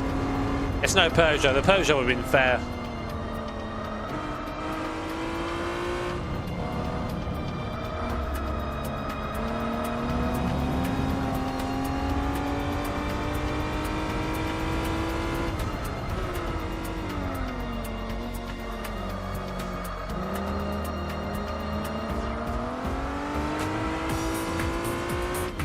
TVRs have such a bad rep, don't they? But I've never driven one before, but my theory is they're actually okay. They just have power and no traction control. So goddamn, like, some random guy gets into it, he's never driven a fast car before, and spins it and goes, "Whoa, I can't just nail the throttle." Tells them it makes it handles bad, and then that's how their reputation goes. I think it's like you know how like game journalists are sort of like comically bad at a lot of things. I think it's the same thing.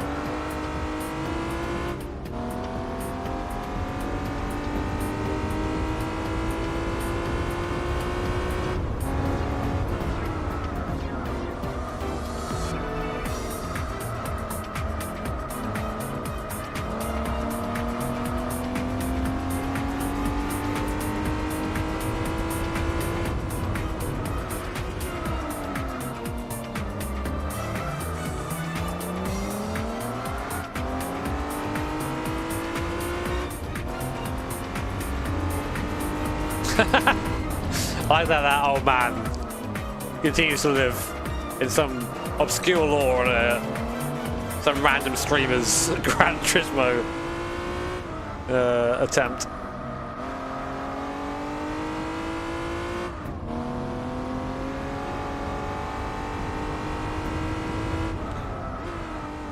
I think the sad reality of a lot of sim racing broadcasts is that people just aren't interested.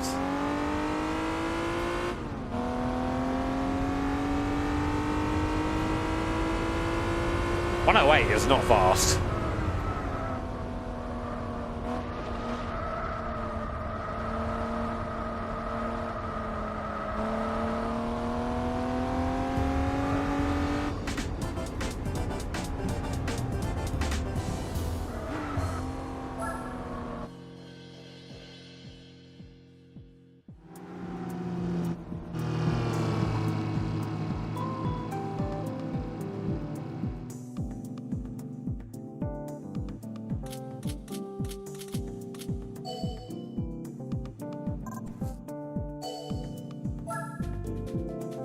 Yeah, maybe. I mean, Ben's driven a lot of cars. For sure, I've not driven one before. I'm just saying that's my point of view. Because I've always heard, I mean, I've driven quite a few cars now. People are like, oh, those old Mustangs with those tyres are lethal. It's like, no, they're just have to be careful with them. Well, those minis try and kill you in corner entry. It's like, no, you gotta just be good with the pedals. Like, it's, I don't know. There's two sides to it.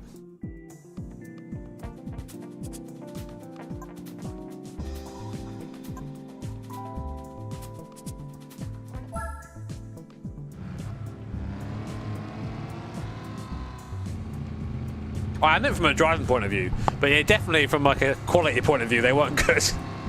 They're also wacky.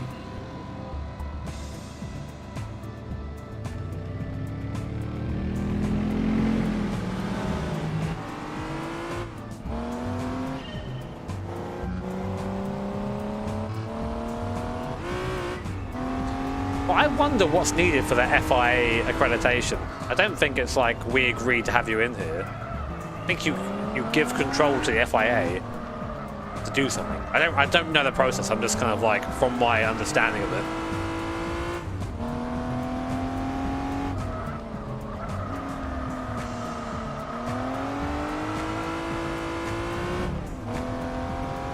I think there are definitely some cars that are more approachable than others, but you have to, like with a lot of things, like if let's say you're good at something. Think of something you're good at. You know. For me, I guess I'm pretty good at. I'm alright at rollerblading. I'm okay at driving. I then think that 95% of people don't know how to do that properly. And if you compare them to what you well, like your niche knowledge of something,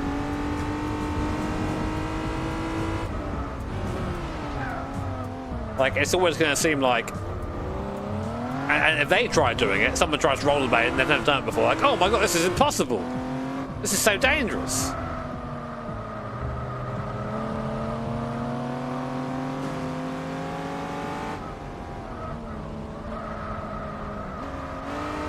I think so.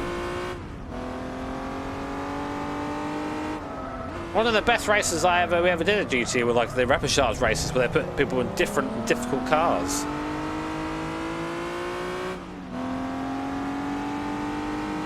Right, look at this, absolutely giga straight line speed. You mind if I just hit the old round the outside overtake? No, can't do that. Or can I? Can I? Go on. Where's the front end, Bono? Can't do that.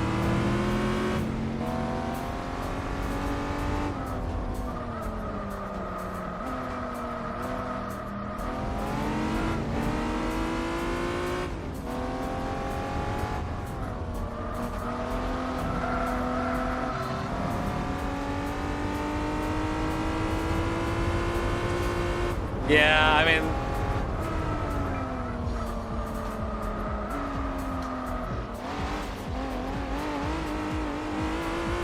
Oh my god.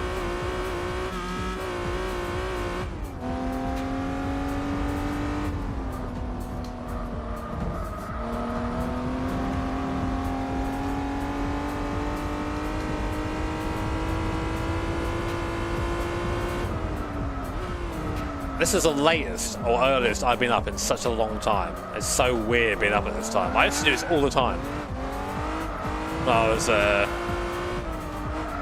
pre-parent.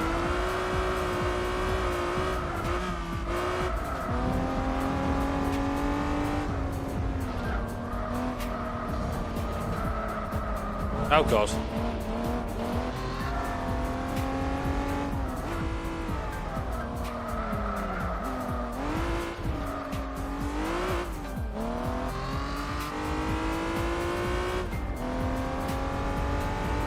The night is young. Oh, we won. Skill and talent yet again from TVR. Yeah, I said this too, like about the Pro-Am event. We used to do a commentator race as well. That was really fun. They've just stripped it back and back, and I think that, like, I understand it's like a cost-saving measure to have a smaller show, but it was just good.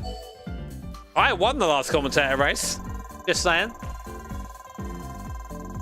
Monaco 2019.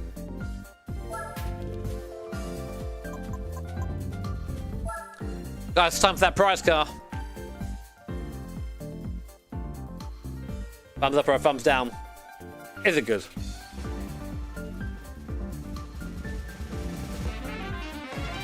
Oh, it's a good one. There, Matt.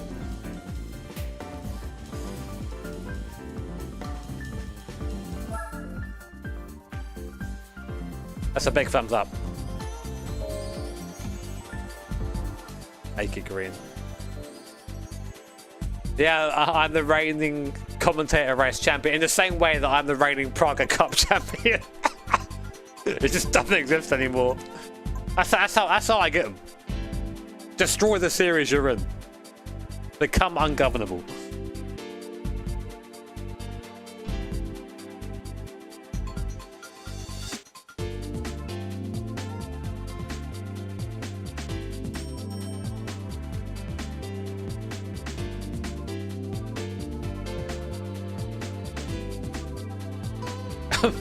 Thanks, Mills.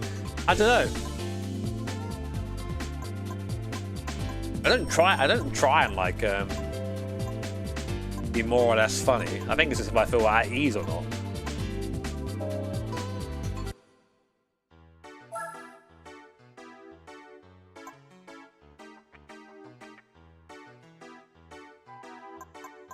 I've driven an F2000 on circuit. It was okay.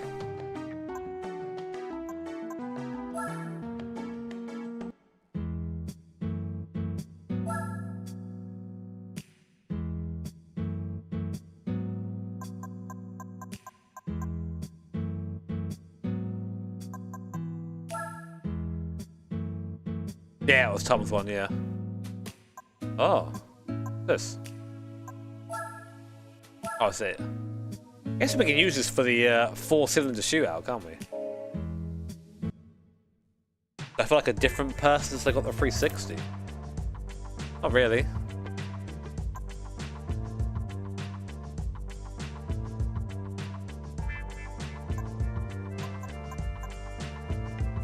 Oh, not at all, really. Same idiot.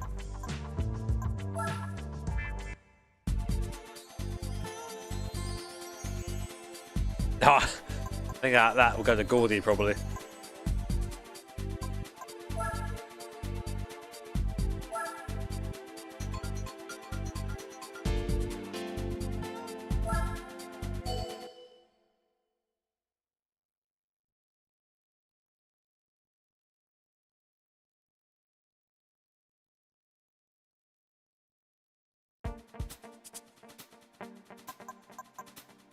Right, okay, let's go.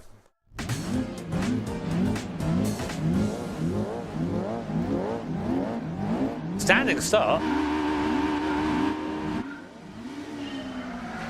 Oh, it's just a race car, isn't it? Okay, this is too easy. Too easy. Do I do any racing outside of GT4 Nürburgring races? I've done Brick Car this year. I've done historic racing this year. Stream The time on attack. a weekend. They said it couldn't be done. It's done. Love your work, Jimmer. Smile. Thank you, Redacted. I've done a lot this year. I've been very fortunate. I think I'm going to be doing a lot next year as well. So somehow still racing.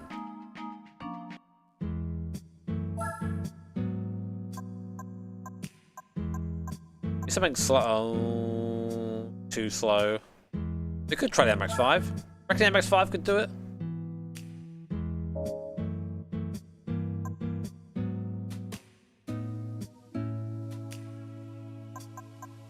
The hell is this guy? This is a 4-cylinder, I think. Is it?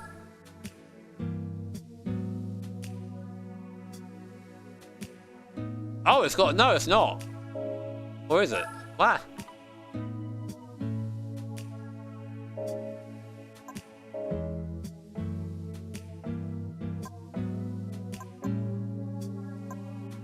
Oh, we'll take the CRX. We'll let her eat.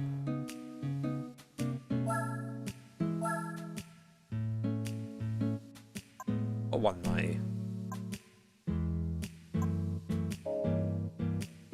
The Merc A-Class. Nah, come on. How much power has the A-Class got?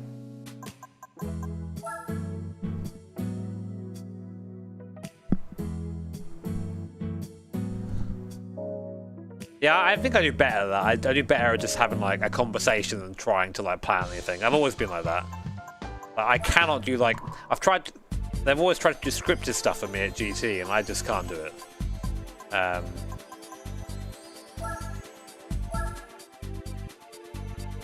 Peugeot isn't a 4-cylinder. It's a V6.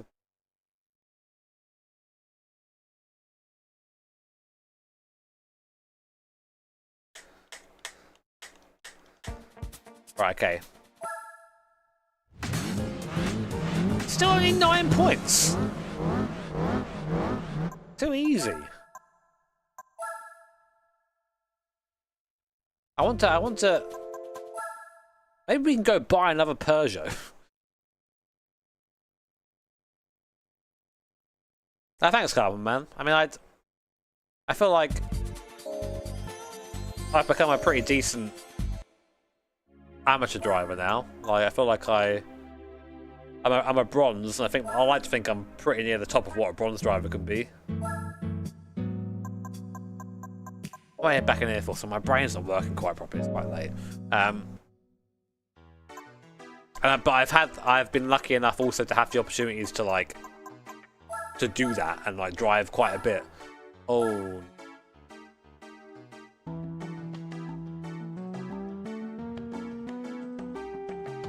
No, I've gone down this road before. It leads to pain, chat. I've only got 9 grand though.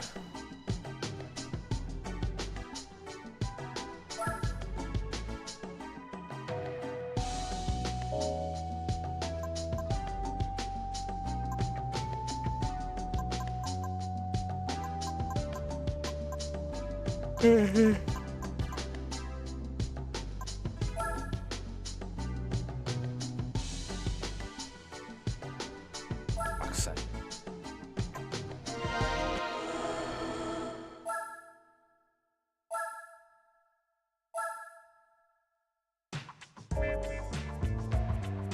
Here's the plan. First, we drink.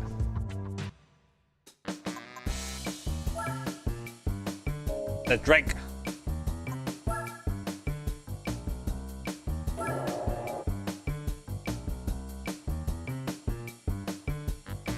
I don't think I even have enough for sports tires, that was my plan. Just like make it like a fucking handle box.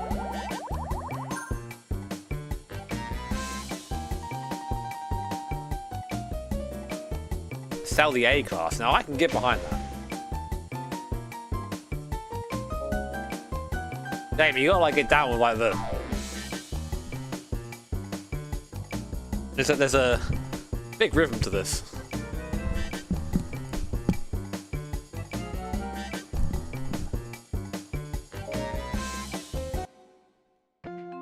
Silver license is basically if you had racing experience in the past, or like a lot of karters are silver, like Steve's a silver.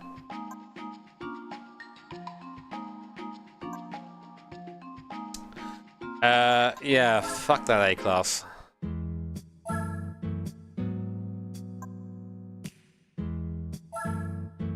Get the hell out of here. Oh, you know what? 7 is good. That's enough to put some tires on the Panda.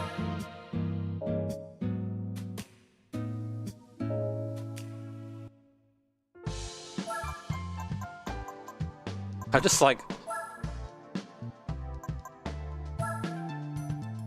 Manny isn't gold. Manny's a silver. That's why like, the rankings are weird. Like Manny and Steve are both silvers.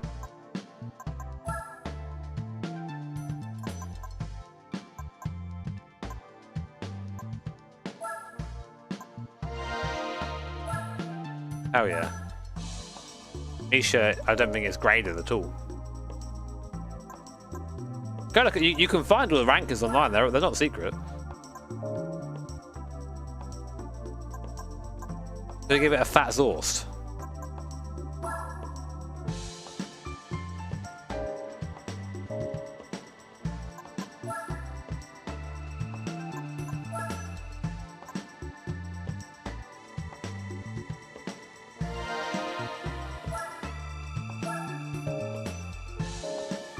That'll do. It's done. It's finished. That car's aged really well, actually, the Barchetta.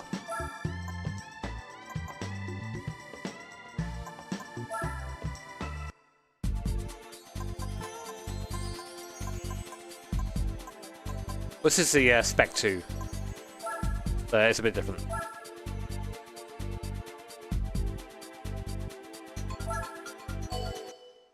Doubled the horsepower and put new tyres in it. Is that my track day special?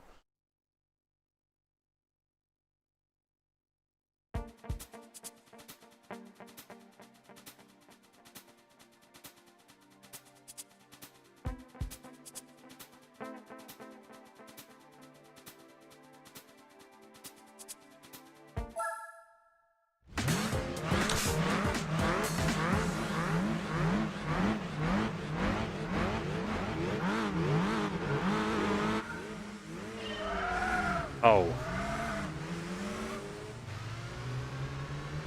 Ow. Come on. Yeah, whatever. I'll get you next time, Broadbent. Hey Jimmy. One of the car games I played as a teen. Yeah, Ben. Yeah, me too, bro.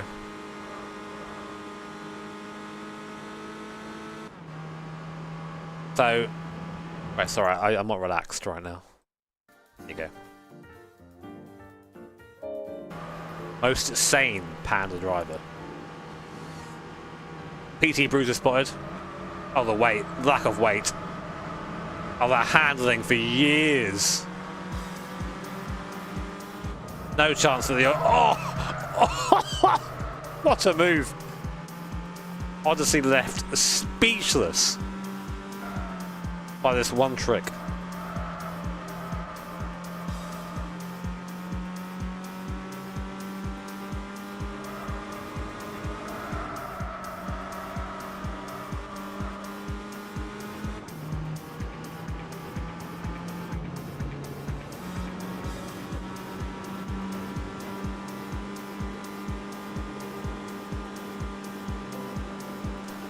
I can just hit him with the old Yonky Splunky.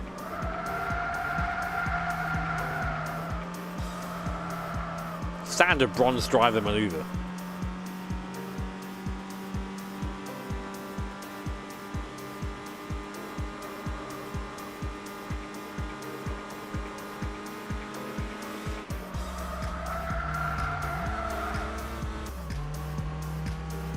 There's a gap in these guys.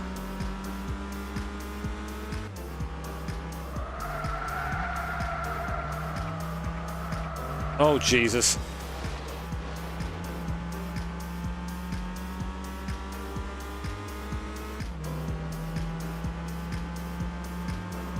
Here comes the move.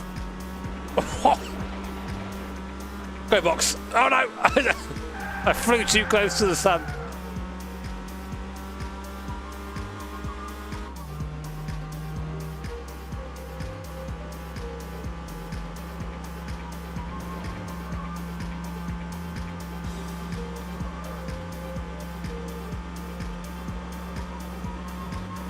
What's that behind me? Is that the Alpha?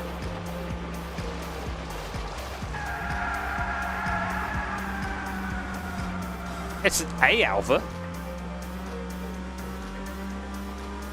Well, they changed the design in GE7, didn't they? So you can't do that anymore.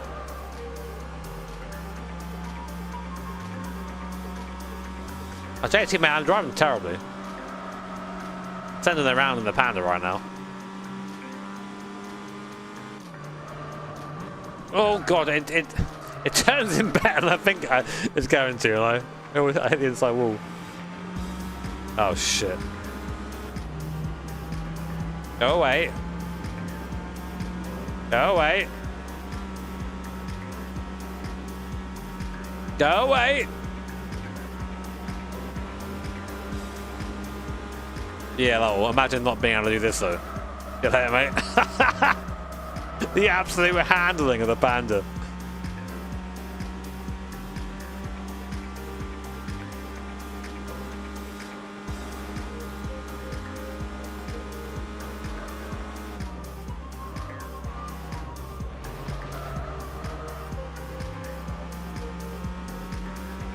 I feel like if you crash into this panda, it would just fold. Oh shit, this is bad. Luckily I've got one simple trick up my sleeve. Brackets cheating.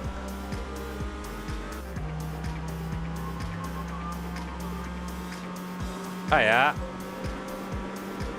Here it comes. Oh no. Oh no. Yeah, we're good. Perfect. Ow!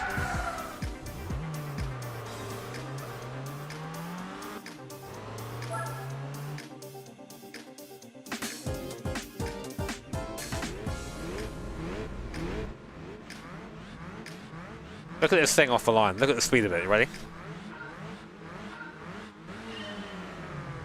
It does not move.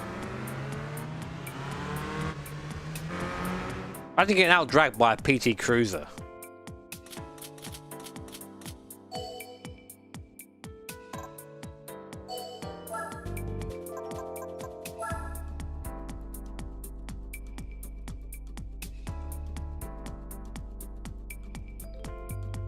It needs not being a Fiat Panda upgrade, honestly. Oh, that was me. That was me. I did the camera zoom.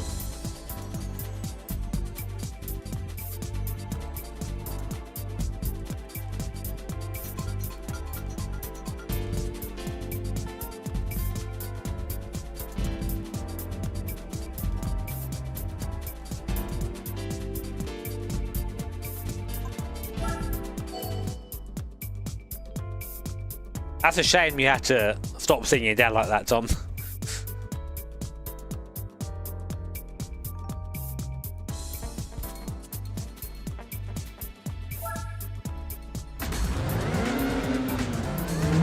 Oh! 108! Now we're talking.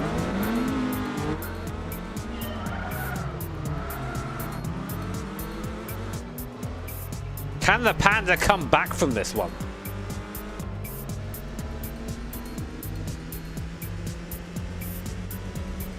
Meep, meep, meep.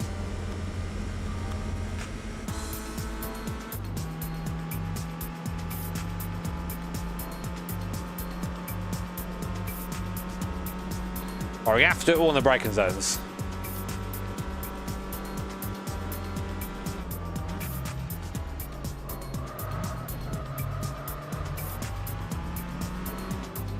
See you later.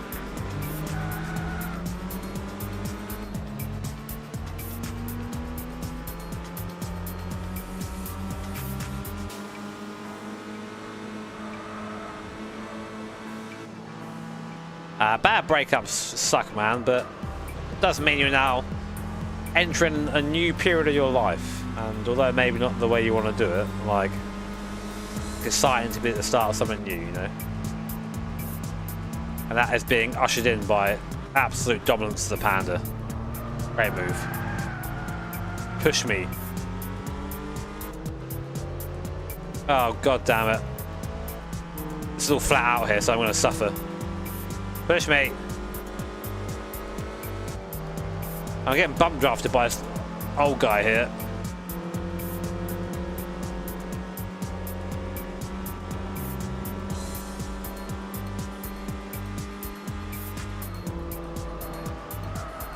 No, don't go off. I won't recover.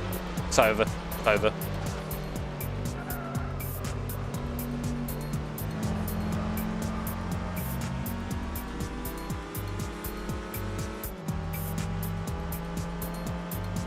Call me.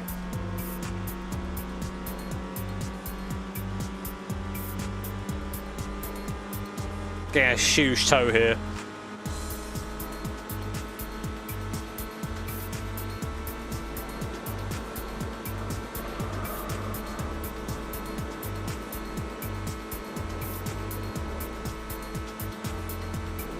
Thank you.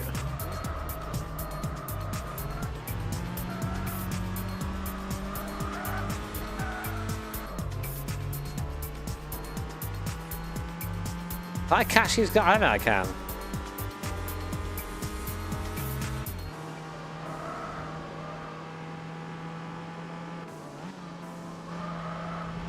Great move.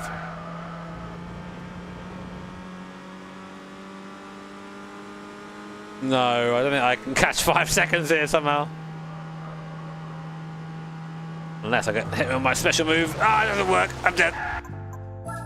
I can win this. I gotta just do it better. Do it again, but better.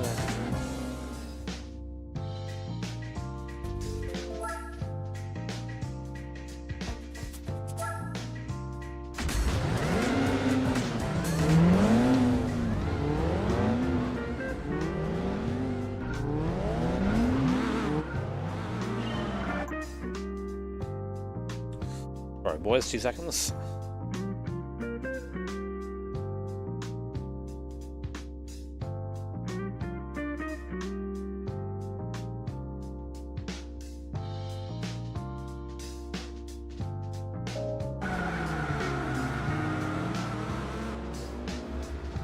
Oh, the double shift. Next race is in 28 minutes, or next part of it, so.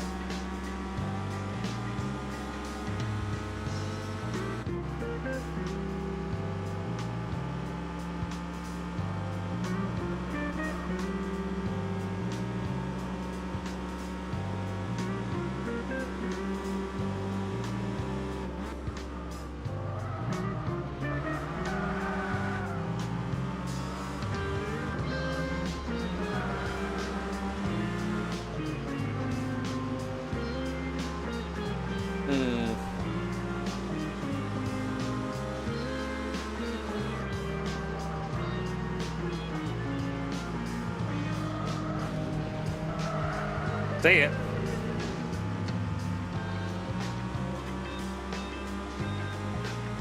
While a controller, I couldn't get my Moser R25 to show up. So I used my controller.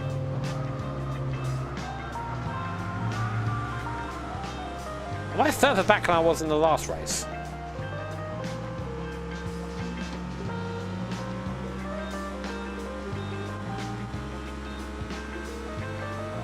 I think I had a much poorer start and it just really ruined any run, but we'll see if we can win it still.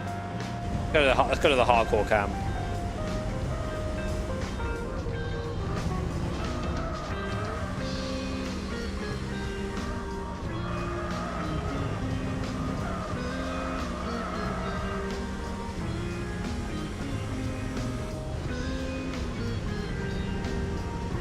I haven't played Tocker in years. 4.8 seconds to that goddamn 1 series. 2004 is my guess. When this came out.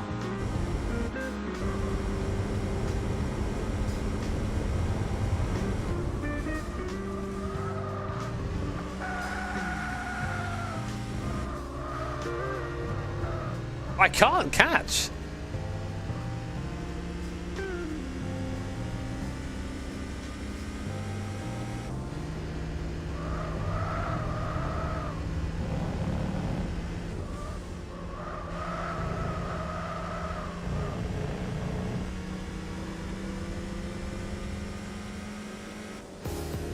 I have no idea. Nice, no idea.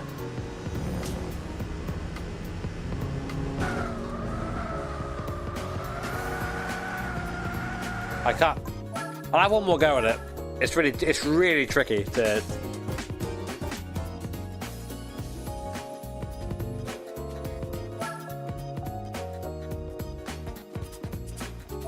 It's a 120D that I'm getting smoked by.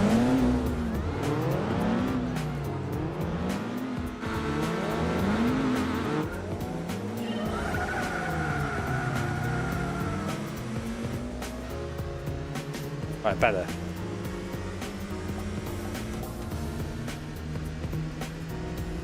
They're all so quick off the line.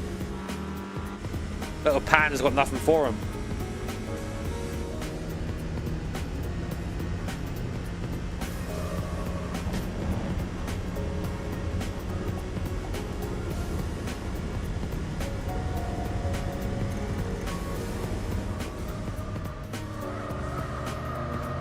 But people don't know, like, with the exception of a couple of people, like, the casual racing game genre is just like, it's like dead.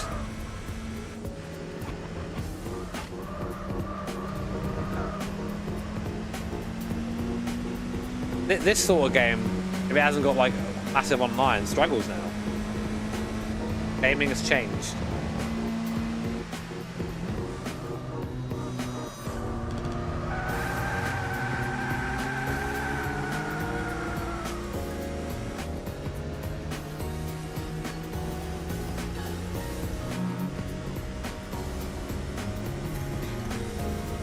I need that push from that little fucking guy up there, really. No, push me, push me, push me, push me, push me, push me, push me, push me, push me.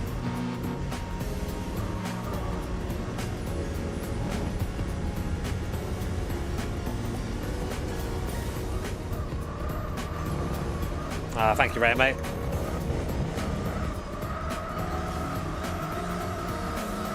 Yeah, I like to go watch that video every now and then.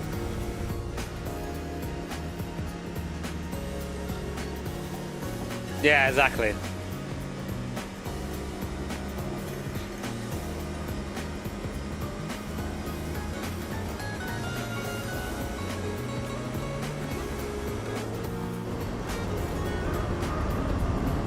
Okay, it's going better this race. I think I can lunge this guy. And by lunge I mean absolutely murder him into this corner.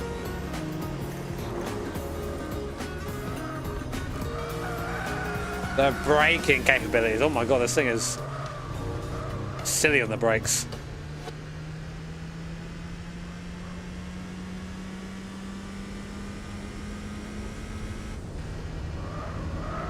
I think GT4 or GT2 is still, I'd say, is my favourite racing game ever made. That's like it is racing, isn't it? But I just loved seeing all the cars in it, all the possibilities.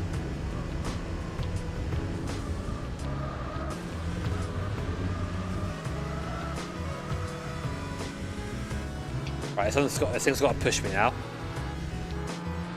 Ah, I can't. The mini's gone.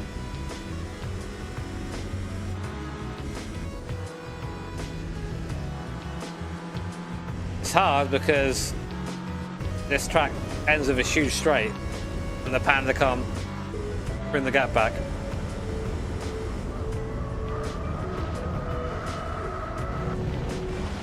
Yeah, I can't do it. Balls!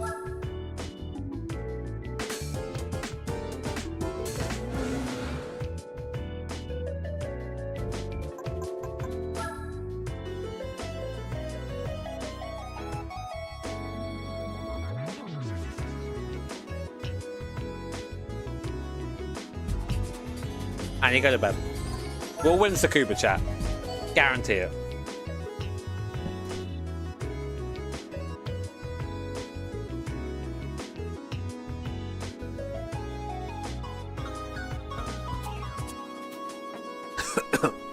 Oh, that she's asleep.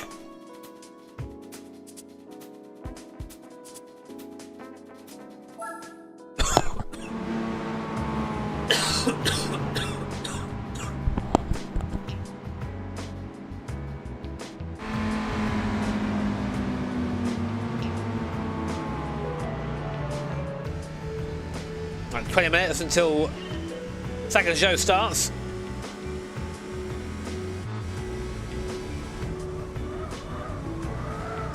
I'll probably keep it only awake. I'm like yapping away there.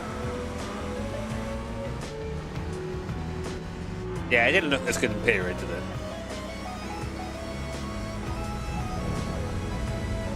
What a move.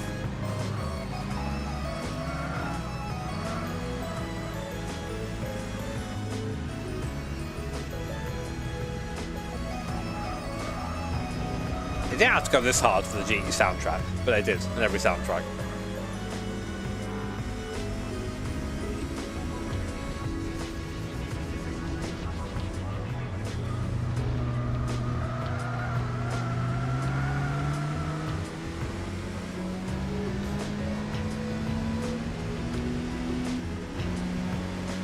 Come on. Come on. Go away!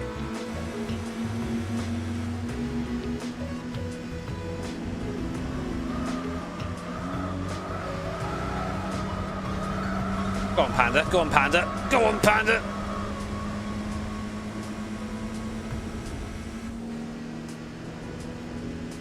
Floppy Sunday.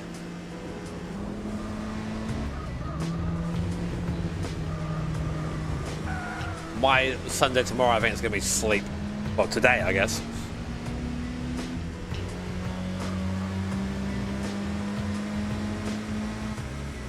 Maybe I can't win this.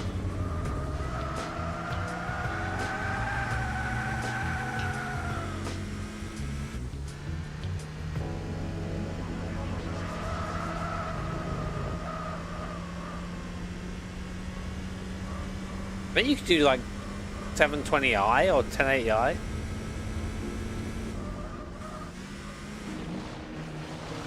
Go on, go on, go on. No, I missed him! God damn it! Just let me cheat, game. Just let me cheat.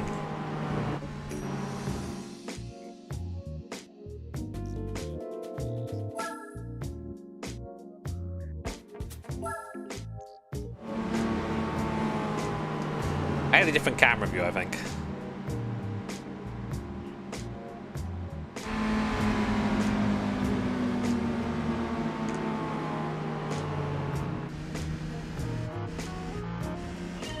Oh, wrong button.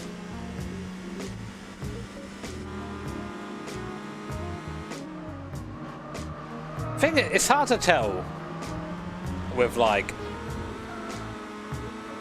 with racing, like with GT now. It's like, because I see GT in these games with like, you know, massive roasting specs.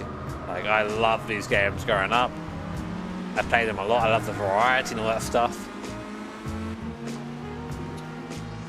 But like, would this sort of game be successful today? When you look at GT7, and it is that sort of game, mostly, and it's pretty damn successful. What does like a casual audience want? As far as there's like, yeah, it's Horizon, which is pretty good.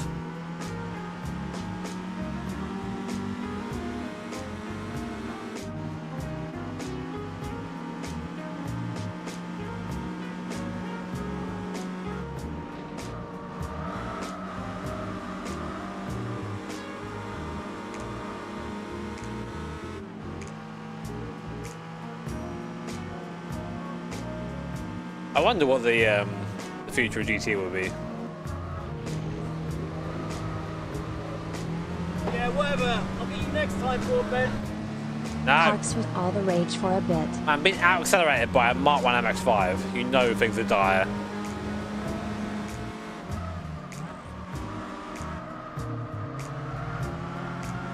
No car wrecks.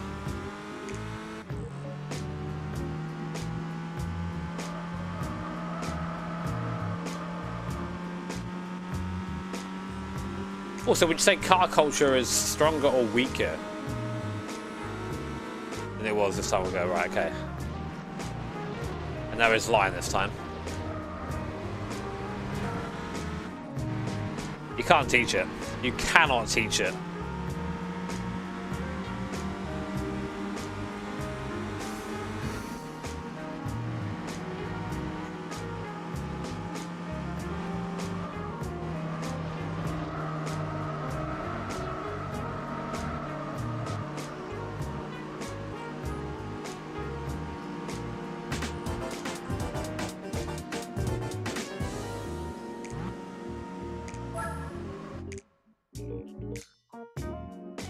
I just love cheating.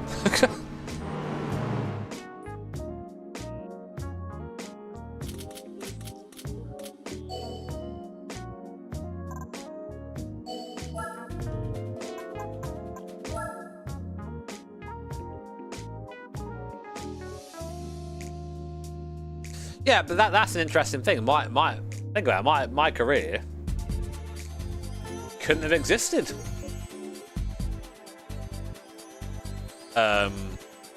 years ago. I would not be a racing driver probably.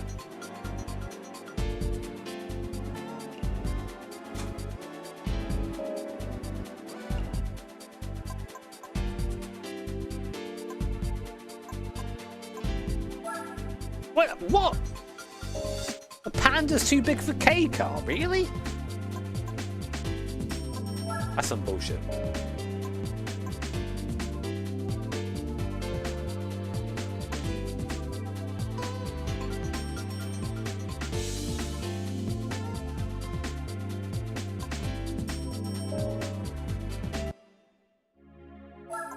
Extreme events.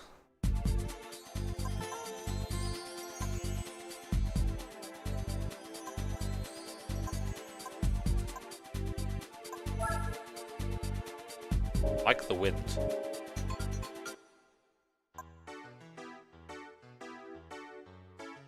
Oh yeah, it's an engine check now, isn't there? Engine too big. My 1 litre Panda. And obviously there was 16. 6, whatever it is. 6, I don't know. I might have to lead to this guy. Oh, night shift, hello.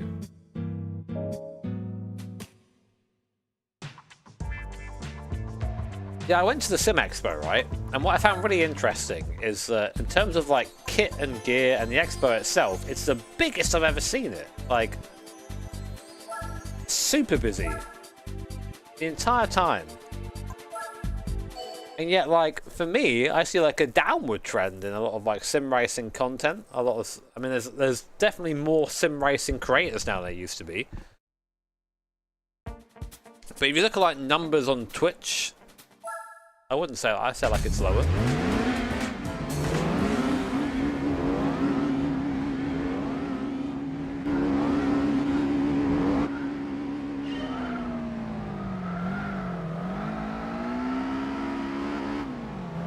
See you later. Hey.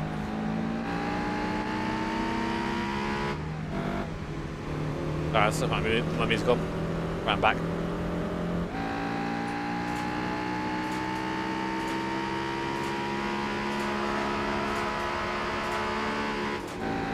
Oh, here's a take. Let me know what you think. I think we've gone past the watch my video game gameplay peak.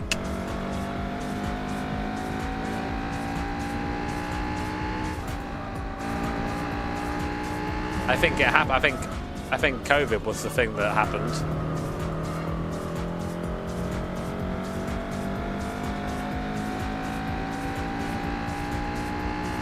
And that was the end, that was the peak.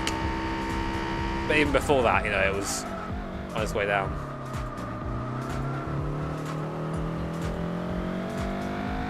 Alright, well, we'll do this race and we'll get locked in.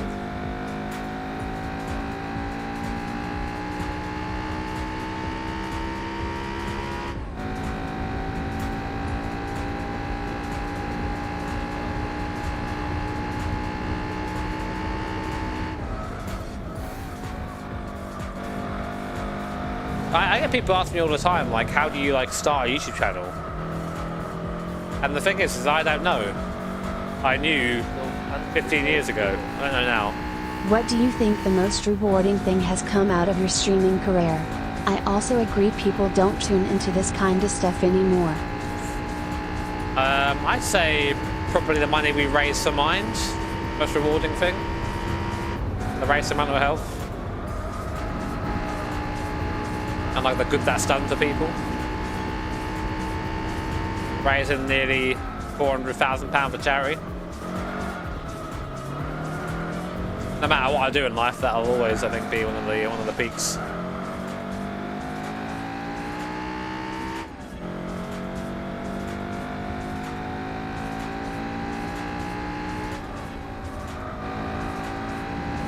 Well, 15 years.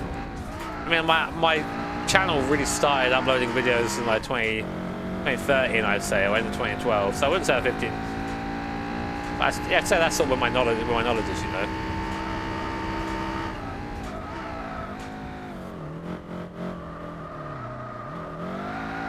Please, no Punterino, Jimmer. Clap for WAP. Clap for WAP. Thank you, German guy.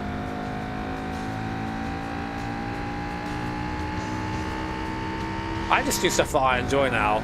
I keep meaning to make a video on AMS2 or something. And I don't do it because I don't enjoy it when I drive it. And I just don't know if I understand the point of the game or not. But other people do. I don't want to take away from that by being some sort of like, oh, I don't get it, so I'm going to make a negative video. Well, not negative, it's not a positive one.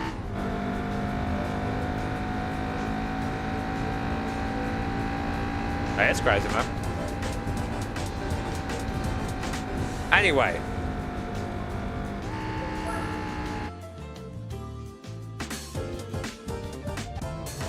So we get locked in.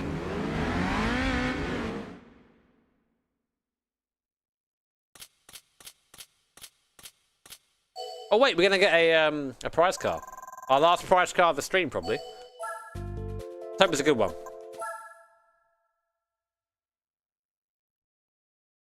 Ooh.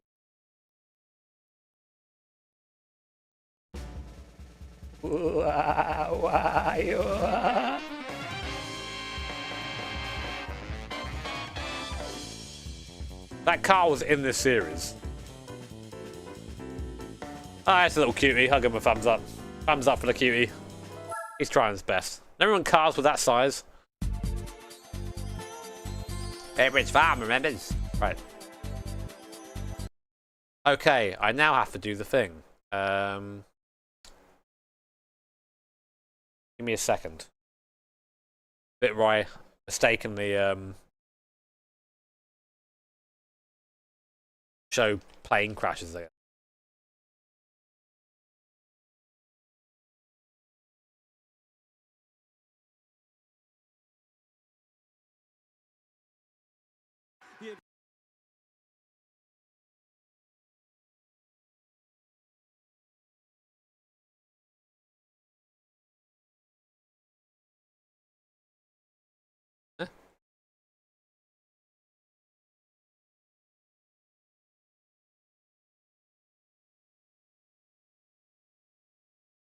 That's the wrong one. Try that again.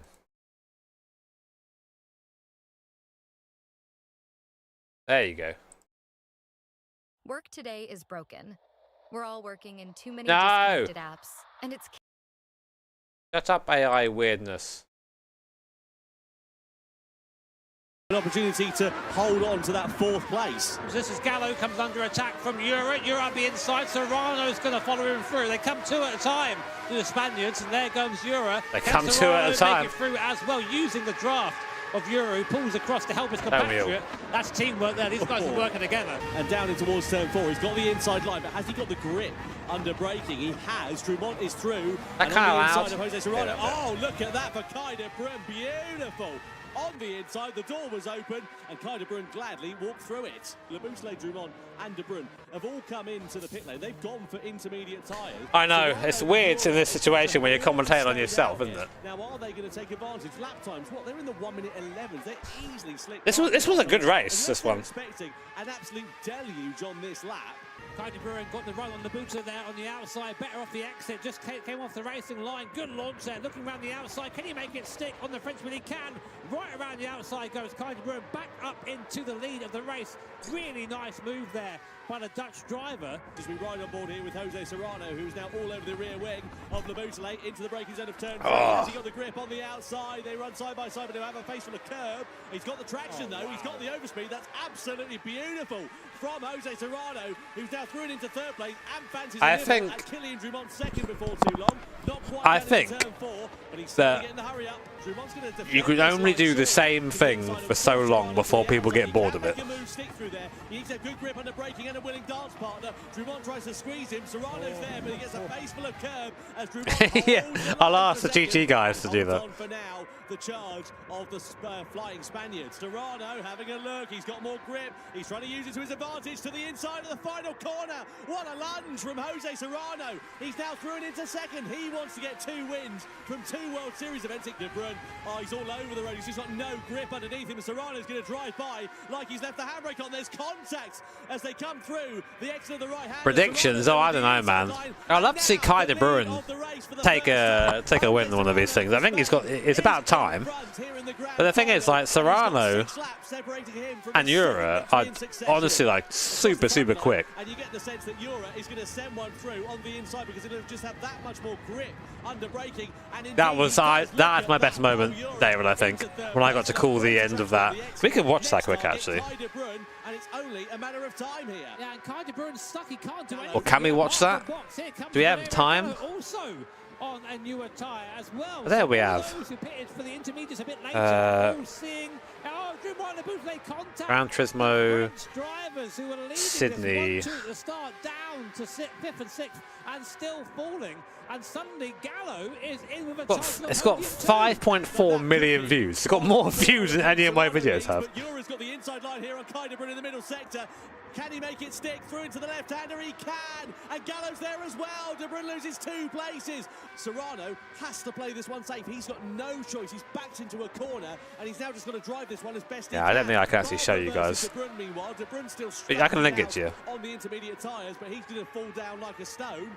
But we're still holding our head in our hands, wondering the strategy there of Paul Ura, who's, by the looks of things, thrown away what could have been a certain podium. De Bruyne versus Sasaki for the final podium place. Side by side they go. Sasaki holds it, but De Bruyne's got the inside line. Has he got the traction through on the inside? He has. Kai De Bruyne is now back up and into the podium places.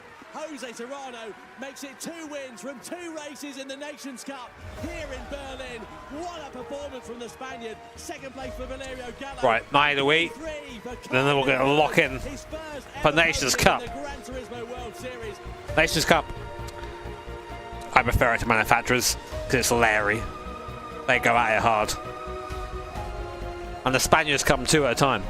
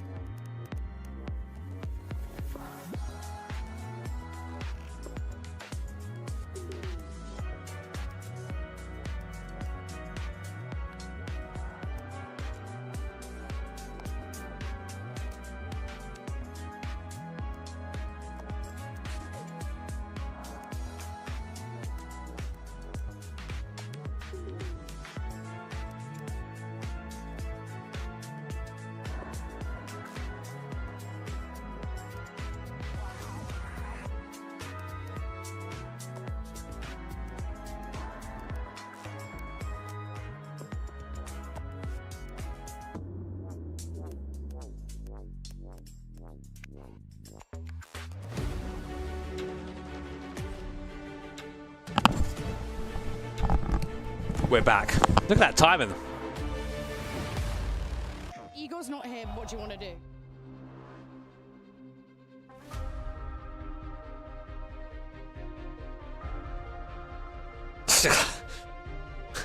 This guy's got to get a handle on his mics, man.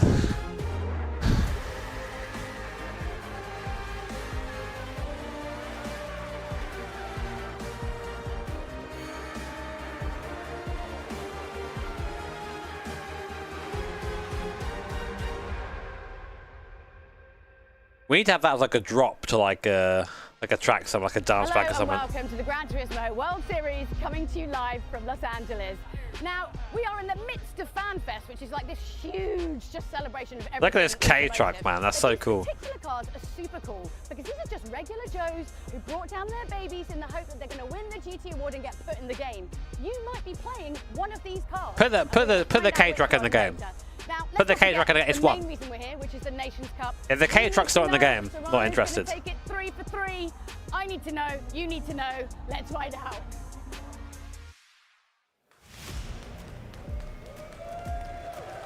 Yes, we are here inside the beautiful Orpheum Theatre in Los Angeles with, I've got to say, one of our best crowds ever. You guys are well up for it. Guys, best fans. Best fans. The energy is fantastic. And of course, it's the Nations Cup. There's so much greatness to come. I think our best crowd was probably why don't we take a quick look at a lovely little campaign? or in Barcelona. But because especially the Spanish guys won that one. Get involved with the World Series inside Gran Turismo 7 with the bonus campaign. Just click on the Winners Campaign banner on the GT7 world map, and that's going to give you the chance to win 1 million credits for each of the Nations Cup and the Manufacturers Cup by predicting who's going to win. Just think I've been commentating since 2018. Don't forget that you can enter and vote right up until the start of each grand final. The 18, 19, 20, 21, 22, 23, 24, 25. In-game rewards through the Viewers Campaign. Watch the Nations Cup live stream and you could win a Mazda RX-7 GTX 90. Everyone likes free stuff, myself included. And here's your chance to grab some. Now, I know you guys are super excited to find out more about this Spec 3 update that is coming very, very soon. So why don't we take a little sneaky peek at the Yas Marina track? Oh, well, I gave that away, right? Was that already been given away? Yas Marina. Seeing an FTO try and get around Yas Marina. Oh, the Latifi wall. Never forget.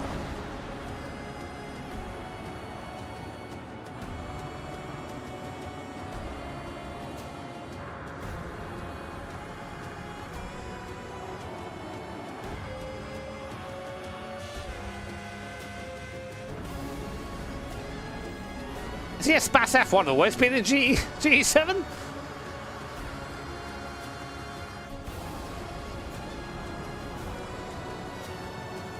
There's no way.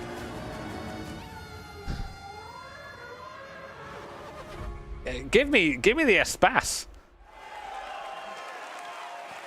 Espas F1 mentioned. So I'm here with... Well, I didn't know anything about that. Fraga. I mean, have you ever watched the Gran Turismo World Series? If you don't, I thought Igor wasn't here. Igor, what are we going to do? Drive on this track. Like, what are some of your thoughts? Yeah, so yesterday I had a little bit of time to play in the track. The track looks really good, especially at the nighttime. The immersion that you have playing that track, it's very intense. And also the track is very technical. What? Have a lot of room to do. Cool to have the Spas F1 back. That's a unicorn car. I mean, it looks That's a car that I definitely associate with GT as well. You can do better than that. It looks pretty good, right? It's the blood, sweat, and tears of polyphony. Give him a bit of. So also for Spec 3 as well, we've got like this new data logging feature. So maybe you want to explain a little bit about. Oh, I've heard about this.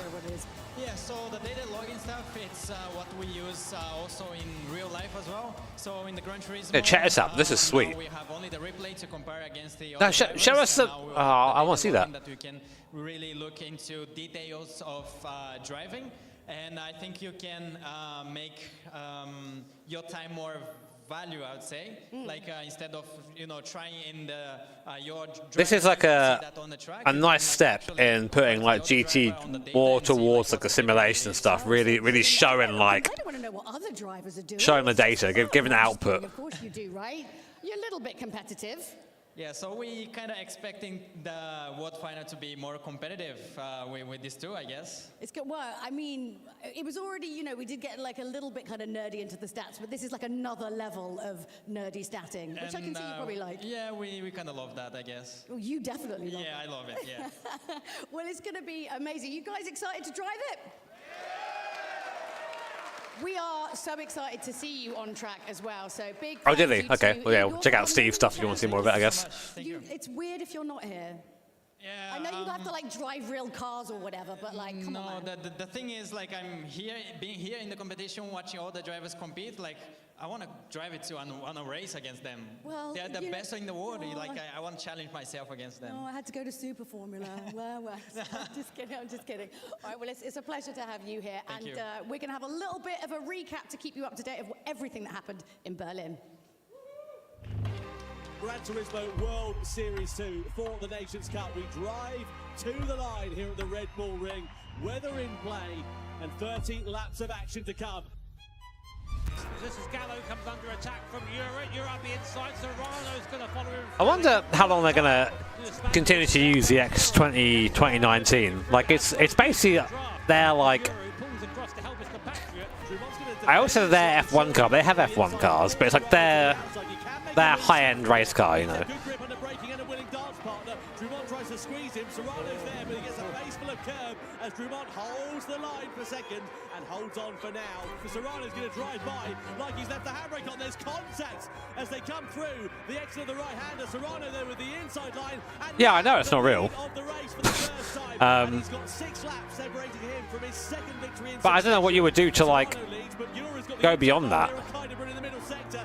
Can he make it stick through into the left-hander? He can. And Gallo's there as well. De Bruyne loses 2 places. Jose Serrano makes it 2 wins from 2 races in the Nations Cup here in Berlin. What a performance from the Spaniard. Second place for Valerio Gallo and P3 for Kai De Bruyne. Bring back the Nike 1. What year was that meant to be? Was it 22? Oh. Oh, he's back. First of all from Chile, it's Angel Enestrosa. Oh, wait, I haven't got my crowd noise. It's strange to have this walk on again. Like when he's just like won the race, the last one out. I guess it's a new show, isn't it? To get off the bottom of the scoreboard. Next up from Canada, give it your all for Samuel Cardinal. There's a lot of crossover. Season in the Gran Turismo World Series as he makes his way onto the stage. Look at the energy. Respect the energy. From the crowd. Next up, give it your all for Guy Barbara. I promise there's a crowd there. They just, for some reason, don't. I guess there's an audio problem. Where's my mouse gone? And he's held in very high esteem amongst the Gran Turismo competitors. I am whelmed. And add to a points tally here tonight. I run sometimes. I guess not on camera though. Adriano Carazza. Caruzi Carazzi. Gran Turismo World Series events in the past. He's been in this championship for pretty much as long as everybody else, and he knows how to compete at the sharp end of the field.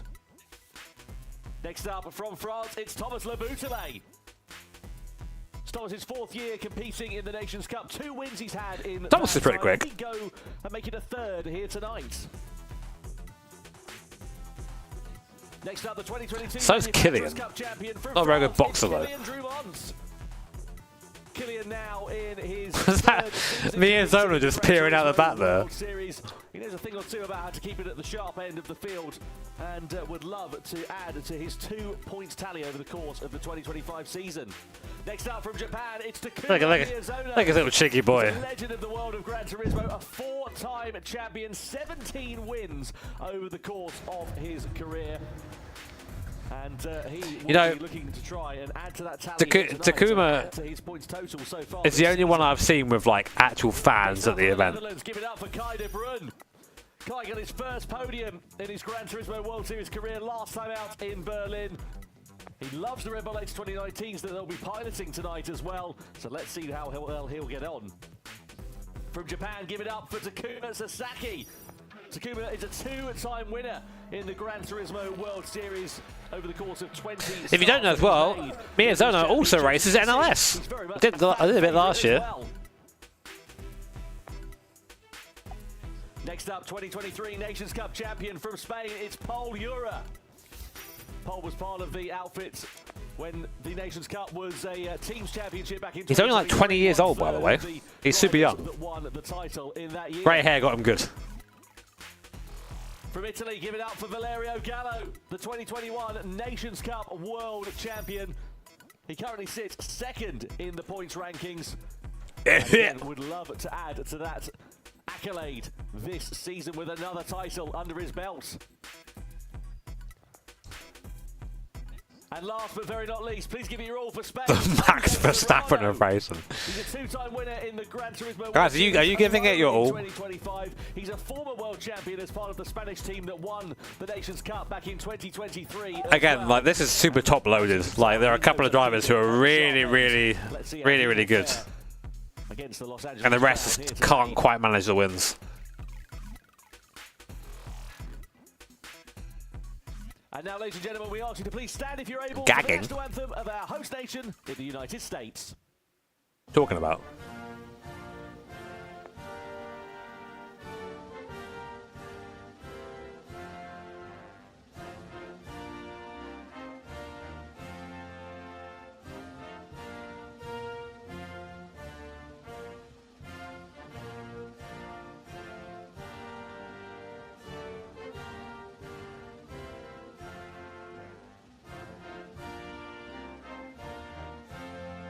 I don't think there are any American competitors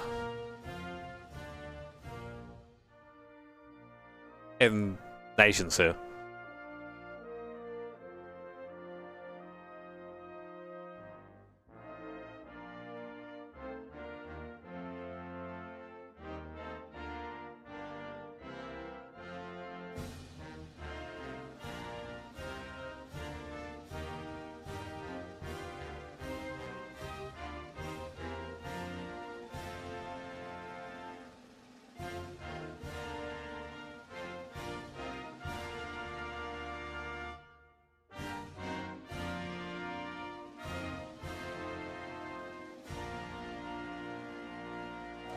There were a couple of American competitors in manufacturers.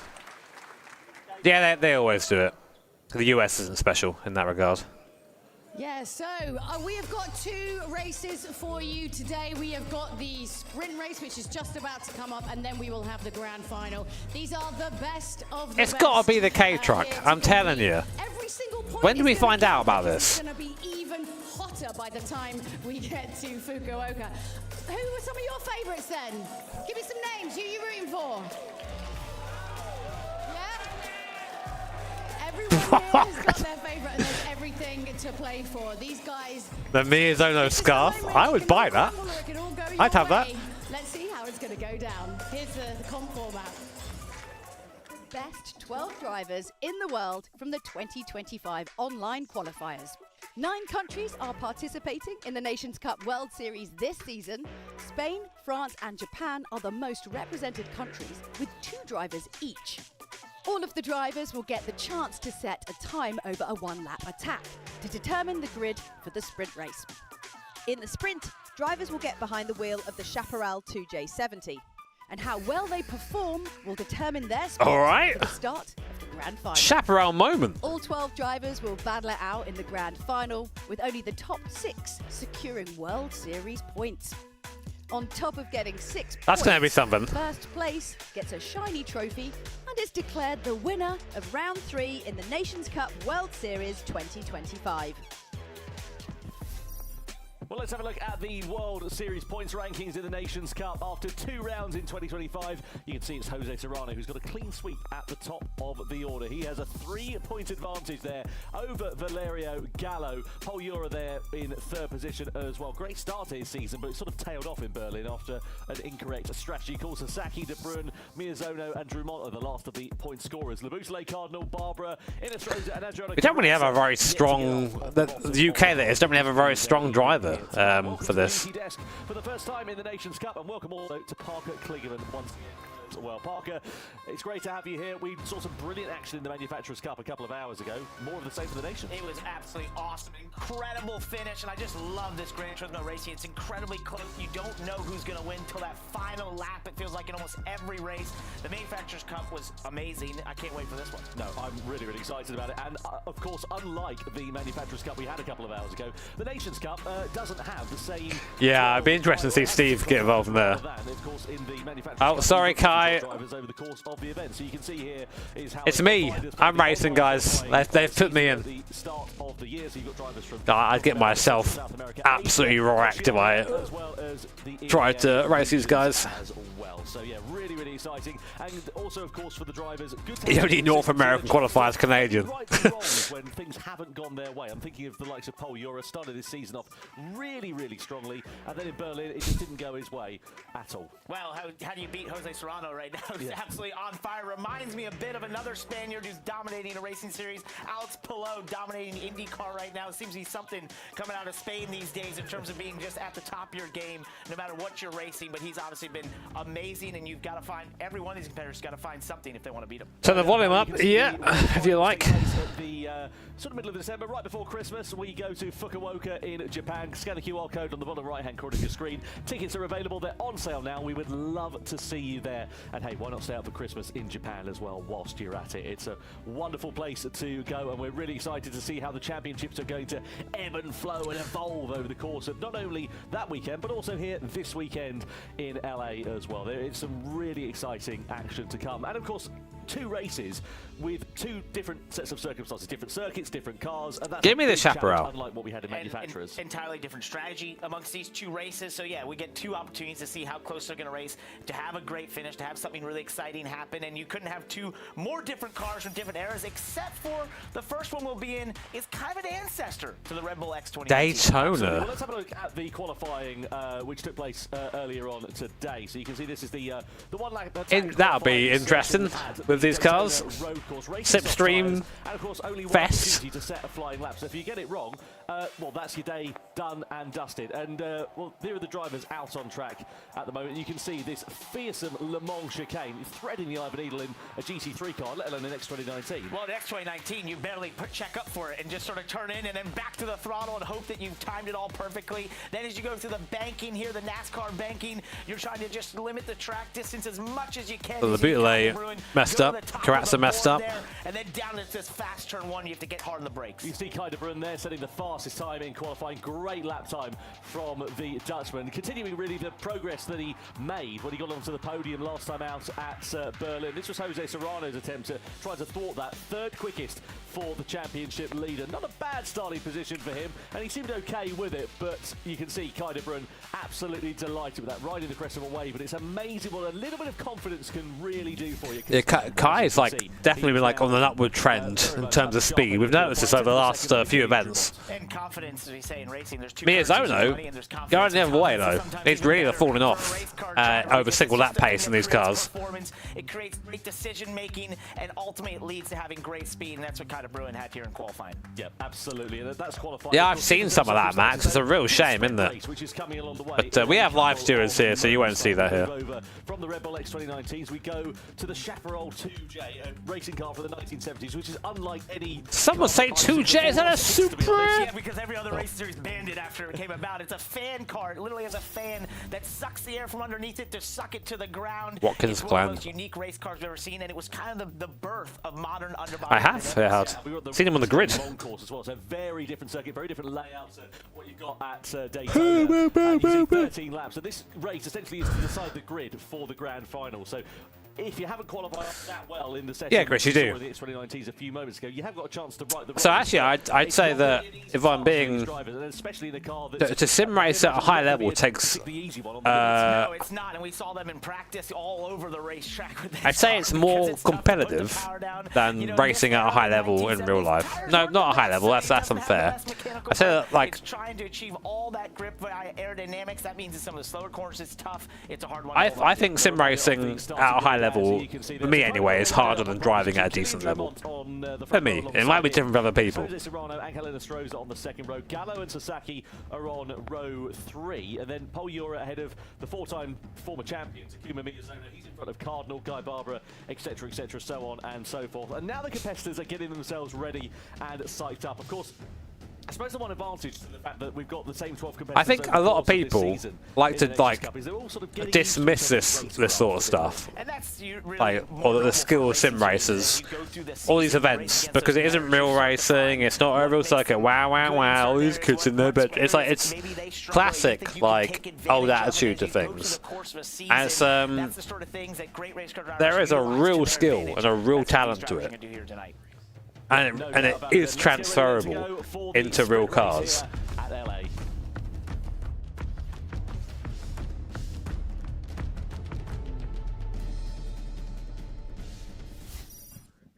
The drivers then on the circuit, ready to go for the sprint race here in the Nations Cup. This is going to be hugely exciting to determine. I'm not saying you're saying that, by the way. I'm just talking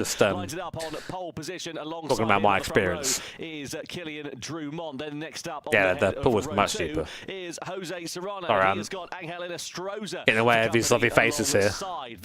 I'm every driver. On the grid, the Italian so weird not having a crowd audio for this. Next up, Pole Europe, man who's needs to turn his fortunes around after a difficult Berlin with Takuma Miyazono alongside. Completing the top 10 is Canada's Samuel Cardinal. Canada. For company. And then next got music now. Adriano Carazza in P11 and completing the grid is I'm not sure what's going on with this audio, man. It's been the same for both. Now, this being a sprint race, shame. No need to worry about tyres, no need to worry about fuel. It is flat out from lights out to the checkered flag, and it's anybody's guess as to how this will work out. And it all starts down to turn 1, a downhill braking zone into turn 1. You'll use all the runoff that you possibly can over the curb on the exit, but then it sets up a America. You need to start naming your corners. Of course, one of those beautiful racetracks in all of North America. Historic. It's a beautiful place to be, and it's an awesome place to race. Super high speed. Yeah, no doubt about it. What about Killian Drumont? What can he do there on the far right-hand side of your picture? Currently 7th in the standings with just 2 points on the board so far this season. Good opportunity for him to try and turn things around. Likewise, there is Takuma Miyazono. He's currently P5 with just yeah. 4 points. We use numbers. Yeah, fair enough. Scored so far this season. Their opportunity really does knock for some drivers, and this is the first test of things because, as we said, this will determine that grid for the grand final. We're ready to go racing, though, for the sprint race of the Nations Cup here in LA as we get racing underway at Watkins Glen, and Kyder Bruin leads the field across the timing line and down towards the first. Will this become an Olympic sport? I don't know. Into turn 1. It's not a particularly heavy braking zone. Probably not. There was the Olympic Virtual Series, OVS, which this was a part of. Oh, you're missing your fun fact, sorry. Just waiting for that right opportunity to try and pounce. And as you go through those S's, as you're falling out of driver, you can lose a sight a little bit, so you got to make sure you're hitting your marks correctly as we go here into the chicane a little bit. And this is a barely slow down. This is the safest area. Then as we head towards the boot, down into the extended portion of the Watkins Glen course, it starts to get into some real flowing corners. Yeah, no doubt about it. You can see Killian Drumont all over the back of Kyder Bruin. As we come through this left-hander here, you can hear the tyres chirruping in pain as we come down in towards the final part of this lap. A long, lazy hairpin as we come through there, and you're just waiting and waiting and waiting to get on the power as we blast it on to the start-finish straight. You've got to be a bit careful about taking too many liberties through there. You run it wide, you end up with the curb on the outside, possibly the wall as well. Now, here's Kyder Bruin, and he's in a bit of a disadvantage because, of course, he doesn't have a slipstream. You know what I would love for these is they would. For some reason, there's no like H pattern support really for these in PS5. Why not? So many cars are H pattern. They're cool to have that in there as well. I don't know. That's just me. You don't slow down often. That makes passing hard. You're going to try and pass into. But I'm a bit more of a I like the realism factor. Dumont goes all the way to the outside here. Can he get there? Not quite. Just showing his nose a little bit. But that's the thing. You're going to try if you can get a good run off the. They should have done the race and the Espace F1, shouldn't they? Because he didn't have a particularly bad run off the final corner for Killian Drumont there, but you can see there it's left him a little bit vulnerable here to the attack of Jose Serrano and for Angel Enestrosa. But the slipstream, it's effective, but it's clearly not that effective to just blast past. It's not a particularly long straight, is it? Killian Drumont sort of moves out as we come in towards this bus stop chicane. They ride the curb over there, and you can see the car sort of chirruping over the curbs there. Looks relatively compliant. And when you hit those curves, Well, yeah, of course, not every car has that, but I'm saying like this has an H pattern.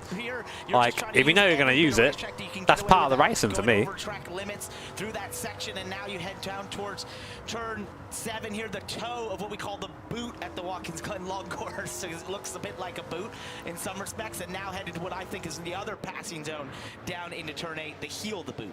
Oh, if that's a boot, what shape are your feet? So that's what I want. Well, I don't know. It's what they call it. They've called it forever, as long as I've ever gone there. I'm not really sure. I've looked at it. It sort of looks like a boot, maybe. Yeah, okay, if you look at it with your eyes closed, maybe. Yeah, okay. Sasaki versus Miyazono, side by side through this left hand of the two Japanese drivers, giving absolutely no quarter at all here. Miyazono looking to try and repay the favour there on Takuma Sasaki, who's dropped down from 7th to 6th place rather to 7th place from where he started. So he's lost one position. Interesting. Miyazono struggling. Guy Barbara's an interesting driver because he's got the aggression, is what I was going to say. And he's got like some decent pace, but he just never seems to come together for him. Thankfully, he managed to avoid any serious contact. And the problem with that move is that when you try to go to the inside there into turn 1, we're seeing a battle. Hey, what did he say? Down to the inside. We're going to be 3 wide here. Oh yeah, this is tight. Oh, Drummond then dear. into the lead ahead of Jose Serrano. Oh, someone's well Gallo. to the back. That's Gallo, who's entered into a different postcode by the looks of things. He fired Oh, himself there onto the goes barrier right his down the weekend. order, and that is pretty much a disaster there for Valerio Gallo, because that's going to give him the mother and father of jobs to do going into that grand final from the back. Got a real tall task to make that back up, and that can happen down there when you get side by side into the bus stop chicane. Something's got to give. You've got to get single file before you turn in. Where do you like at risk of firing off to the outside like he did there? So Drummond it is that leads. Serrano in second, Inestrosa in third, and that's the thing you can see in this race. One mistake and you are going to be so punished so heavily, because you could lose not only time but also 3, maybe 4 places. Hell yeah. Put the seat back. Corner, or you make a mistake and you end up firing off into the Stretchy old legs. Get even worse than that, to be honest with you. Well, I don't know if he was unlucky there or not. He just went off on his own. And into the final corner, you want to make sure you get the best run you can out of here to not leave yourself vulnerable into turn 1. And we saw earlier, if you go to the inside, you run the risk of getting a bad exit. Yeah, they're both are, yeah. Tom does Formula E, and I don't know what he does. I don't learn that well, but I think it's like NASCAR and stuff like that. So having a look to the inside there of Jose Serrano down into the first corner. Nothing doing for him on that occasion, but Drummond now is. Yeah, Brazil will be good. And you wonder if I hope it rains. Then it's always a good race. Oh, close to the wall. A couple of tenths in front of Jose Serrano. Serrano looking to try and attack as they come in towards the bus stop, which you can make a move through there, but it's not the easiest part of the circuit to do so. You can see it's very tight, very narrow in particular, and you have to ride a lot of curbs. If you make a bit of a meal of it, you'll see what happened to Valerio Gallo, where you end up facing the scenery. Let's have a look at what happened then. So we're here with Kai de Brunza. He made a bit of a mistake through the first couple of corners. Got a little wide there on oh, the Kai. X's, and once you do that, it leaves you completely vulnerable down here. He gets overtaken by 3 cars. It is a bit of a big oval, isn't it? Basically a straightaway. When you leave turn 1, oh, he's wide again. You got to treat it like a straightaway. Any check up in your speed, you're going to pay the price. Jose Serrano Guys struggling through there. He's going to try and get 2 places for the price of 1. Meanwhile, Euro here versus Kai de Brunza. They're banging sort of bodywork there as they come through the right-hander, and side by side they sit still between the two of them. De Brunza lost 4 places from where he started. He was on pole position, if you remember, and he's on a trajectory that's seeing him go backwards in this race. He tries to retaliate on the attack against Pole Europe, but that might leave him vulnerable to the charge of Sasaki and Miyazono, who are right in his wheel tracks here. That was very messy in some respects, but Pole Hero was able to make it work to his advantage. He got very loose there out of 8, then towards 9 was able to gather up, was played defensive and held onto the spot as they head down to turn 1. Yeah, through that first corner we go. Lap 5 out of 13. Still plenty of time left in this race. Did you know? Complexion of it to change. Angel Inestrosa kept his powder pretty dry over the course of the first portion of this race for now. Kept his powder dry. Where does Tom get these, man? Make our way through this right-hander. I think they have like an auto fix on the damage. Now we are actually going to require a pit stop in this race, so that's a bit of a unique thing. But you don't need to change a set of tires. You can, but it adds 6 seconds to the pit stop essentially. So it's a mandatory pit stop, but you don't have to change tires. Right, interesting. So that's going to make things particularly exciting, one would imagine, there, because say if you don't change your tyres, then is there a pit stop? Gain a bit of time in terms of track position. Then, in theory, let's have a what happened to Gallo? Gallo Oh, he just died.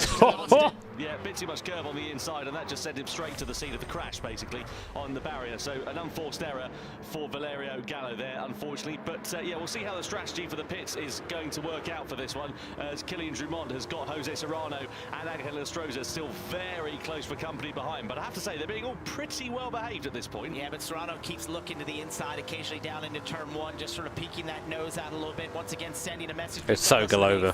Cup earlier tonight.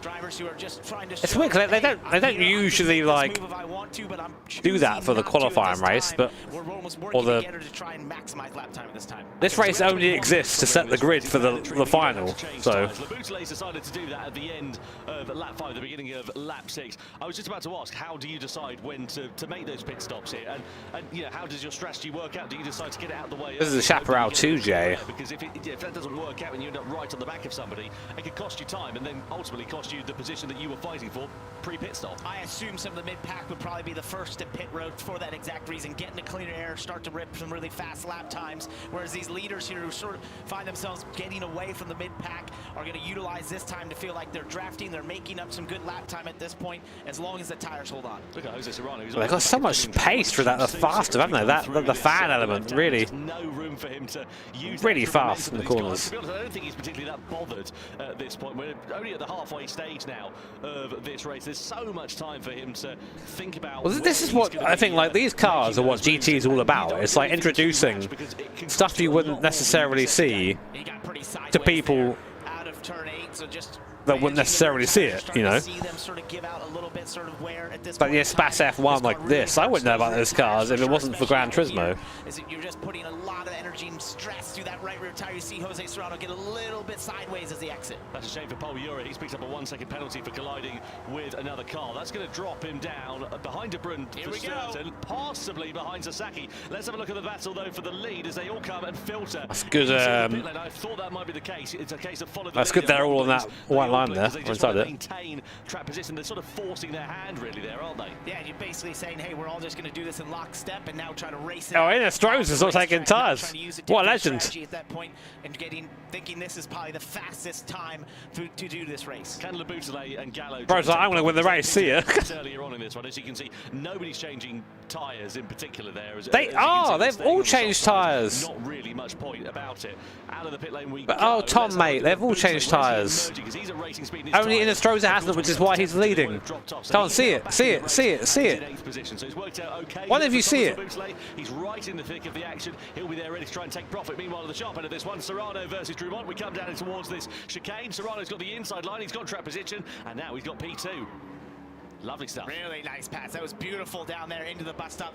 Drummond played it correctly. You got to just give and take. It's hard. It's hard when you've got a lot of stuff going on. So much, especially at this point of the but race. Someone's got to see an Estrosza. Try and maximize lap time. You don't want to give anything up. Yeah, it's worked really nicely here for Angel Estrosza. He's now in the lead of this race by 4 seconds. As you can see, he's got a nice there you go. He's made his mandatory pit stop and he's cleared off into the distance. Ura's about to serve that 1-second penalty, but given how close the field is out on track, so actually the drivers did change tyres in that one. I wonder whether they would or they wouldn't. So in Estrosza, that's why everyone's. There you go. There you go. And that's going to leave him quite vulnerable, you would imagine, because what, 4 seconds? It's an advantage, but it's not. No, you're allowed to not take tyres, but it is going to. Different strategies that we have seen here before. I just don't know if it might come off for him. He's track position wise, it's great. And I think once you're there, you're kind of in the train, so you might. They're probably going to catch him, but I don't know. We'll see. It's going to be about maximizing his lap time right now. On board here with P6 for it's alright, this is what I'm like on the broadcast as well. Like, if Tom doesn't see something, I like wave at him. I'm like pointing to the thing.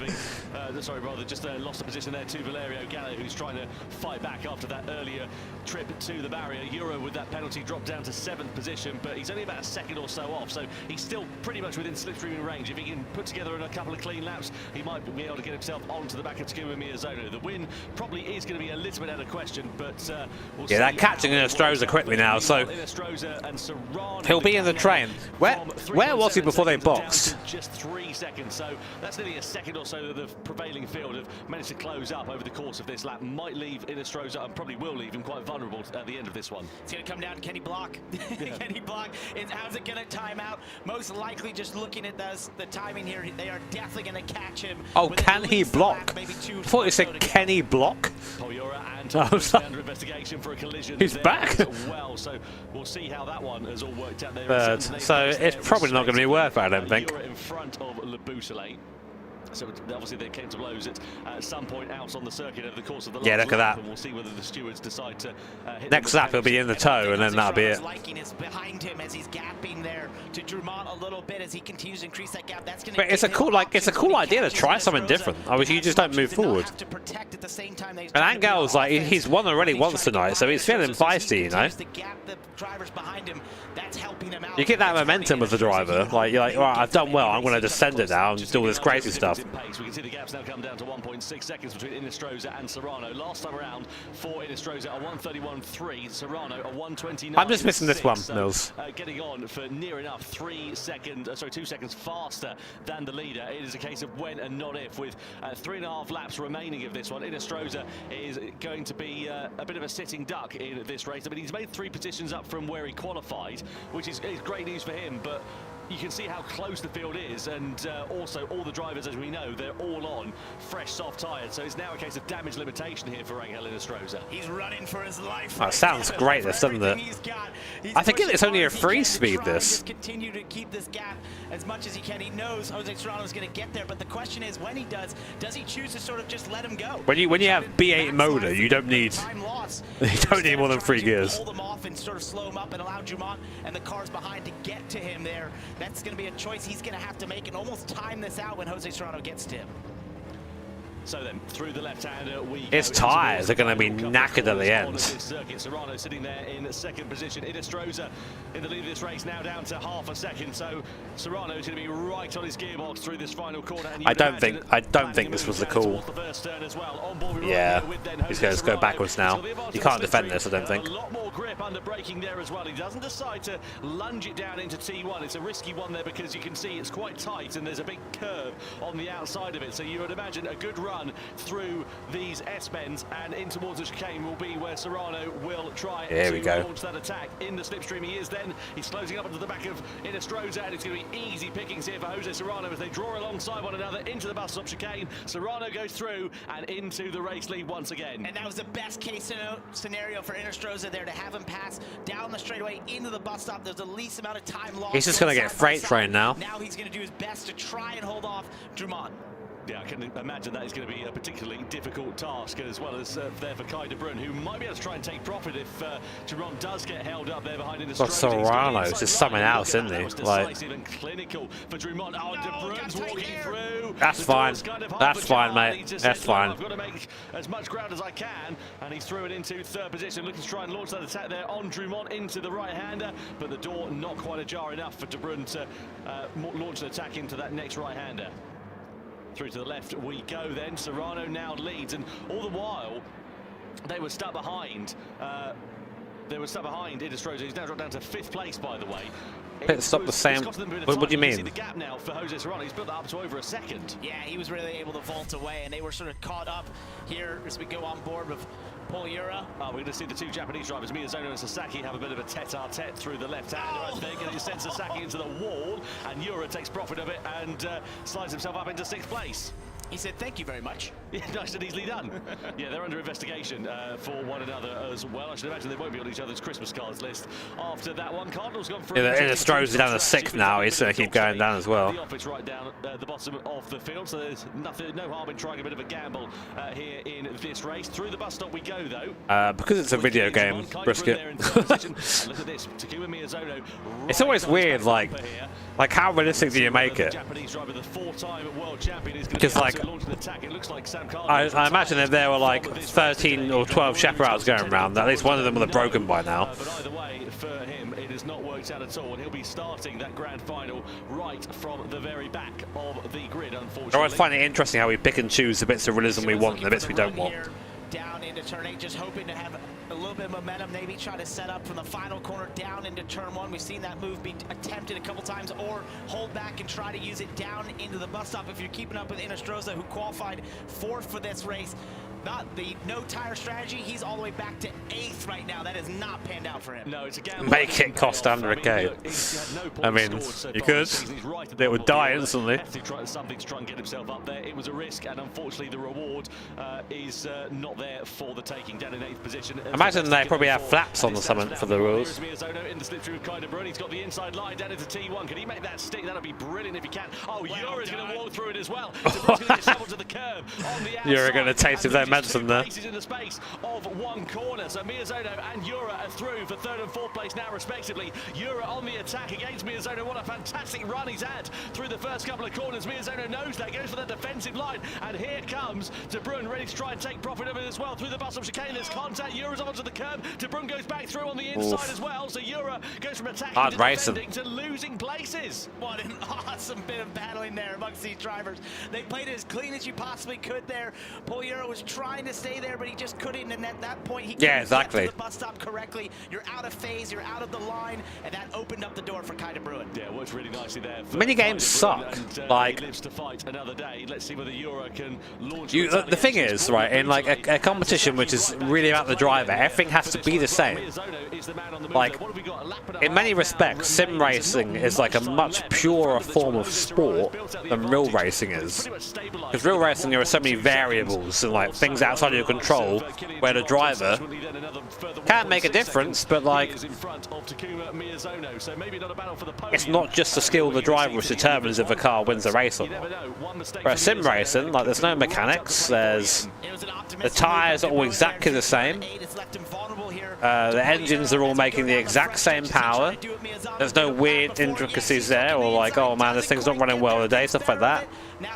Cars are all set up the same. So in this race, you know that Jose Serrano is the fastest driver. It didn't quite pay off for him at the moment, but there's every opportunity for them to try and take profit. Labutale's there lurking in the background as well as Takuma Sasaki. This is the final lap of action, and this is the race that will decide. And that's like, for the grand final. so you have to see sim racing and real racing differently, because they are different. A few laps ago, they kick up grass and dust and dirt on this final lap as they are really beginning to push the limits here. Much more like singular thing sim racing. It isn't a team.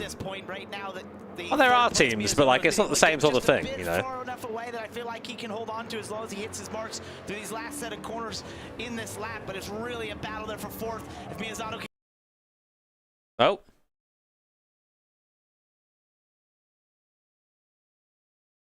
We're getting... What's going on? And it's really De Bruyne just trying to hold off Yura at this point right now that the 3rd place Miyazono has been able to get just a bit far enough away that I feel like he can hold on to as long as he hits his marks through these last set of corners. Can we go live and live? But it's really a battle there for 4th. If Miyazono can get, oh, let's look at the inside. De Bruyne didn't quite get there. We're going live and live, chat. In P5, but again, we're running out of superlatives. Oh, the run of form that what? this young man has had. Jose Serrano. What happened? Describe the run of form that this young man has had. Jose Serrano is on supreme Who won? form. In P5. We're running to describe the run of form that this young man sorry about that, chat. That was a bit anticlimactic, wasn't it? Supreme form. Describe the run of form that this young man has had. Jose Someone's not happy. Supreme form in 2025. He's won both of the grand finals. Right, I've got my buffer back now. Sprint race for his troubles as well. Absolutely at the top of his game, and you can see it in every decision making that he has. The speed, obviously, that he has right now, and throughout that whole race, there it was just obvious. He knew when. So Serrano, who was second? And then when to try and strike. There wasn't many optimistic moves. They were decisive moves that went in his favor. And then when it was up for offering, younger Heikki. He was able to drive away from the Isn't field, he like 40? Run down Inestrosa and set sail. Yeah, very well done to him. Commiserations though to the likes of Angel Inestrosa and also to Valerio Gallo there as well. Inestrosa tried an alternative strategy. Wasn't. I didn't see the results. I know Serrano won. I think Drumont's second. As well. But this is how the race panned out. We saw Kai De Bruyne beginning this one on pole position. He started at the top end of the field ahead of Drumont and Jose Serrano. Pretty close and clean affair at the sharp end of this one. We saw Euro making a move on Sasaki in the opening couple of laps. There's a bit of hip and shoulder between those two drivers as they made their way through that hairpin. This was Valerio Gallo's undoing, though, as he just took too much curve on the inside of the bus stop, and that saw him going backwards and into the barrier. Then we saw a smashing of pit stops, and we missed this one initially, but Indestroza pitted but didn't change tyres, unlike the rest of the field. It left him at the sharp end of the race with a near 4-second advantage as they started making moves behind, but ultimately, as his tyres wore down, everybody else began to speed up, and it left him very vulnerable in the closing stages. And Jose Serrano was able to make this decisive pass down into the bus stop, and from this point onward, he just set sail, clicking off lap time from the rest of the field as they all battled it out. So we see here Mirzono going to the bottom of turn mate, I'm good. It's a late one tonight, but I'm good. And this all boiled up down into the bus stop where they were all together, but Jose Serrano got the win. Yeah, amazing job from Jose Serrano. Let's go down and catch up with the winner of the sprint race, who will start on pole position for the grand final. He's with Jules. Yeah, I'm here with Jose Serrano, and who can doubt that 2025 has certainly been your year. But before we get into that, I think everybody here wants to know, like, I want to know. What was it like driving that car in like a full-on race? It's super funny.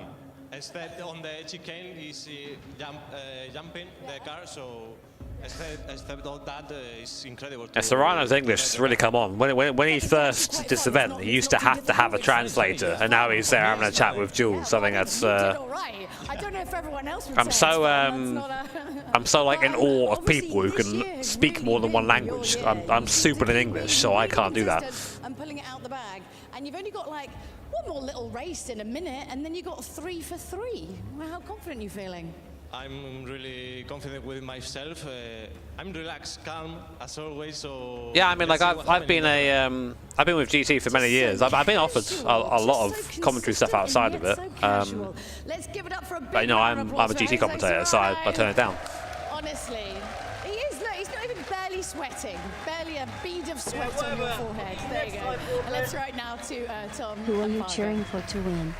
Not really anyone. I mean, like I said before, I wouldn't mind seeing like Kai get his first win, but I didn't Miyazono end up third. Miyazono there, who'll line up P3 for that grand final with Kai de Bruin for company alongside him. Somehow saved that a bit. The race pole position, yeah, I can't speak any languages. Really the drive to me was Takuma Miyazono to go all the way up to third there. That really great pass into turn 1 was incredible, and it puts him in a great position here for the final. And I just think I would love to do some IRL commentary. I've not really been offered much of that. And to get the all-important track position, which every driver will tell you where you start is a That's very huge clicky though, advantage. from what I Didn't work out understand. for Kai de Bruin here in the sprint race, but he stays in the top 4. That's within striking distance for the final. 8th on the grid to 3rd at the checkered flag for Takuma Miyazono, and also Thomas Labouche. I turn it down because I'm my contract. I'm exclusively a GT commentator. Phenomenal job indeed from our drivers. Really, really excited for the grand final. Let's get down to Jules, shall we? Right, what's Jules doing?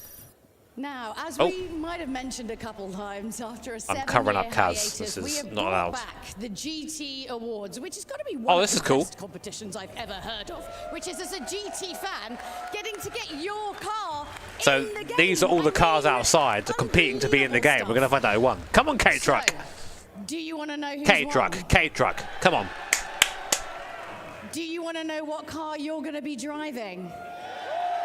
I thought you might. Hold on. I have an envelope and everything. It's very, very Hollywood. One sec. I need 2 hands. Oh, wait. Do you want to? You could. Do you, ooh, okay. Are you ready? Drum roll, please. Come on, louder. This is huge. All right. I can tell you the winner is Big Mike. His car is the 1992 Honda Prelude. Okay, so we got a little bit of info about this, all right?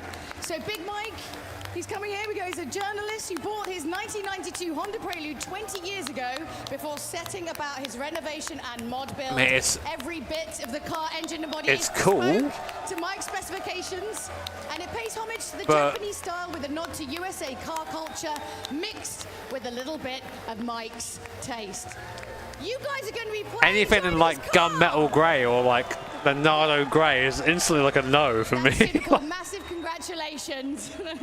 Let's throw it back. It's not a sequential, I don't think. It's just a big old stick shift. Thank you very much indeed, Jules. What an incredible prize for Big Michael, probably Large Michael as his mother calls him there.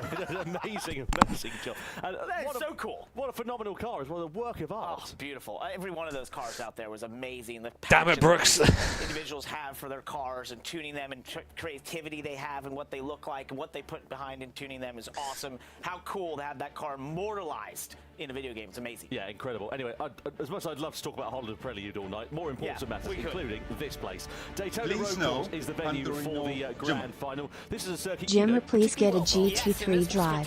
Thanks, Steve. Yeah, I'll do one. I'll get that, mate.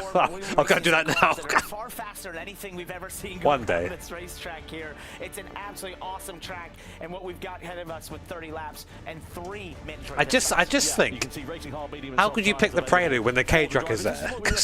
As a but often we see drivers throwing caution to the wind. Oh, okay. To do their own strategies. Hard tyres are lava. Tyre wear to consider for this one. You've got fuel to consider for that as well. So they're going to have to do a bit of fuel saving over the course. FaceTime Steve. You can see the difference in the performance. Do you reckon he would do it? The 3 different tyre compounds. 0.6 of a second Should I do it? for the mediums. I bet he won't do it. And they must use each of the tyre compounds in the race. Yeah, and take everything we say about strategy with a grain of salt. We've not always been correct in the past, so we'll see. But this race car, the Red Bull X 2019, absolutely insane race car, but really designed to be what the human maybe with a G-suit could survive driving. It's absolutely insane to drive this in Gran Turismo because it's just so mind-bogglingly fast. It creates an insane amount of grip, and it really sort of makes you rethink any course you drive it at. Absolutely. Well, Parker, you had a closer look at this Daytona. He's locked into the show. In these Red Bull X 2019s earlier on, and I have to say, it's a really interesting track, this one. Yes. And especially turn 1, because you're trail braking, you've got camber, you've got it's a bit of a pain to get a car around there, to be honest. It really is. It's a difficult corner because you come off the banking there at top speed. In these, it's almost 200 miles per hour, 320 kilometers an hour, and the track sort of flattens out. Then you go across the banking through some bumps, and you've got to get this car completely slowed up. The left side's as close as you can be to that white line, a little better than I did right here. We'll see the pro drivers do it, but it's definitely a very unique corner for all the reasons you mentioned. As you control that braking all the way We're still live. We're live to the end of this race. Kilometers an hour to roughly 60 miles per hour through the center, and then apply the throttle back on exit, where it's really easy to spin your tires. Every time the vote is like this, doesn't matter where he finishes. No surprise at all. He always seems to be a fan favourite. He's got 68% of the vote, the lion's share, as one would call it, against Jose Serrano, the man, of course, who is the dominant winner of the World Series events so far this season. I have to say that to give him if his form is anything like what we saw in that sprint race, I mean, you'd be hard to bet against him as well. I feel like we've been hanging out too much because I was going to say the same exact thing. If he brings anything like we saw in the sprint race, he absolutely has a chance. But that guy in the middle there, Jose Serrano, is absolutely on form right now. Just doesn't seem to make a single mistake. It's going to take everything Miyazono's got to try and overcome it. Yeah, absolutely. What about the drivers that perhaps have got less to lose, should we say? Those say that. Of the grid, maybe their sprint race didn't go so well. I'm thinking of the likes of Valerio Gallo and also Angelina Stroza after that mistaken strategy.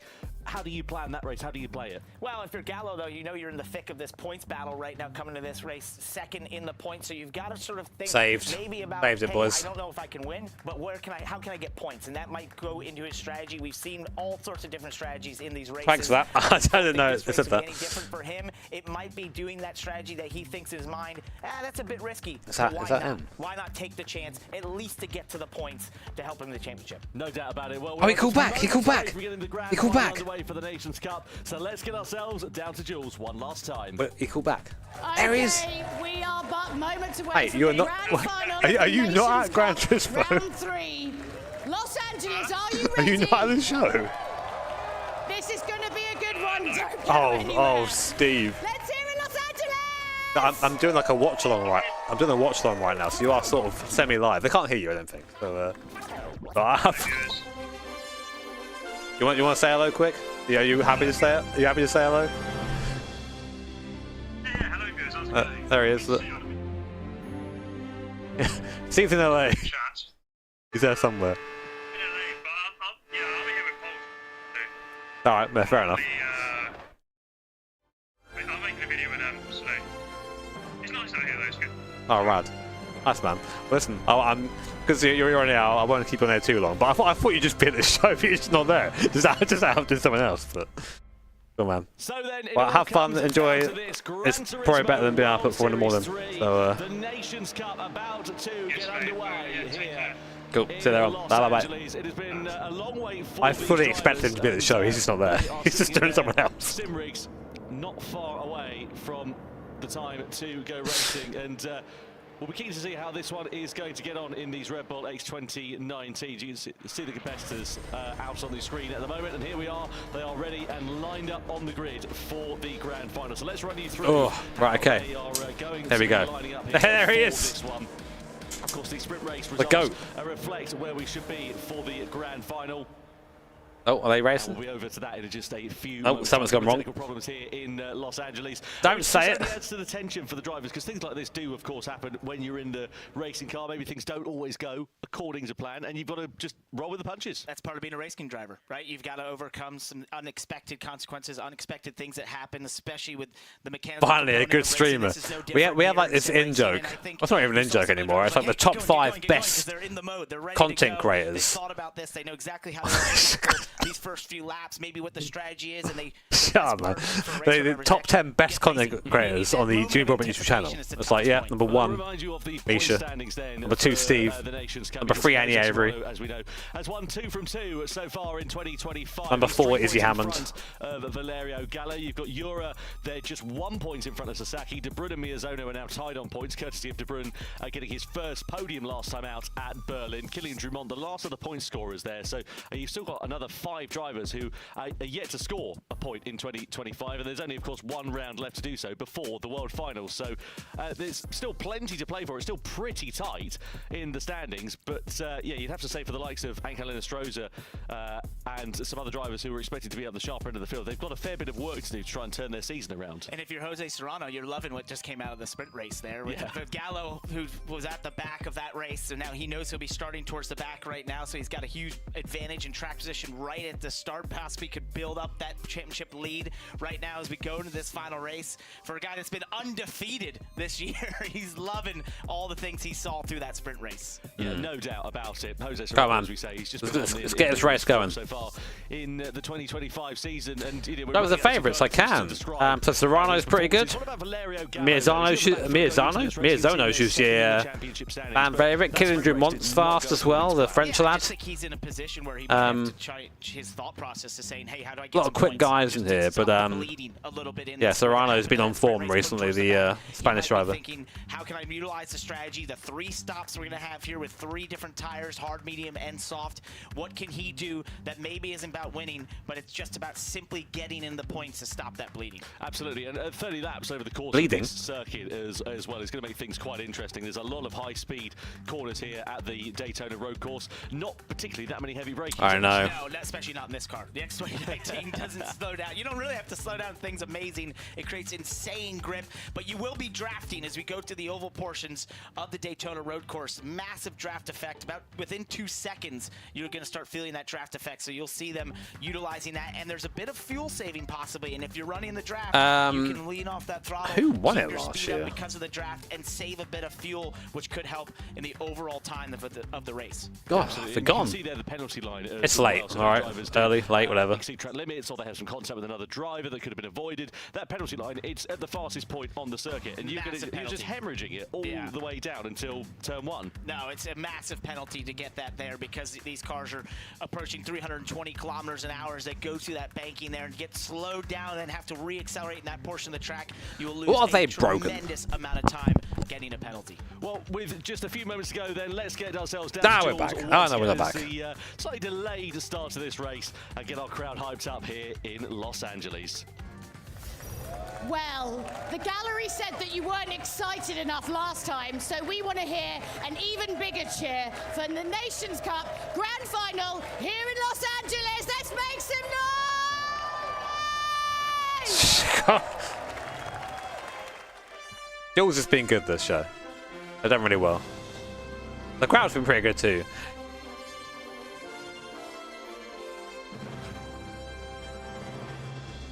So guys, we did it twice. Oh, Tom, yeah, hot, mate.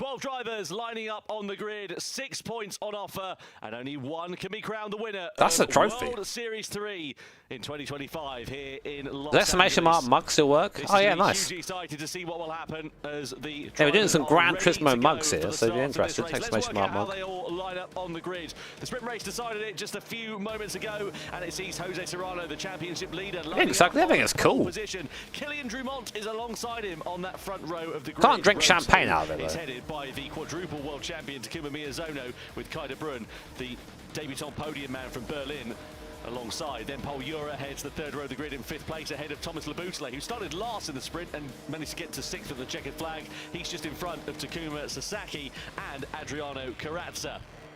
Next up on the grid, you've got Guy Barbara in P9, and completing the top 10 is Angel Inestrosa, whose mistaken strategy cost him very dear. Valerio Gallo, second in the championship, lines up P11 ahead of this grand final, and Samuel Cardinal P12 as well. Now, we've got a difference in tyres at the start of this race. Soft, medium, and hards available for the drivers. A lot of the drivers there starting on the medium tyres, They're going. but 3, Barbara, Inestrosa, and Gallo, going for the hards at the sharp end of this race. What do you think that's all about? I think it's exactly Think harder. Just figure it out. do something different, especially for Valerio Gallo, who comes in this race. Yeah, sorry. That's been there. That's been there for like years. The mug thing. He's thinking maybe not just about winning, but it's just moving himself forward towards the points. You have to do something different, knowing he'll be in a bit of traffic early on, and see if this can work to his favor. Yeah, I imagine the idea, of course, with the hard tyres is get them out of the way. Let's have a look at the tyres. The hard tyres like lava, basically. You don't want to be able to Yeah. for as short as a distance as you possibly can, given the pace difference between. They need to make the hard tyre viable. Get them out of the way. Get yourselves onto The way the hard tyre acts now is just like you literally, as Tom just said, you use it and just get rid of it because you have to use it. They need to make it more attractive to use. They need to make its performance a bit better. That's been a thing for a long time. Gran Turismo World Series 3 in Los Angeles. We're in the Daytona Road Course, and we're coming down towards They the all first use the turn, same with bases, Serrano yeah. leading from Killian Drumont. On the brakes we go. Already moves being made in the background there, with Cardinal having more grip under braking. He was looking for a move on Valerio Gallo. Also, Ura coming under pressure from Thomas Laboutelet as well. We come to Is the infield audio out? section for the first time. Pretty even Stevens and pretty fair and sharp at the front of the field. But let's see how it all works out as we come through the fast left. Audio's all messed up. There you go. Yes, the other horseshoe, the first one's the international horseshoe. Or is it? And this shoots you towards turn 6, which leads on to the first The audio's out of portion sync. the banking, one of the most important corners on this racetrack. It's tough to get the power down right here. The track kind of falls away to the outside. I don't know if I was a better man. I'm not. Here we are then with Killian Drumont on the banking there, and you can see Jose Serrano's gone for a low part of the banking there, and he's able to hold the speed quite nicely. It's hard to look by Serrano. Now known as the Le Mans chicane, we flick it through that left-hander. You can Yeah, it just is, sort of isn't it? courtesy lift as you go through there. Let's see if we can. And running as close to the grass and clip the grass actually on the outside of it. But Jose Serrano doing a great job leading this one. A couple of tenths in front of Killian Drumont. Here though is Takuma Miyazono sitting in the wheel track.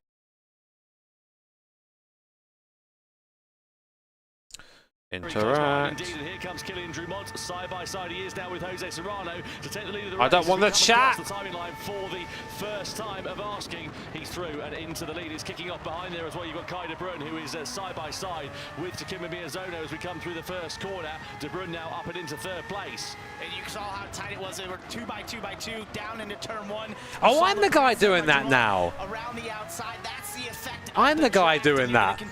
There's always people coming in my stream and being like, my audio's out of sync. I'm like, idiot, just refresh. I'm the idiot. I knew it. In the draft through the oval portion of the Daytona Road Course, and that's what every driver's thinking as they go here towards turn 6. How can I get the best run to stay as close as I can, and then utilize that draft to make a pass? I know it is out of sync. Then with Thomas Laboutelet, so he's made a position up from where he started. He was P6 on the grid, just to remind you. He's now It's just out of sync. to 5th position at the expense of Paul Ura. Barbara, Inestrosa, and Gallo, they were the 3 outliers. They started this one on the hard compound of tyre, and you wonder how their race is going to play out. We come down then in towards the chicane once more, and it's kind of damage limitation for those 3 drivers in the opening stages of this race here, Parker. Right, that's really, if you look at Gallo in last right now, utilizing those tires, we'll see how long they choose to stay on them. Probably the shortest amount of time possible. Oh, come on, guys. And the sauces are on board with What's going on with this audio? Now bounce to the outside, possibly. Didn't quite have the momentum right there. It's been bad the entire. To the outside right now into one. That's usually tough. The track is off. This is there if you yeah, get too far to the outside, and you'll sort of fall away from you. Yeah, Drummond and Serrano were side by side for the Okay, we're back. Well, there you go. Got it. It wasn't me. I wasn't out of sync. Shut up, Shaq. That first hairpin, but nothing doing for them at the moment. De Bruyne sitting in third position, just keeping his powder dry. Maybe I've just got like an ear for it, you know. Just doesn't want to let the likes of Drummond and Serrano get away. Subsequently, they want to be a little bit careful about battling against one another, because if they do, it'll drop them right into the clutches of the prevailing field, and they are hungry and ready to pounce. Guy Barbara. Yeah, you don't want to be side by side through here in turn 6 onto the banking right now. And I have to wonder if Jose Serrano sort of let Drummond get there just to utilize a little bit of draft. We talked On the about fuel hard saving tyre, so he's doing an alternate strategy, so they'll get rid of that quick. Not surprised Gallo's gone for the hard tyre, because think, right, this is huge brain moment. If you're behind someone on the medium tyre, you just basically go on the same pace as them, if you can stay with them on the banking while using the worst tyre. Do that earlier on. Good idea to do it. Make sure that you've got the secrets of Daytona. In most cars, I would say the infield for sure, the international horseshoes, and the turn 6 leading onto the back straightaway, and then your X out the bus stop. In the X 2019, I'm not quite sure. It's incredibly fast. The bus stop is not a traditional corners. You see Serrano go to the outside, Drummond. I guess he wasn't saving fuel, of course, like I said, because he chooses to go back to the lead right now. And sometimes you see that at this racetrack in certain cars where you use that. Oh, Kai! Every time, mate. Well, there he goes. That's his race done.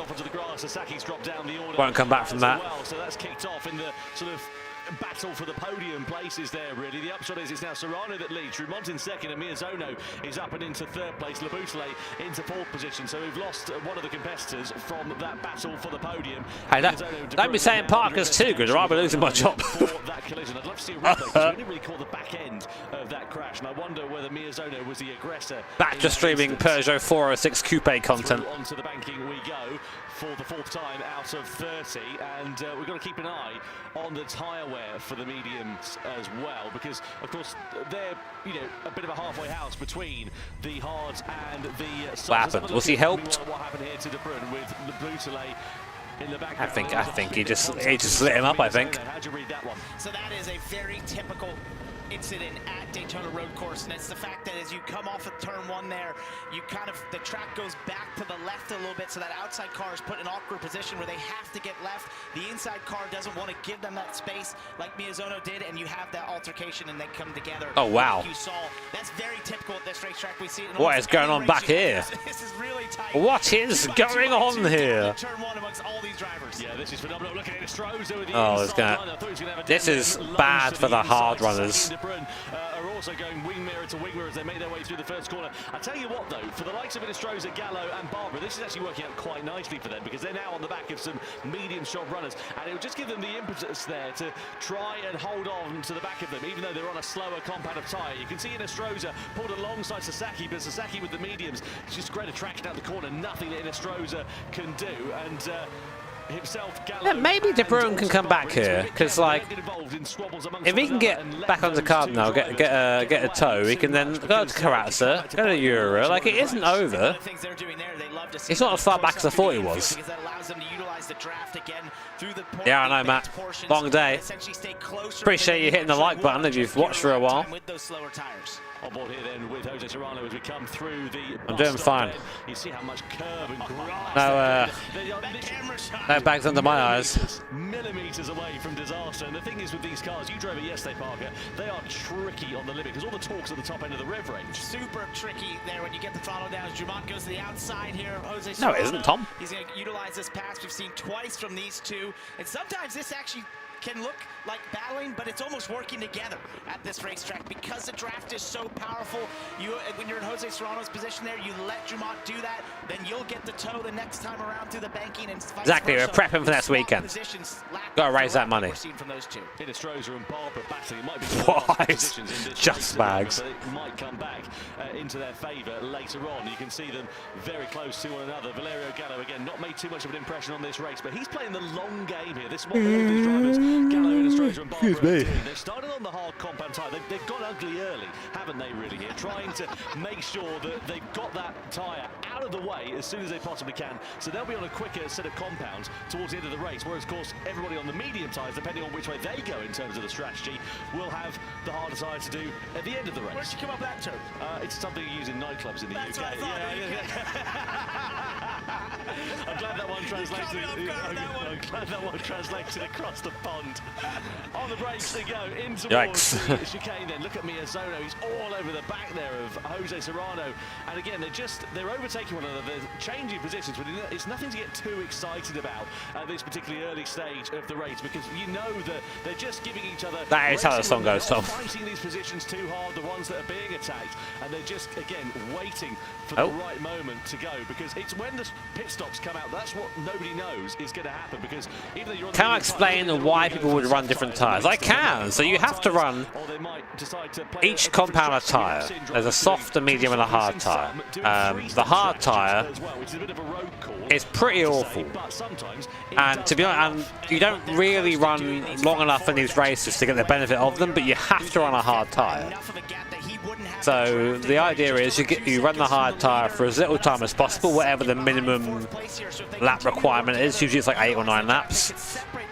And then you try and make the best of medium and soft. The soft tyre obviously the fastest tyre, but it wears quickly. The medium somewhere in between the soft and hard. And the hard lasts a long time, but isn't very fast. So you have to then think to yourself, what is the most efficient way? Christ. You have to find the most efficient way of getting these 30 laps completed. That's what racing is, being as efficient as possible. I would like something like that. Do you have any help there is? Do you have any superstitions when you go racing, like putting one boot on or one before the other, or you know? Yeah, no, I know what you're saying. I try to put the left on first. You do? Yeah, I always find it. And left glove first. I'm exactly the same actually when I go racing. But to be honest, I'm so slow, it doesn't really make much of a difference. Anyway, side by side with Serrano versus Drummond as they change positions once more down the start-finish straight and into turn 1. Thank you, Steve. Laboutelet very close to one another. Exactly. There as well. Steve knows. Laboutelet again, he's just looking a bit threatening. And Miyazono. Why the hard requirement? It's to try and insert some strategy into the race. I mean, I think that's the correct call in a lot of respects. You know, he was there. He didn't give him the room on the exit. He drove into the left rear of De Bruyne and spun him out, and so you get a penalty for that. So you get a penalty for that, but not a penalty for the incident with Karatza earlier. And that's how different these events can be. You know, last time out in Berlin, he was on for his first podium, and he was absolutely delighted with that after having fought for it for such a long time. And it's I thought that was fine. Stuff here, this one as well. Now for Takuma Miyazono, he's got that penalty, so he's going to drop behind Laboutelet, of course, but it might drop him even behind Pole Euro because they're not too far adrift. And the 1 second penalty is going to be horrendous around here, because it's a penalty of having the brakes applied for 1 second. Full brakes. Look how much time he's going to lose. Lose that time getting back up to speed there as well. So Laboutelet is going to fire past like Miyazono's just stuck the handbrake on. Wow. And there he goes. This is going to be a huge penalty. Yeah, so he drops down then behind Thomas Laboutelet. And where is Ure? He's right on his So if anything, he lost. Second behind. Laboutelet's profited from it. He's up into third place. Nearly 2 seconds for a 1 second penalty. From 12th and last in this one has pitted from the hard tyres. Now, where does he go in this? Does he go for the mediums? Does he go it's hard to get it for the right. soft compound of tyres? And crucially, when's he going to take some fuel on board as well? We're quite early into the race, so not really too much point. But this is the moment that cost Miyazono and also De Bruyne as well. And there's the penalty that Miyazono just served. And you can see there where Miyazono just went to the right at the same point that De Bruyne was going left. It's just a classic Care for the baby. here, but he was definitely in the wrong, not giving him Congrats the to racing him. room he needed. I saw him in the live chat earlier. Now he's multitasking. Tyres for his first of 2 pit stops at a minimum in this race. So he'll now be on the same tyres as the majority of the... I probably lift. So what you want to do here, if you're in the draft, is you want to lift a little bit, because you see his input. It's next to his. You see his throttle pedal. He's lifting off the throttle, and that's a way of saving fuel. Because you get a slipstream, you're going much quicker. And so you thought, okay, and you can't really pass. Well, you can pass, but it's not worth doing. It's much better just to sit there, feel off the throttle, and just save that fuel. Because you want to utilize the draft. You don't want to be out there by yourself. I think this is very similar. That we'll see many of these drivers. That 100% happened, and it's 100% true.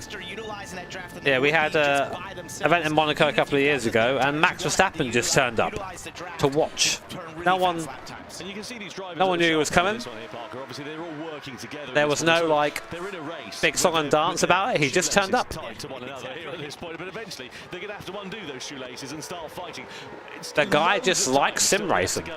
This is one of those races where you see 12 lead changes and it's like, wow, that sounds awesome, but it's not the full story. They're working together, utilizing those lead changes to have the fastest lap times and not slow each other down. You can see exactly what it would mean for Jose Serrano if the chain flag fell now, though. It would be another 6 points in his arsenal, and it would give him quite a commanding advantage as we go into the World Finals. And, you know, fair play, because he really would deserve it, but there's so much time left to go. And I suppose if you're the likes of Kylian Drumont and Thomas Laboutelle here, how do you play this in terms of your strategy for this race? Because do you follow what Serrano's doing in the hope that you'll keep track position? I would, personally. Just utilizing the draft, being able to follow him, knowing he's the fastest driver here, most likely the winningest driver of the season. You think, if I follow him, and with the draft, you don't know what can happen, what you could pull off in that final stint, so stay as close to him as you can. I think Max always wonders how he'd compare to these people. I think he's, well, I don't know him, you know, I'm not going to like talk like I do, but I think my best guess is that he loves racing. It's always programmed to do. He was out of the pits. That was an outlap for him. And I think he always wants to just race everyone. Just to give you an idea of the first sector, he was about a second or so clear of anybody else last time around. So he wants to be the best at everything. For Jose Serrano, and we'll see what it means for him later on. Barbara and Gallo, they managed to extend those Gallo ain't having a good time. A little bit later on, they've pitted a couple of laps after Angel Enestrosa here, which means their tyres, whichever they go on to, will be a couple of laps newer.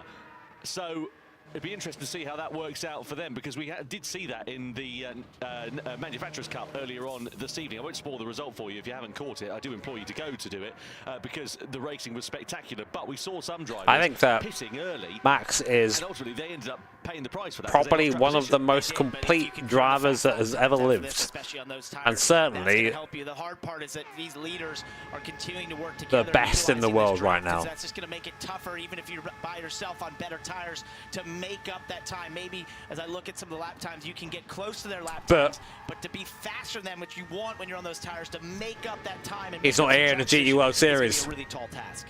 Yeah, no doubt. Bad gamer. On board then we ride here with Thomas Laboutelle with that a relatively clear view down towards the Valeria's one of his people who, like, he had a really strong, he's really strong when he raced from home, but then just never, I mean, he's okay at live events, but I don't think he ever reached his full potential. Something to keep an eye on there for him, presumably because we didn't see anything come up, and it'll be down to track limits, but he's coming into the pit lane at the end of this one. So he's the first of the medium shop runners, the drivers who started this race on the medium tyres, I should say, that has pitted then. So let's see how he plays this in terms of that strategy. But you can now see it's gone from what was a three-way fight up to a now five-way fight, because Miyazono and Yura are right in the picture here. Yeah, that penalty for Miyazono really pulled Yura back up into this front four cars. The gamer or racer? Well, I mean, you can say what you want to say, you know. Right now, because he was about 2 seconds back from the leader. I call them sim racers. When Miyazono got his penalty, he was able to utilize the draft with Miyazono to get back to this front pack, and now it's expanded to 5 cars in this lead pack. Yeah, but I think it's not quite as like binary as that. I mean, what would you say I am? Like, outside of being a YouTuber, I sim race and I race in real life. Well, you know, I'm almost never right, to be completely honest with you.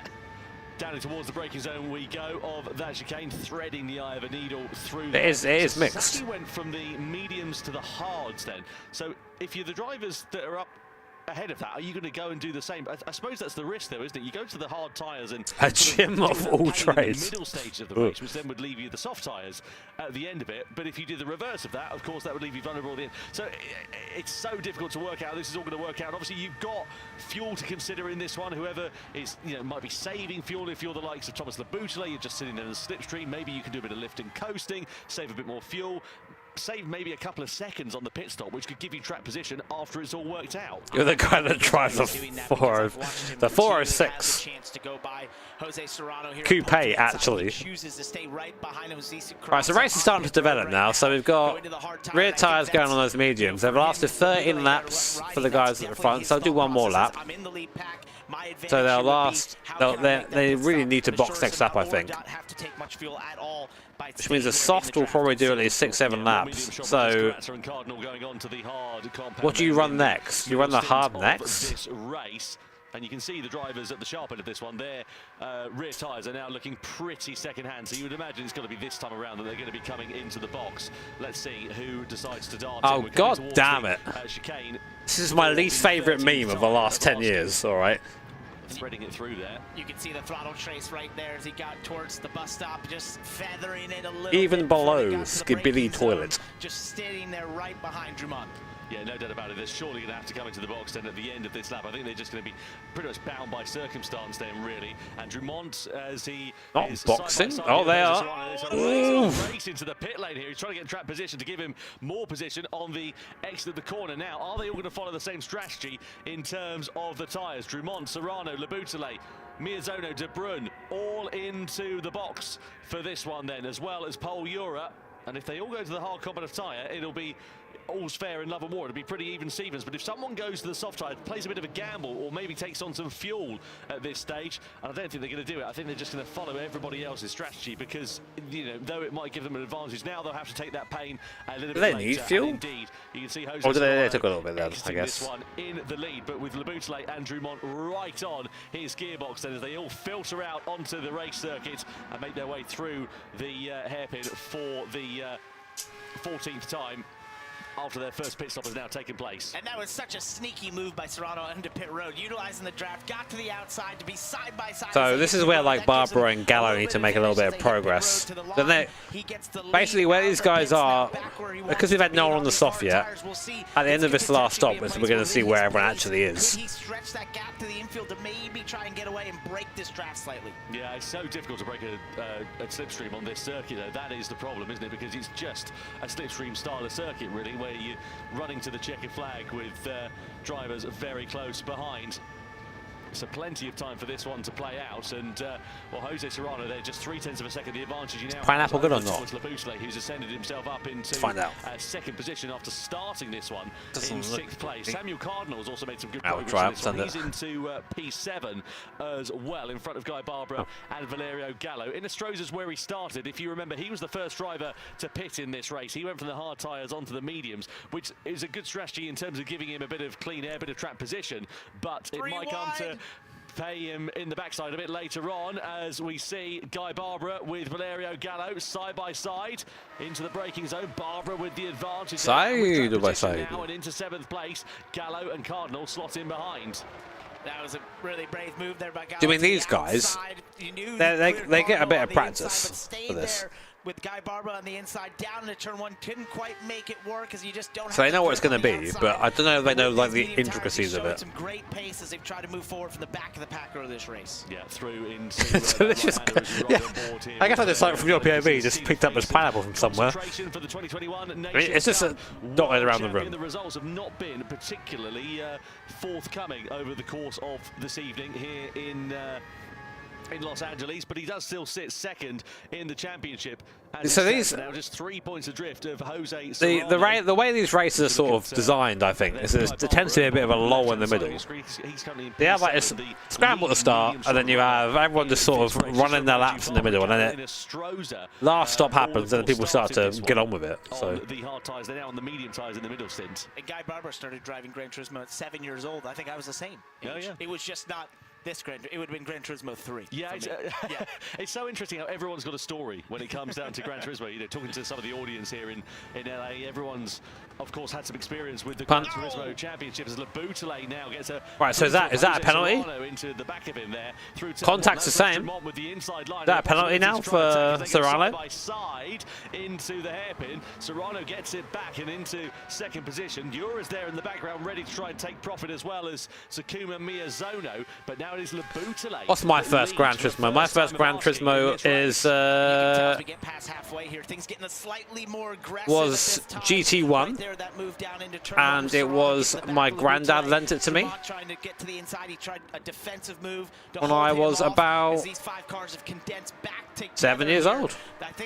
7's a good age. Maybe if he could get to the lead, harder tires, maybe they'd race out the pits a little bit, could get a bit of a gap, but absolutely not the case. He's now firmly in this pack. I have to say, it's a bit of a shame that these. Yeah, but you've got to be like, you've got to be kind of like pragmatic with that sort of stuff, right? Because like, yeah, there was no result there, but what if the result was that then he made a mistake because of that thing and then spun? The actual action is still the same. Subsequently loses a place to Takuma Miyazono. That was really sketchy, very close to losing it. This car is so finicky, it's such on a knife edge at times. It's very reactive, but if you get those big slides, they're hard to hold on to. Drummond did a great job through there, through the Le Mans chicane, holding on to that car, but loses a ton of time. Yeah, really well done there for Kylian Drummond, but as you say, a shame there for him as a result of that. He's now down into 5th position. He's got a fair bit of work to do to catch up onto the back of Miyazono and of Paul Ura. And look at that, he's just put a bit of daylight between Serrano and Labutale. Only about 7 or 8 tenths of a second or so, but just enough for them to not have to worry in their mirrors immediately behind. I don't think that means the top two are going to start attacking one another, but I wonder if they might be able to use that, get a bit of impetus, start working together now to build out a cushion over the likes of Miyazono, Ura and Drummond. Yeah, they enjoyed seeing that from Drummond there with that check up into Paul Ura, and it slowed up enough that Miyazono was able to go by there and give them just this little bit of gap. So they're starting. Serrano's going to be strong going into the last round at this rate. He's going to get 3 for 3. It could be a possibility. That draft will condense you all back together. As Jose Serrano there with a bit of a lead over Labutale. They're not quite drafting. Yeah, so Gallo and Barber really need to move forward some more. The Gallo was so far back, I don't know. If he's able to get a bit of an advantage and a bit of track position, that would be a very welcome result. And I'd say his track position in terms of just, again, not having to worry about the immediate overexcited. What's going on behind you in your mirrors. But I suppose the I just like talking about racing, man. It's what overwhelming privilege it is to do it for a job, you know. Like all of the other drivers stuck in that train behind. So cool getting them to do the thing you're passionate about as a job. I'm a very lucky boy. Been quite an anonymous race so far for Adriano Carrazza. De Bruin and Sasaki under investigation for a collision there as well. So we'll pick the bones out of Gallo's just in the back of his sort of train there, isn't he? But can he catch up? He can. He's a lot faster there. Plumb last by 4 seconds. So clearly something has happened there to the Japanese driver. It's not worked out at all for him. And you think for Serrano and Labutale, they thought maybe they could get away. I'm starting to see that opportunity decrease right here as Miyazono gets back. Paul Ura getting up there as well, and so I just think they were in that zone of maybe potentially doing such a thing, but it's starting to look like it's going to condense back together like we've seen majority of these race amongst these 5 cars being so in a very tight pack. So put me in the cockpit of these cars at the moment here then, Parker, because obviously we're at a bit of a quieter phase of the race, you know, in terms of the on-track action. They're not exactly dive-bombing each other at every corner. If you're Thomas Labutale, Takuma Miyazono, etc., you're sitting behind the drivers in the lead of this race. What's going through your mind? How are you planning your sort of final third? I think at this time you're obviously assessing your competitors. Where do you think they're better than you? Where do you think that you could work? The Gallo's tires, also knowing when are they going to make that Barbara's first move to tires. get on those soft tires? When does that happen? Do you follow them? Do you try to do something different? Most likely you want to just follow the leader to get on those softs immediately, not let them get away. And so this portion of the race, yeah, no one's noticed Gallo, have they? At this time, as you watch Labutale go to the lead over Jose Serrano, that same same pass we've seen multiple times, and you're just trying to set yourself in position where you feel like you can react to that pit stop, put those he's right there now. in a position to hopefully But can he? in that final stint. I suppose that's the thing, isn't it? Obviously, What would you do with your Gallo? Oh, kind of runs out of here. I guess you just like try and get as far up this pack as possible, because even if you pit from the lead on the soft line and go to the soft, you're still going to be in this train. So we're at this point, really, 6 people could win this race. At the moment, I mean, if you try and do the undercut and stick a set of soft tyres on before everybody else, sure, it might give you a bit of track position. Maybe you come out in clean air during your pit stop, and it gives you that track position to be able to take advantage when everybody else makes their pit stop. But the problem is, it'll leave you so vulnerable at the end of the race because the slipstream is so powerful at this circuit. Nah, it's double points at the last round, so he could just not score. Be really good to the infield, right? And that's just typical. It's basically designed so like. Oh wait, maybe it will be 12. You try to do No. all the hard work to the infield. He can still be beaten. To get away, to not allow the driver behind to have the easy work of utilizing the draft through the banking sections. But it's just such a tall task, and if you go earlier onto those softs and put yourself. I used to see the championship. You're most I likely don't think. I don't think. Side by side here with Serrano versus Laboutelet. Laboutelet was leading across the So line. I don't know the standings. Maybe you're right, By but. the time we get down in towards But there's Gallo. Valerio Gallo, There you go. making a great ascension through the field. He's closed the deficit down to these hard shod runners, and he's really making hay whilst the sun shines. It's exactly what he needs to do, because those medium tyres are going to start to. Gallo noticed. Useful shelf life a bit sooner. Yeah, no bump draft. Tyres, and he's got, of course, a pace I get it. of about 0.6 It looks kind of messy as well. I don't think the cars handle the contact very well. Is Valerio Gallo. He's made his way up through the field, up into 5th position. Yeah, the blimp is having a tough time. Because if he wants track position, this is exactly The car is based off the Red Bull X 2010, which was designed by Adrian Newey as part of like a Red Bull thing. Oh, god damn it. Heck. Refresh. My work is easy because I use ClickUp. Do Here's you? how I keep track of all my tasks. Oh wow, I start by I'm bringing up super everything I need to get done and a list. brain dumping. Oh, this guy's on LinkedIn. Profit Man. of it here is Valerio Gallo. He's made his way up through the field, up into 5th position. And he needs to do that, really. Oh, it's not just us. It's the actual stream. This is exactly how to do it while the field is all closed up. This has been an awesome drive by him from the back of the pack, using an alternate strategy, getting on those mediums. Opening the door here, Valerio Gallo's going to get a bit messy here as we come in towards the hairpin bend. Drumont's ready to try and pick his pocket there as well. Gallo's in the middle of a bit of a sandwich here, and he might come off second best, but manages to get himself now alongside Drumont for the exit of the corner. Serrano bails out of that battle. Damn an OBS, that's why. The left-hander. Gallo's going to have the inside line in the grip under braking. Gets himself through and into 4th place. That was an amazing bit of driving from all of those concerned in the first sector, because it looked like it could have got pretty ugly, that one. And it put them all 3 wide in 2 consecutive corners, and Serrano was the big loser of all this, being on the outside there of turn 3, the international horseshoe. There's just no I think it's Acosta bump drafted in the Formula car. It can be done. Falls all the way back to 6 and has really been at the front 2 positions most of this race. He has serious work ahead of him. Yeah, amazing job from all of those drivers. And for Valerio Gallo, yeah, he says he plays for fun, which helps him not get overloaded with training. I've known Valerio for quite a long time now, and he is one of the most calm, cool, and collected characters in the Everyone's still alive.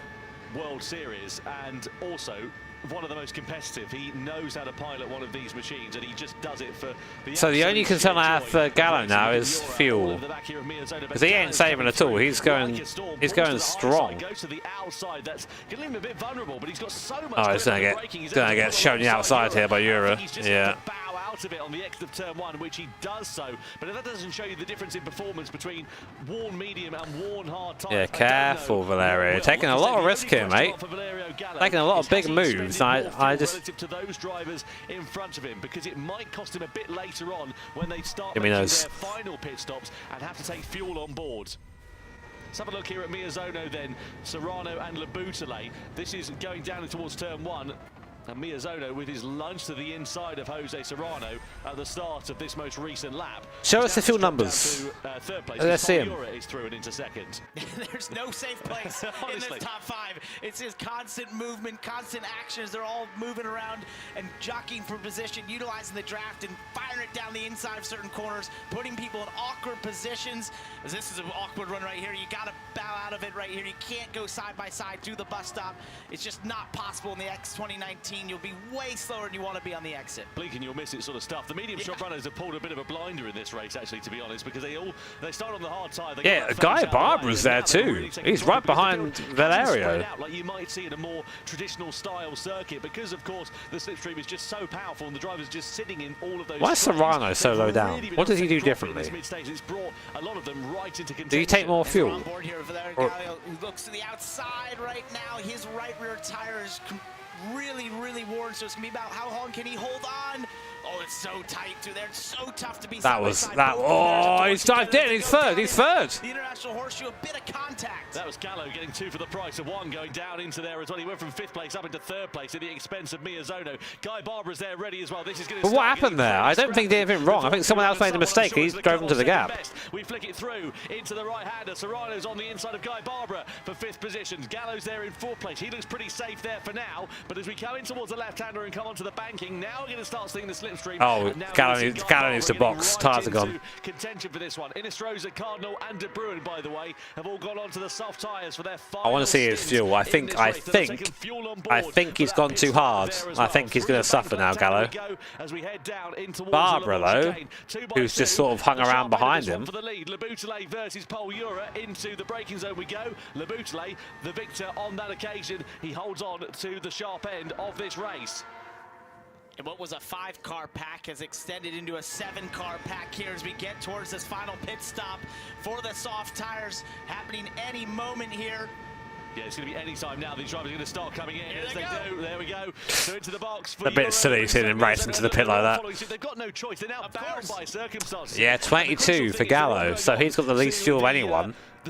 Serrano has the most fuel, everyone. Serrano, he's managed to save fuel. He's got, what, 5 litres more than some of the other competitors. Yeah, Gallo's going to just, he's just messed us up. He can't attack now. He attacked in that middle stint. He can't attack at the end.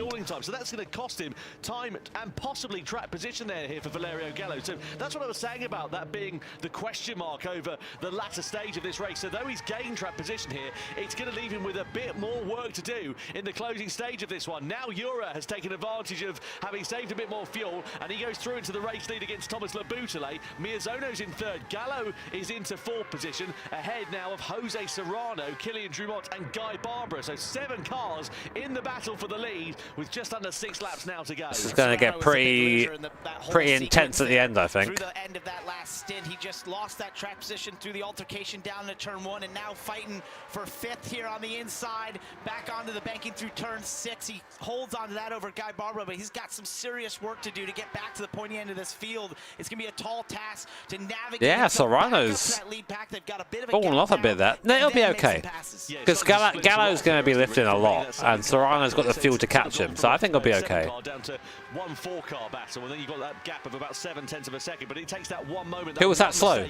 And it goes from that 4 right back up to that 7-car battle, especially if these top 4. Someone's slow there? Am I going insane? If they start knocking 7 bells out of each other, then you've got. I think a real bunch this race. Exactly, that's what I mean. You've got a real battle on your hands, and I have to say, Valerio Gallo, I thought he was going to lose a bit of track position courtesy of having less fuel on board, but it's worked out really nicely for him. So I think Gallo's just sending her. Final stint. Maybe he's took a bit less fuel on board. And he's calculated this one a bit more accurately than some of his other competitors, and that's why he's into 4th place and didn't drop down right to the end of that train of drivers. And he's got the benefit of riding here behind these couple yeah, but look who's back.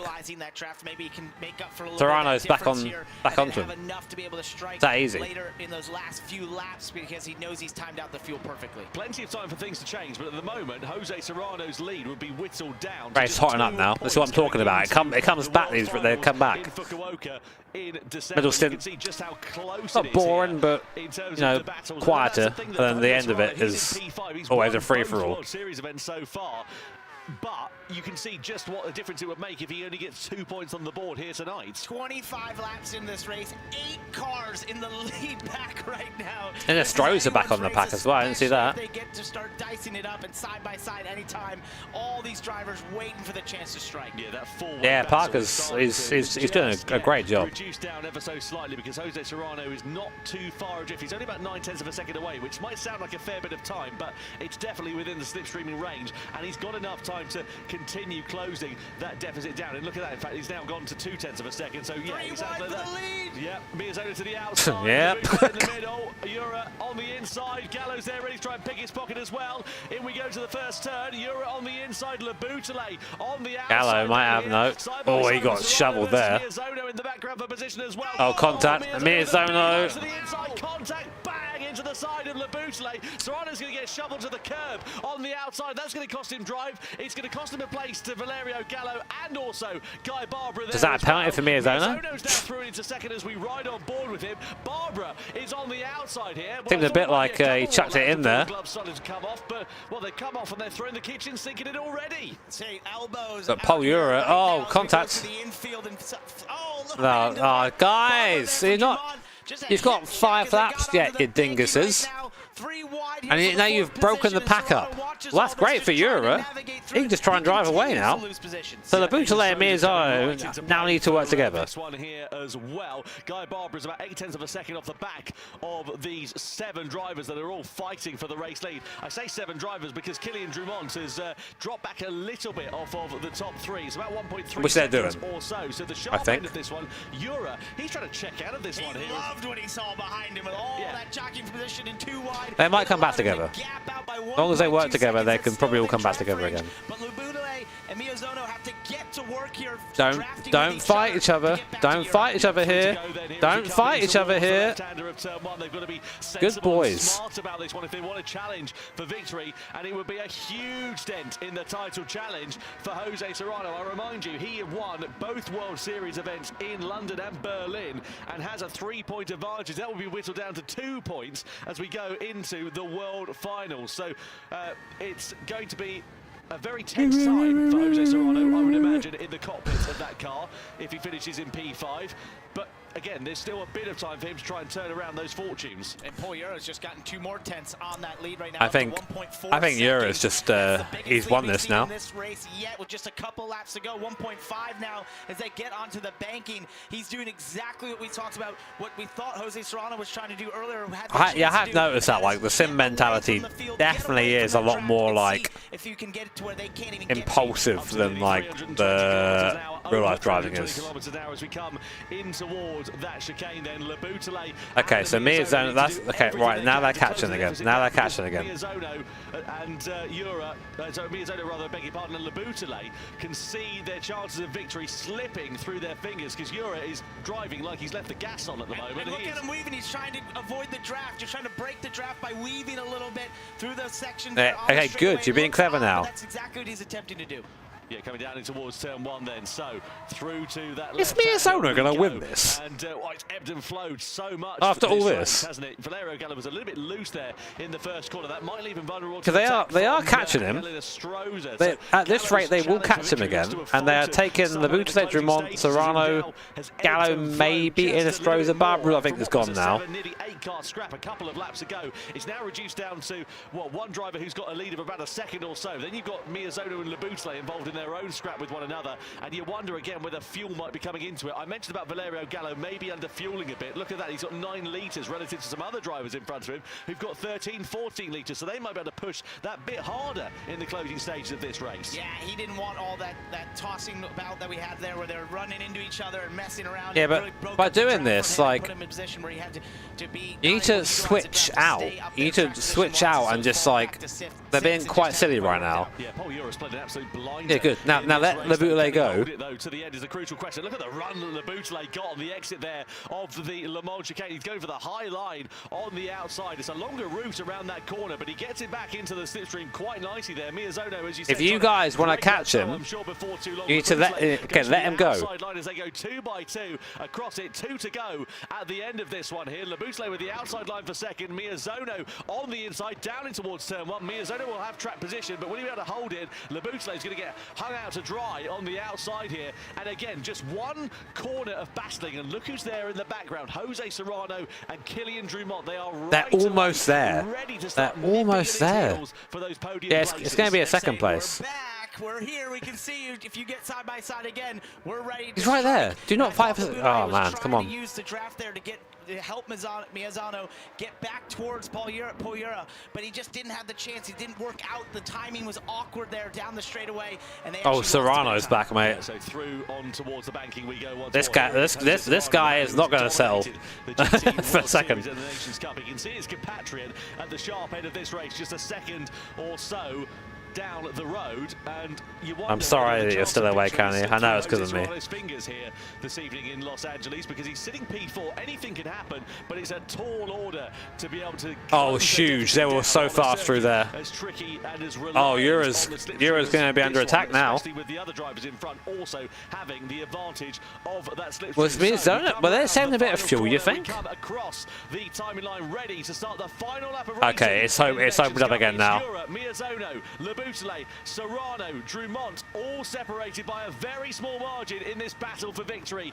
here at Daytona. Who will be claiming the checkered flag? So we've got Drummond behind us. Second out of that lead for Ura right now. They're going to be right on his heels. They get back to the banking if they can stay right here. So Laboutelet into Miyazzano. Oh my goodness! Miyazzano gets spun round. Laboutelet is hit into the side there as well by Killian Drummond on the exit of the corner. So the Frenchman's race has really come undone, and you would imagine there's going to be a penalty. That was appalling. It's opened the door though for Drummond. That was appalling, man. On the inside, and Miyazzano, the big loser in all of that, is he's dropped down into 5th place and is somewhat spread the field out in this battle for the victory then here. Ura's gap is now up to over a second dunk. with his compatriot Jose Serrano just a second or so down the road. Can Serrano invent something in the final sector of this race? Ura, do not mess up this chicane. It's going to happen all down here at the Le Mans chicane. It's all about how you get through here. If it's clean and up to stuff, he'll be just fine here. Just over, under a second lead, but still, even with that 8/10, 7/10, he should be fine. Laboutelet with a 3-second penalty. That's his race done, and any chance of points going completely out. And Laboutelet really robbed us of a good end of the race there. Who lost out on a chance of challenging for that win. No such bother though for Paul Ura. He comes across the timing line to take a commanding victory. Paul Ura wins World Series 3 in the Nations Cup here in Los Angeles. Spain just does it again, basically. Spanish 1-2 in LA ahead of Killian Drummond, who completes the podium.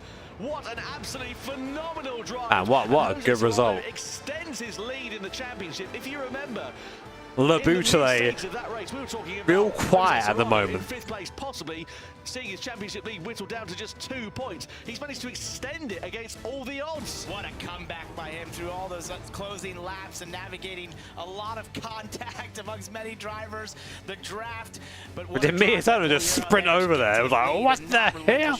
At all. Kept that gap just big enough. It looked like it was going to close up in that final lap, but when Miyazzano got spun, that gave him the gap that he needed to get away. And what a great day for the Spaniards. Absolutely amazing job from Jose Serrano and also from Paul Ura as well to take a commanding victory. That was phenomenal. You can see what it means to him. Look at the exhaustion on his face. He really gave it his all here. And man, that is I don't know how I feel about that. It's a real shame when like the race is like building up to this crescendo and you're about to get, and then suddenly someone does something a little bit silly and that's all gone. The tension's gone. It was anybody's guess as to how it was going to work out, but the deciding factor really was what happened between Laboutelet and Miyazzano. That spread the field out so much and just removed about 3 competitors in that battle for the win. They had cut a half a second in that lap leading to the final lap. They were right there. They were in drafting contention.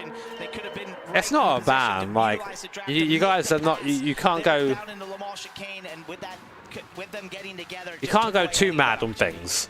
Like it's definitely he got a penalty. He deserved it. It's a shame, but it's not a ban. Like we saw drivers who started on the hard tyre at the back end of this. We saw Brun going for a spin after some.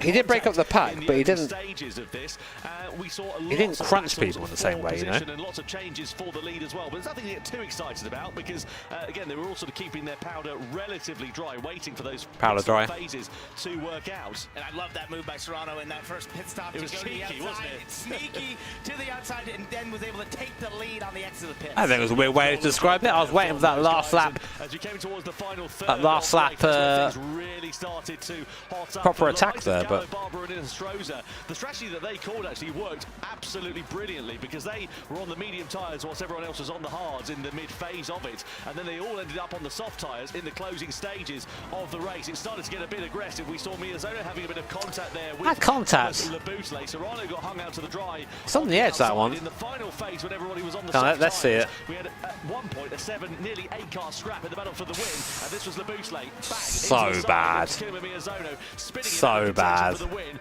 Jura going through to take a commanding victory ahead of championship leader Jose Serrano, with Kylian Drumont completing the podium in commanding style. What a great drive from Pol Jura. Absolute delight from the Spaniard, and no surprise at all. A maximum 6 points he scores here tonight in Los Angeles. I don't know what to expect when you go that narrow into a corner. What else is going to happen? Like, I think maybe just last lap, brain maybe not quite working at full capacity. Are your last of your point scorers, and there'll be disappointment for some drivers there, especially Thomas Laboutle with that 3-second penalty after the contact on the final lap. No, I don't think it was intentional at all. I think it was just silly. No, we didn't. We were like, we just need to get Paul. Paul's too happy, frankly, after that. How was that for you? Does it make up for Berlin? Yeah, we corrected. Does it work, actually? Is it working? Okay. Yeah. Well, Pol Jura has been listening to the audio all streams. Like, does it work? So I'm very happy. I have no words. A win is always very good, especially after what happened in Berlin. I kind of redeemed, so it's a way to show or to prove myself that it's not over. I mean, it wasn't. Everyone has a moment. We talked about this literally after Berlin. Everyone has their moments. They have their good weeks, their bad weeks. But, I mean, that particular race was so... I mean, Miyazono and Laboutle... Well, it's nice that it redressed behind him, but it's still a penalty, you know. Like, we couldn't keep up. It was like backwards and forwards. But you just got that extra bit of gap and got away. So you should probably say thank you to them. I mean, yeah, even at the beginning, it was hard for me to follow the group in the mediums. I don't know, I just couldn't find pace at all. But then Pol's pretty tall. By just a little bit, and then with the hards, I felt much more comfortable, and that's why at the end of the stint, I decided to go up to first with the help of the slipstream. And with the soft, I also felt pretty comfortable. So when I had a gap, I could keep it, though. Battles behind also helped me a little bit. Well, Jules used to have super long hair, and then they cut it.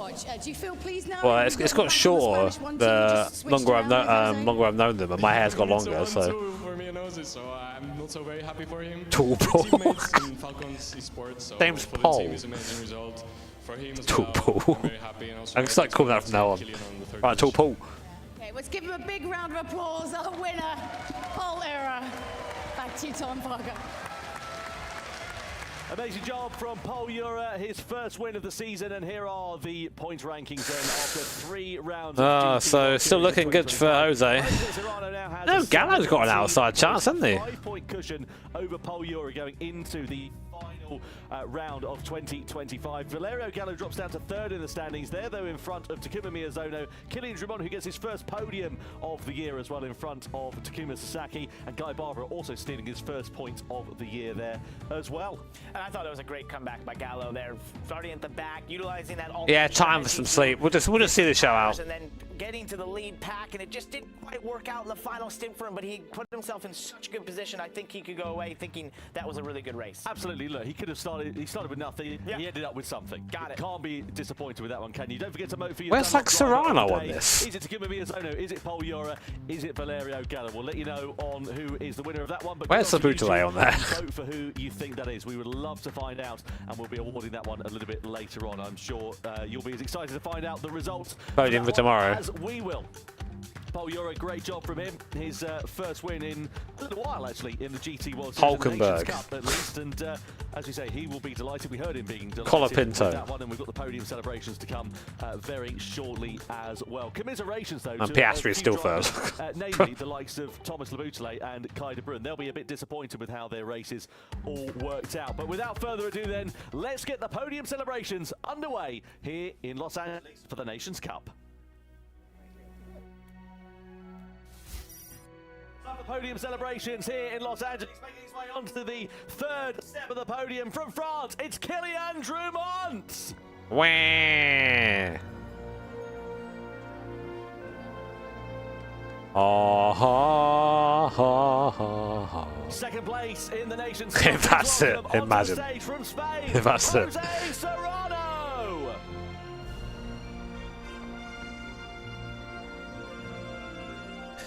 The crowd is there. This has been a thing. This has been a thing all stream. Is they've not been able to pipe in the crowd, because I think when they do, they get a horrible echo from Tom's mic from going over the floor and from being put in there. I don't know.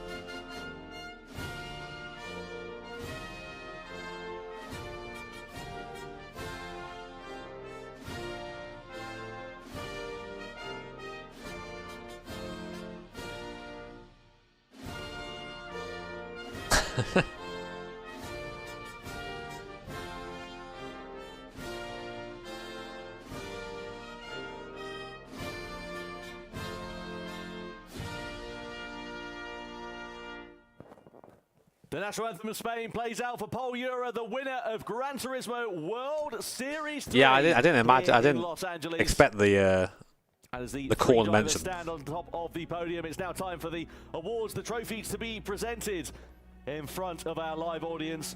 Went on new from Sony Interactive Entertainment makes their way on to the stage to award the third place trophy to France's Kylian Drumont.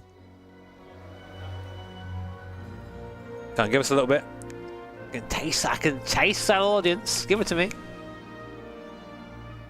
The second place trophy now about to be presented by Jeff Leon from... Can you imagine, Luke? Where it's like, yeah, after this win, I'm really feeling like a freak on a leash.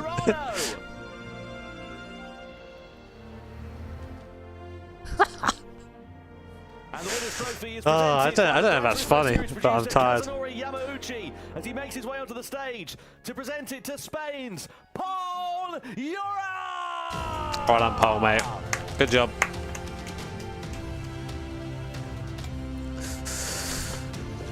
Yep, the way. Yep. That's fine.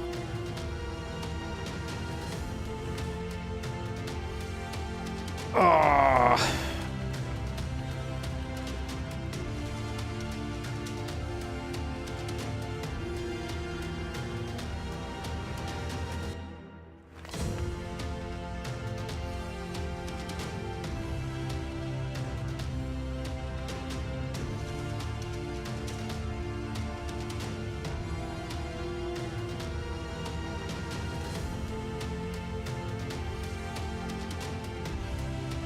This bit always goes on a bit slightly too long.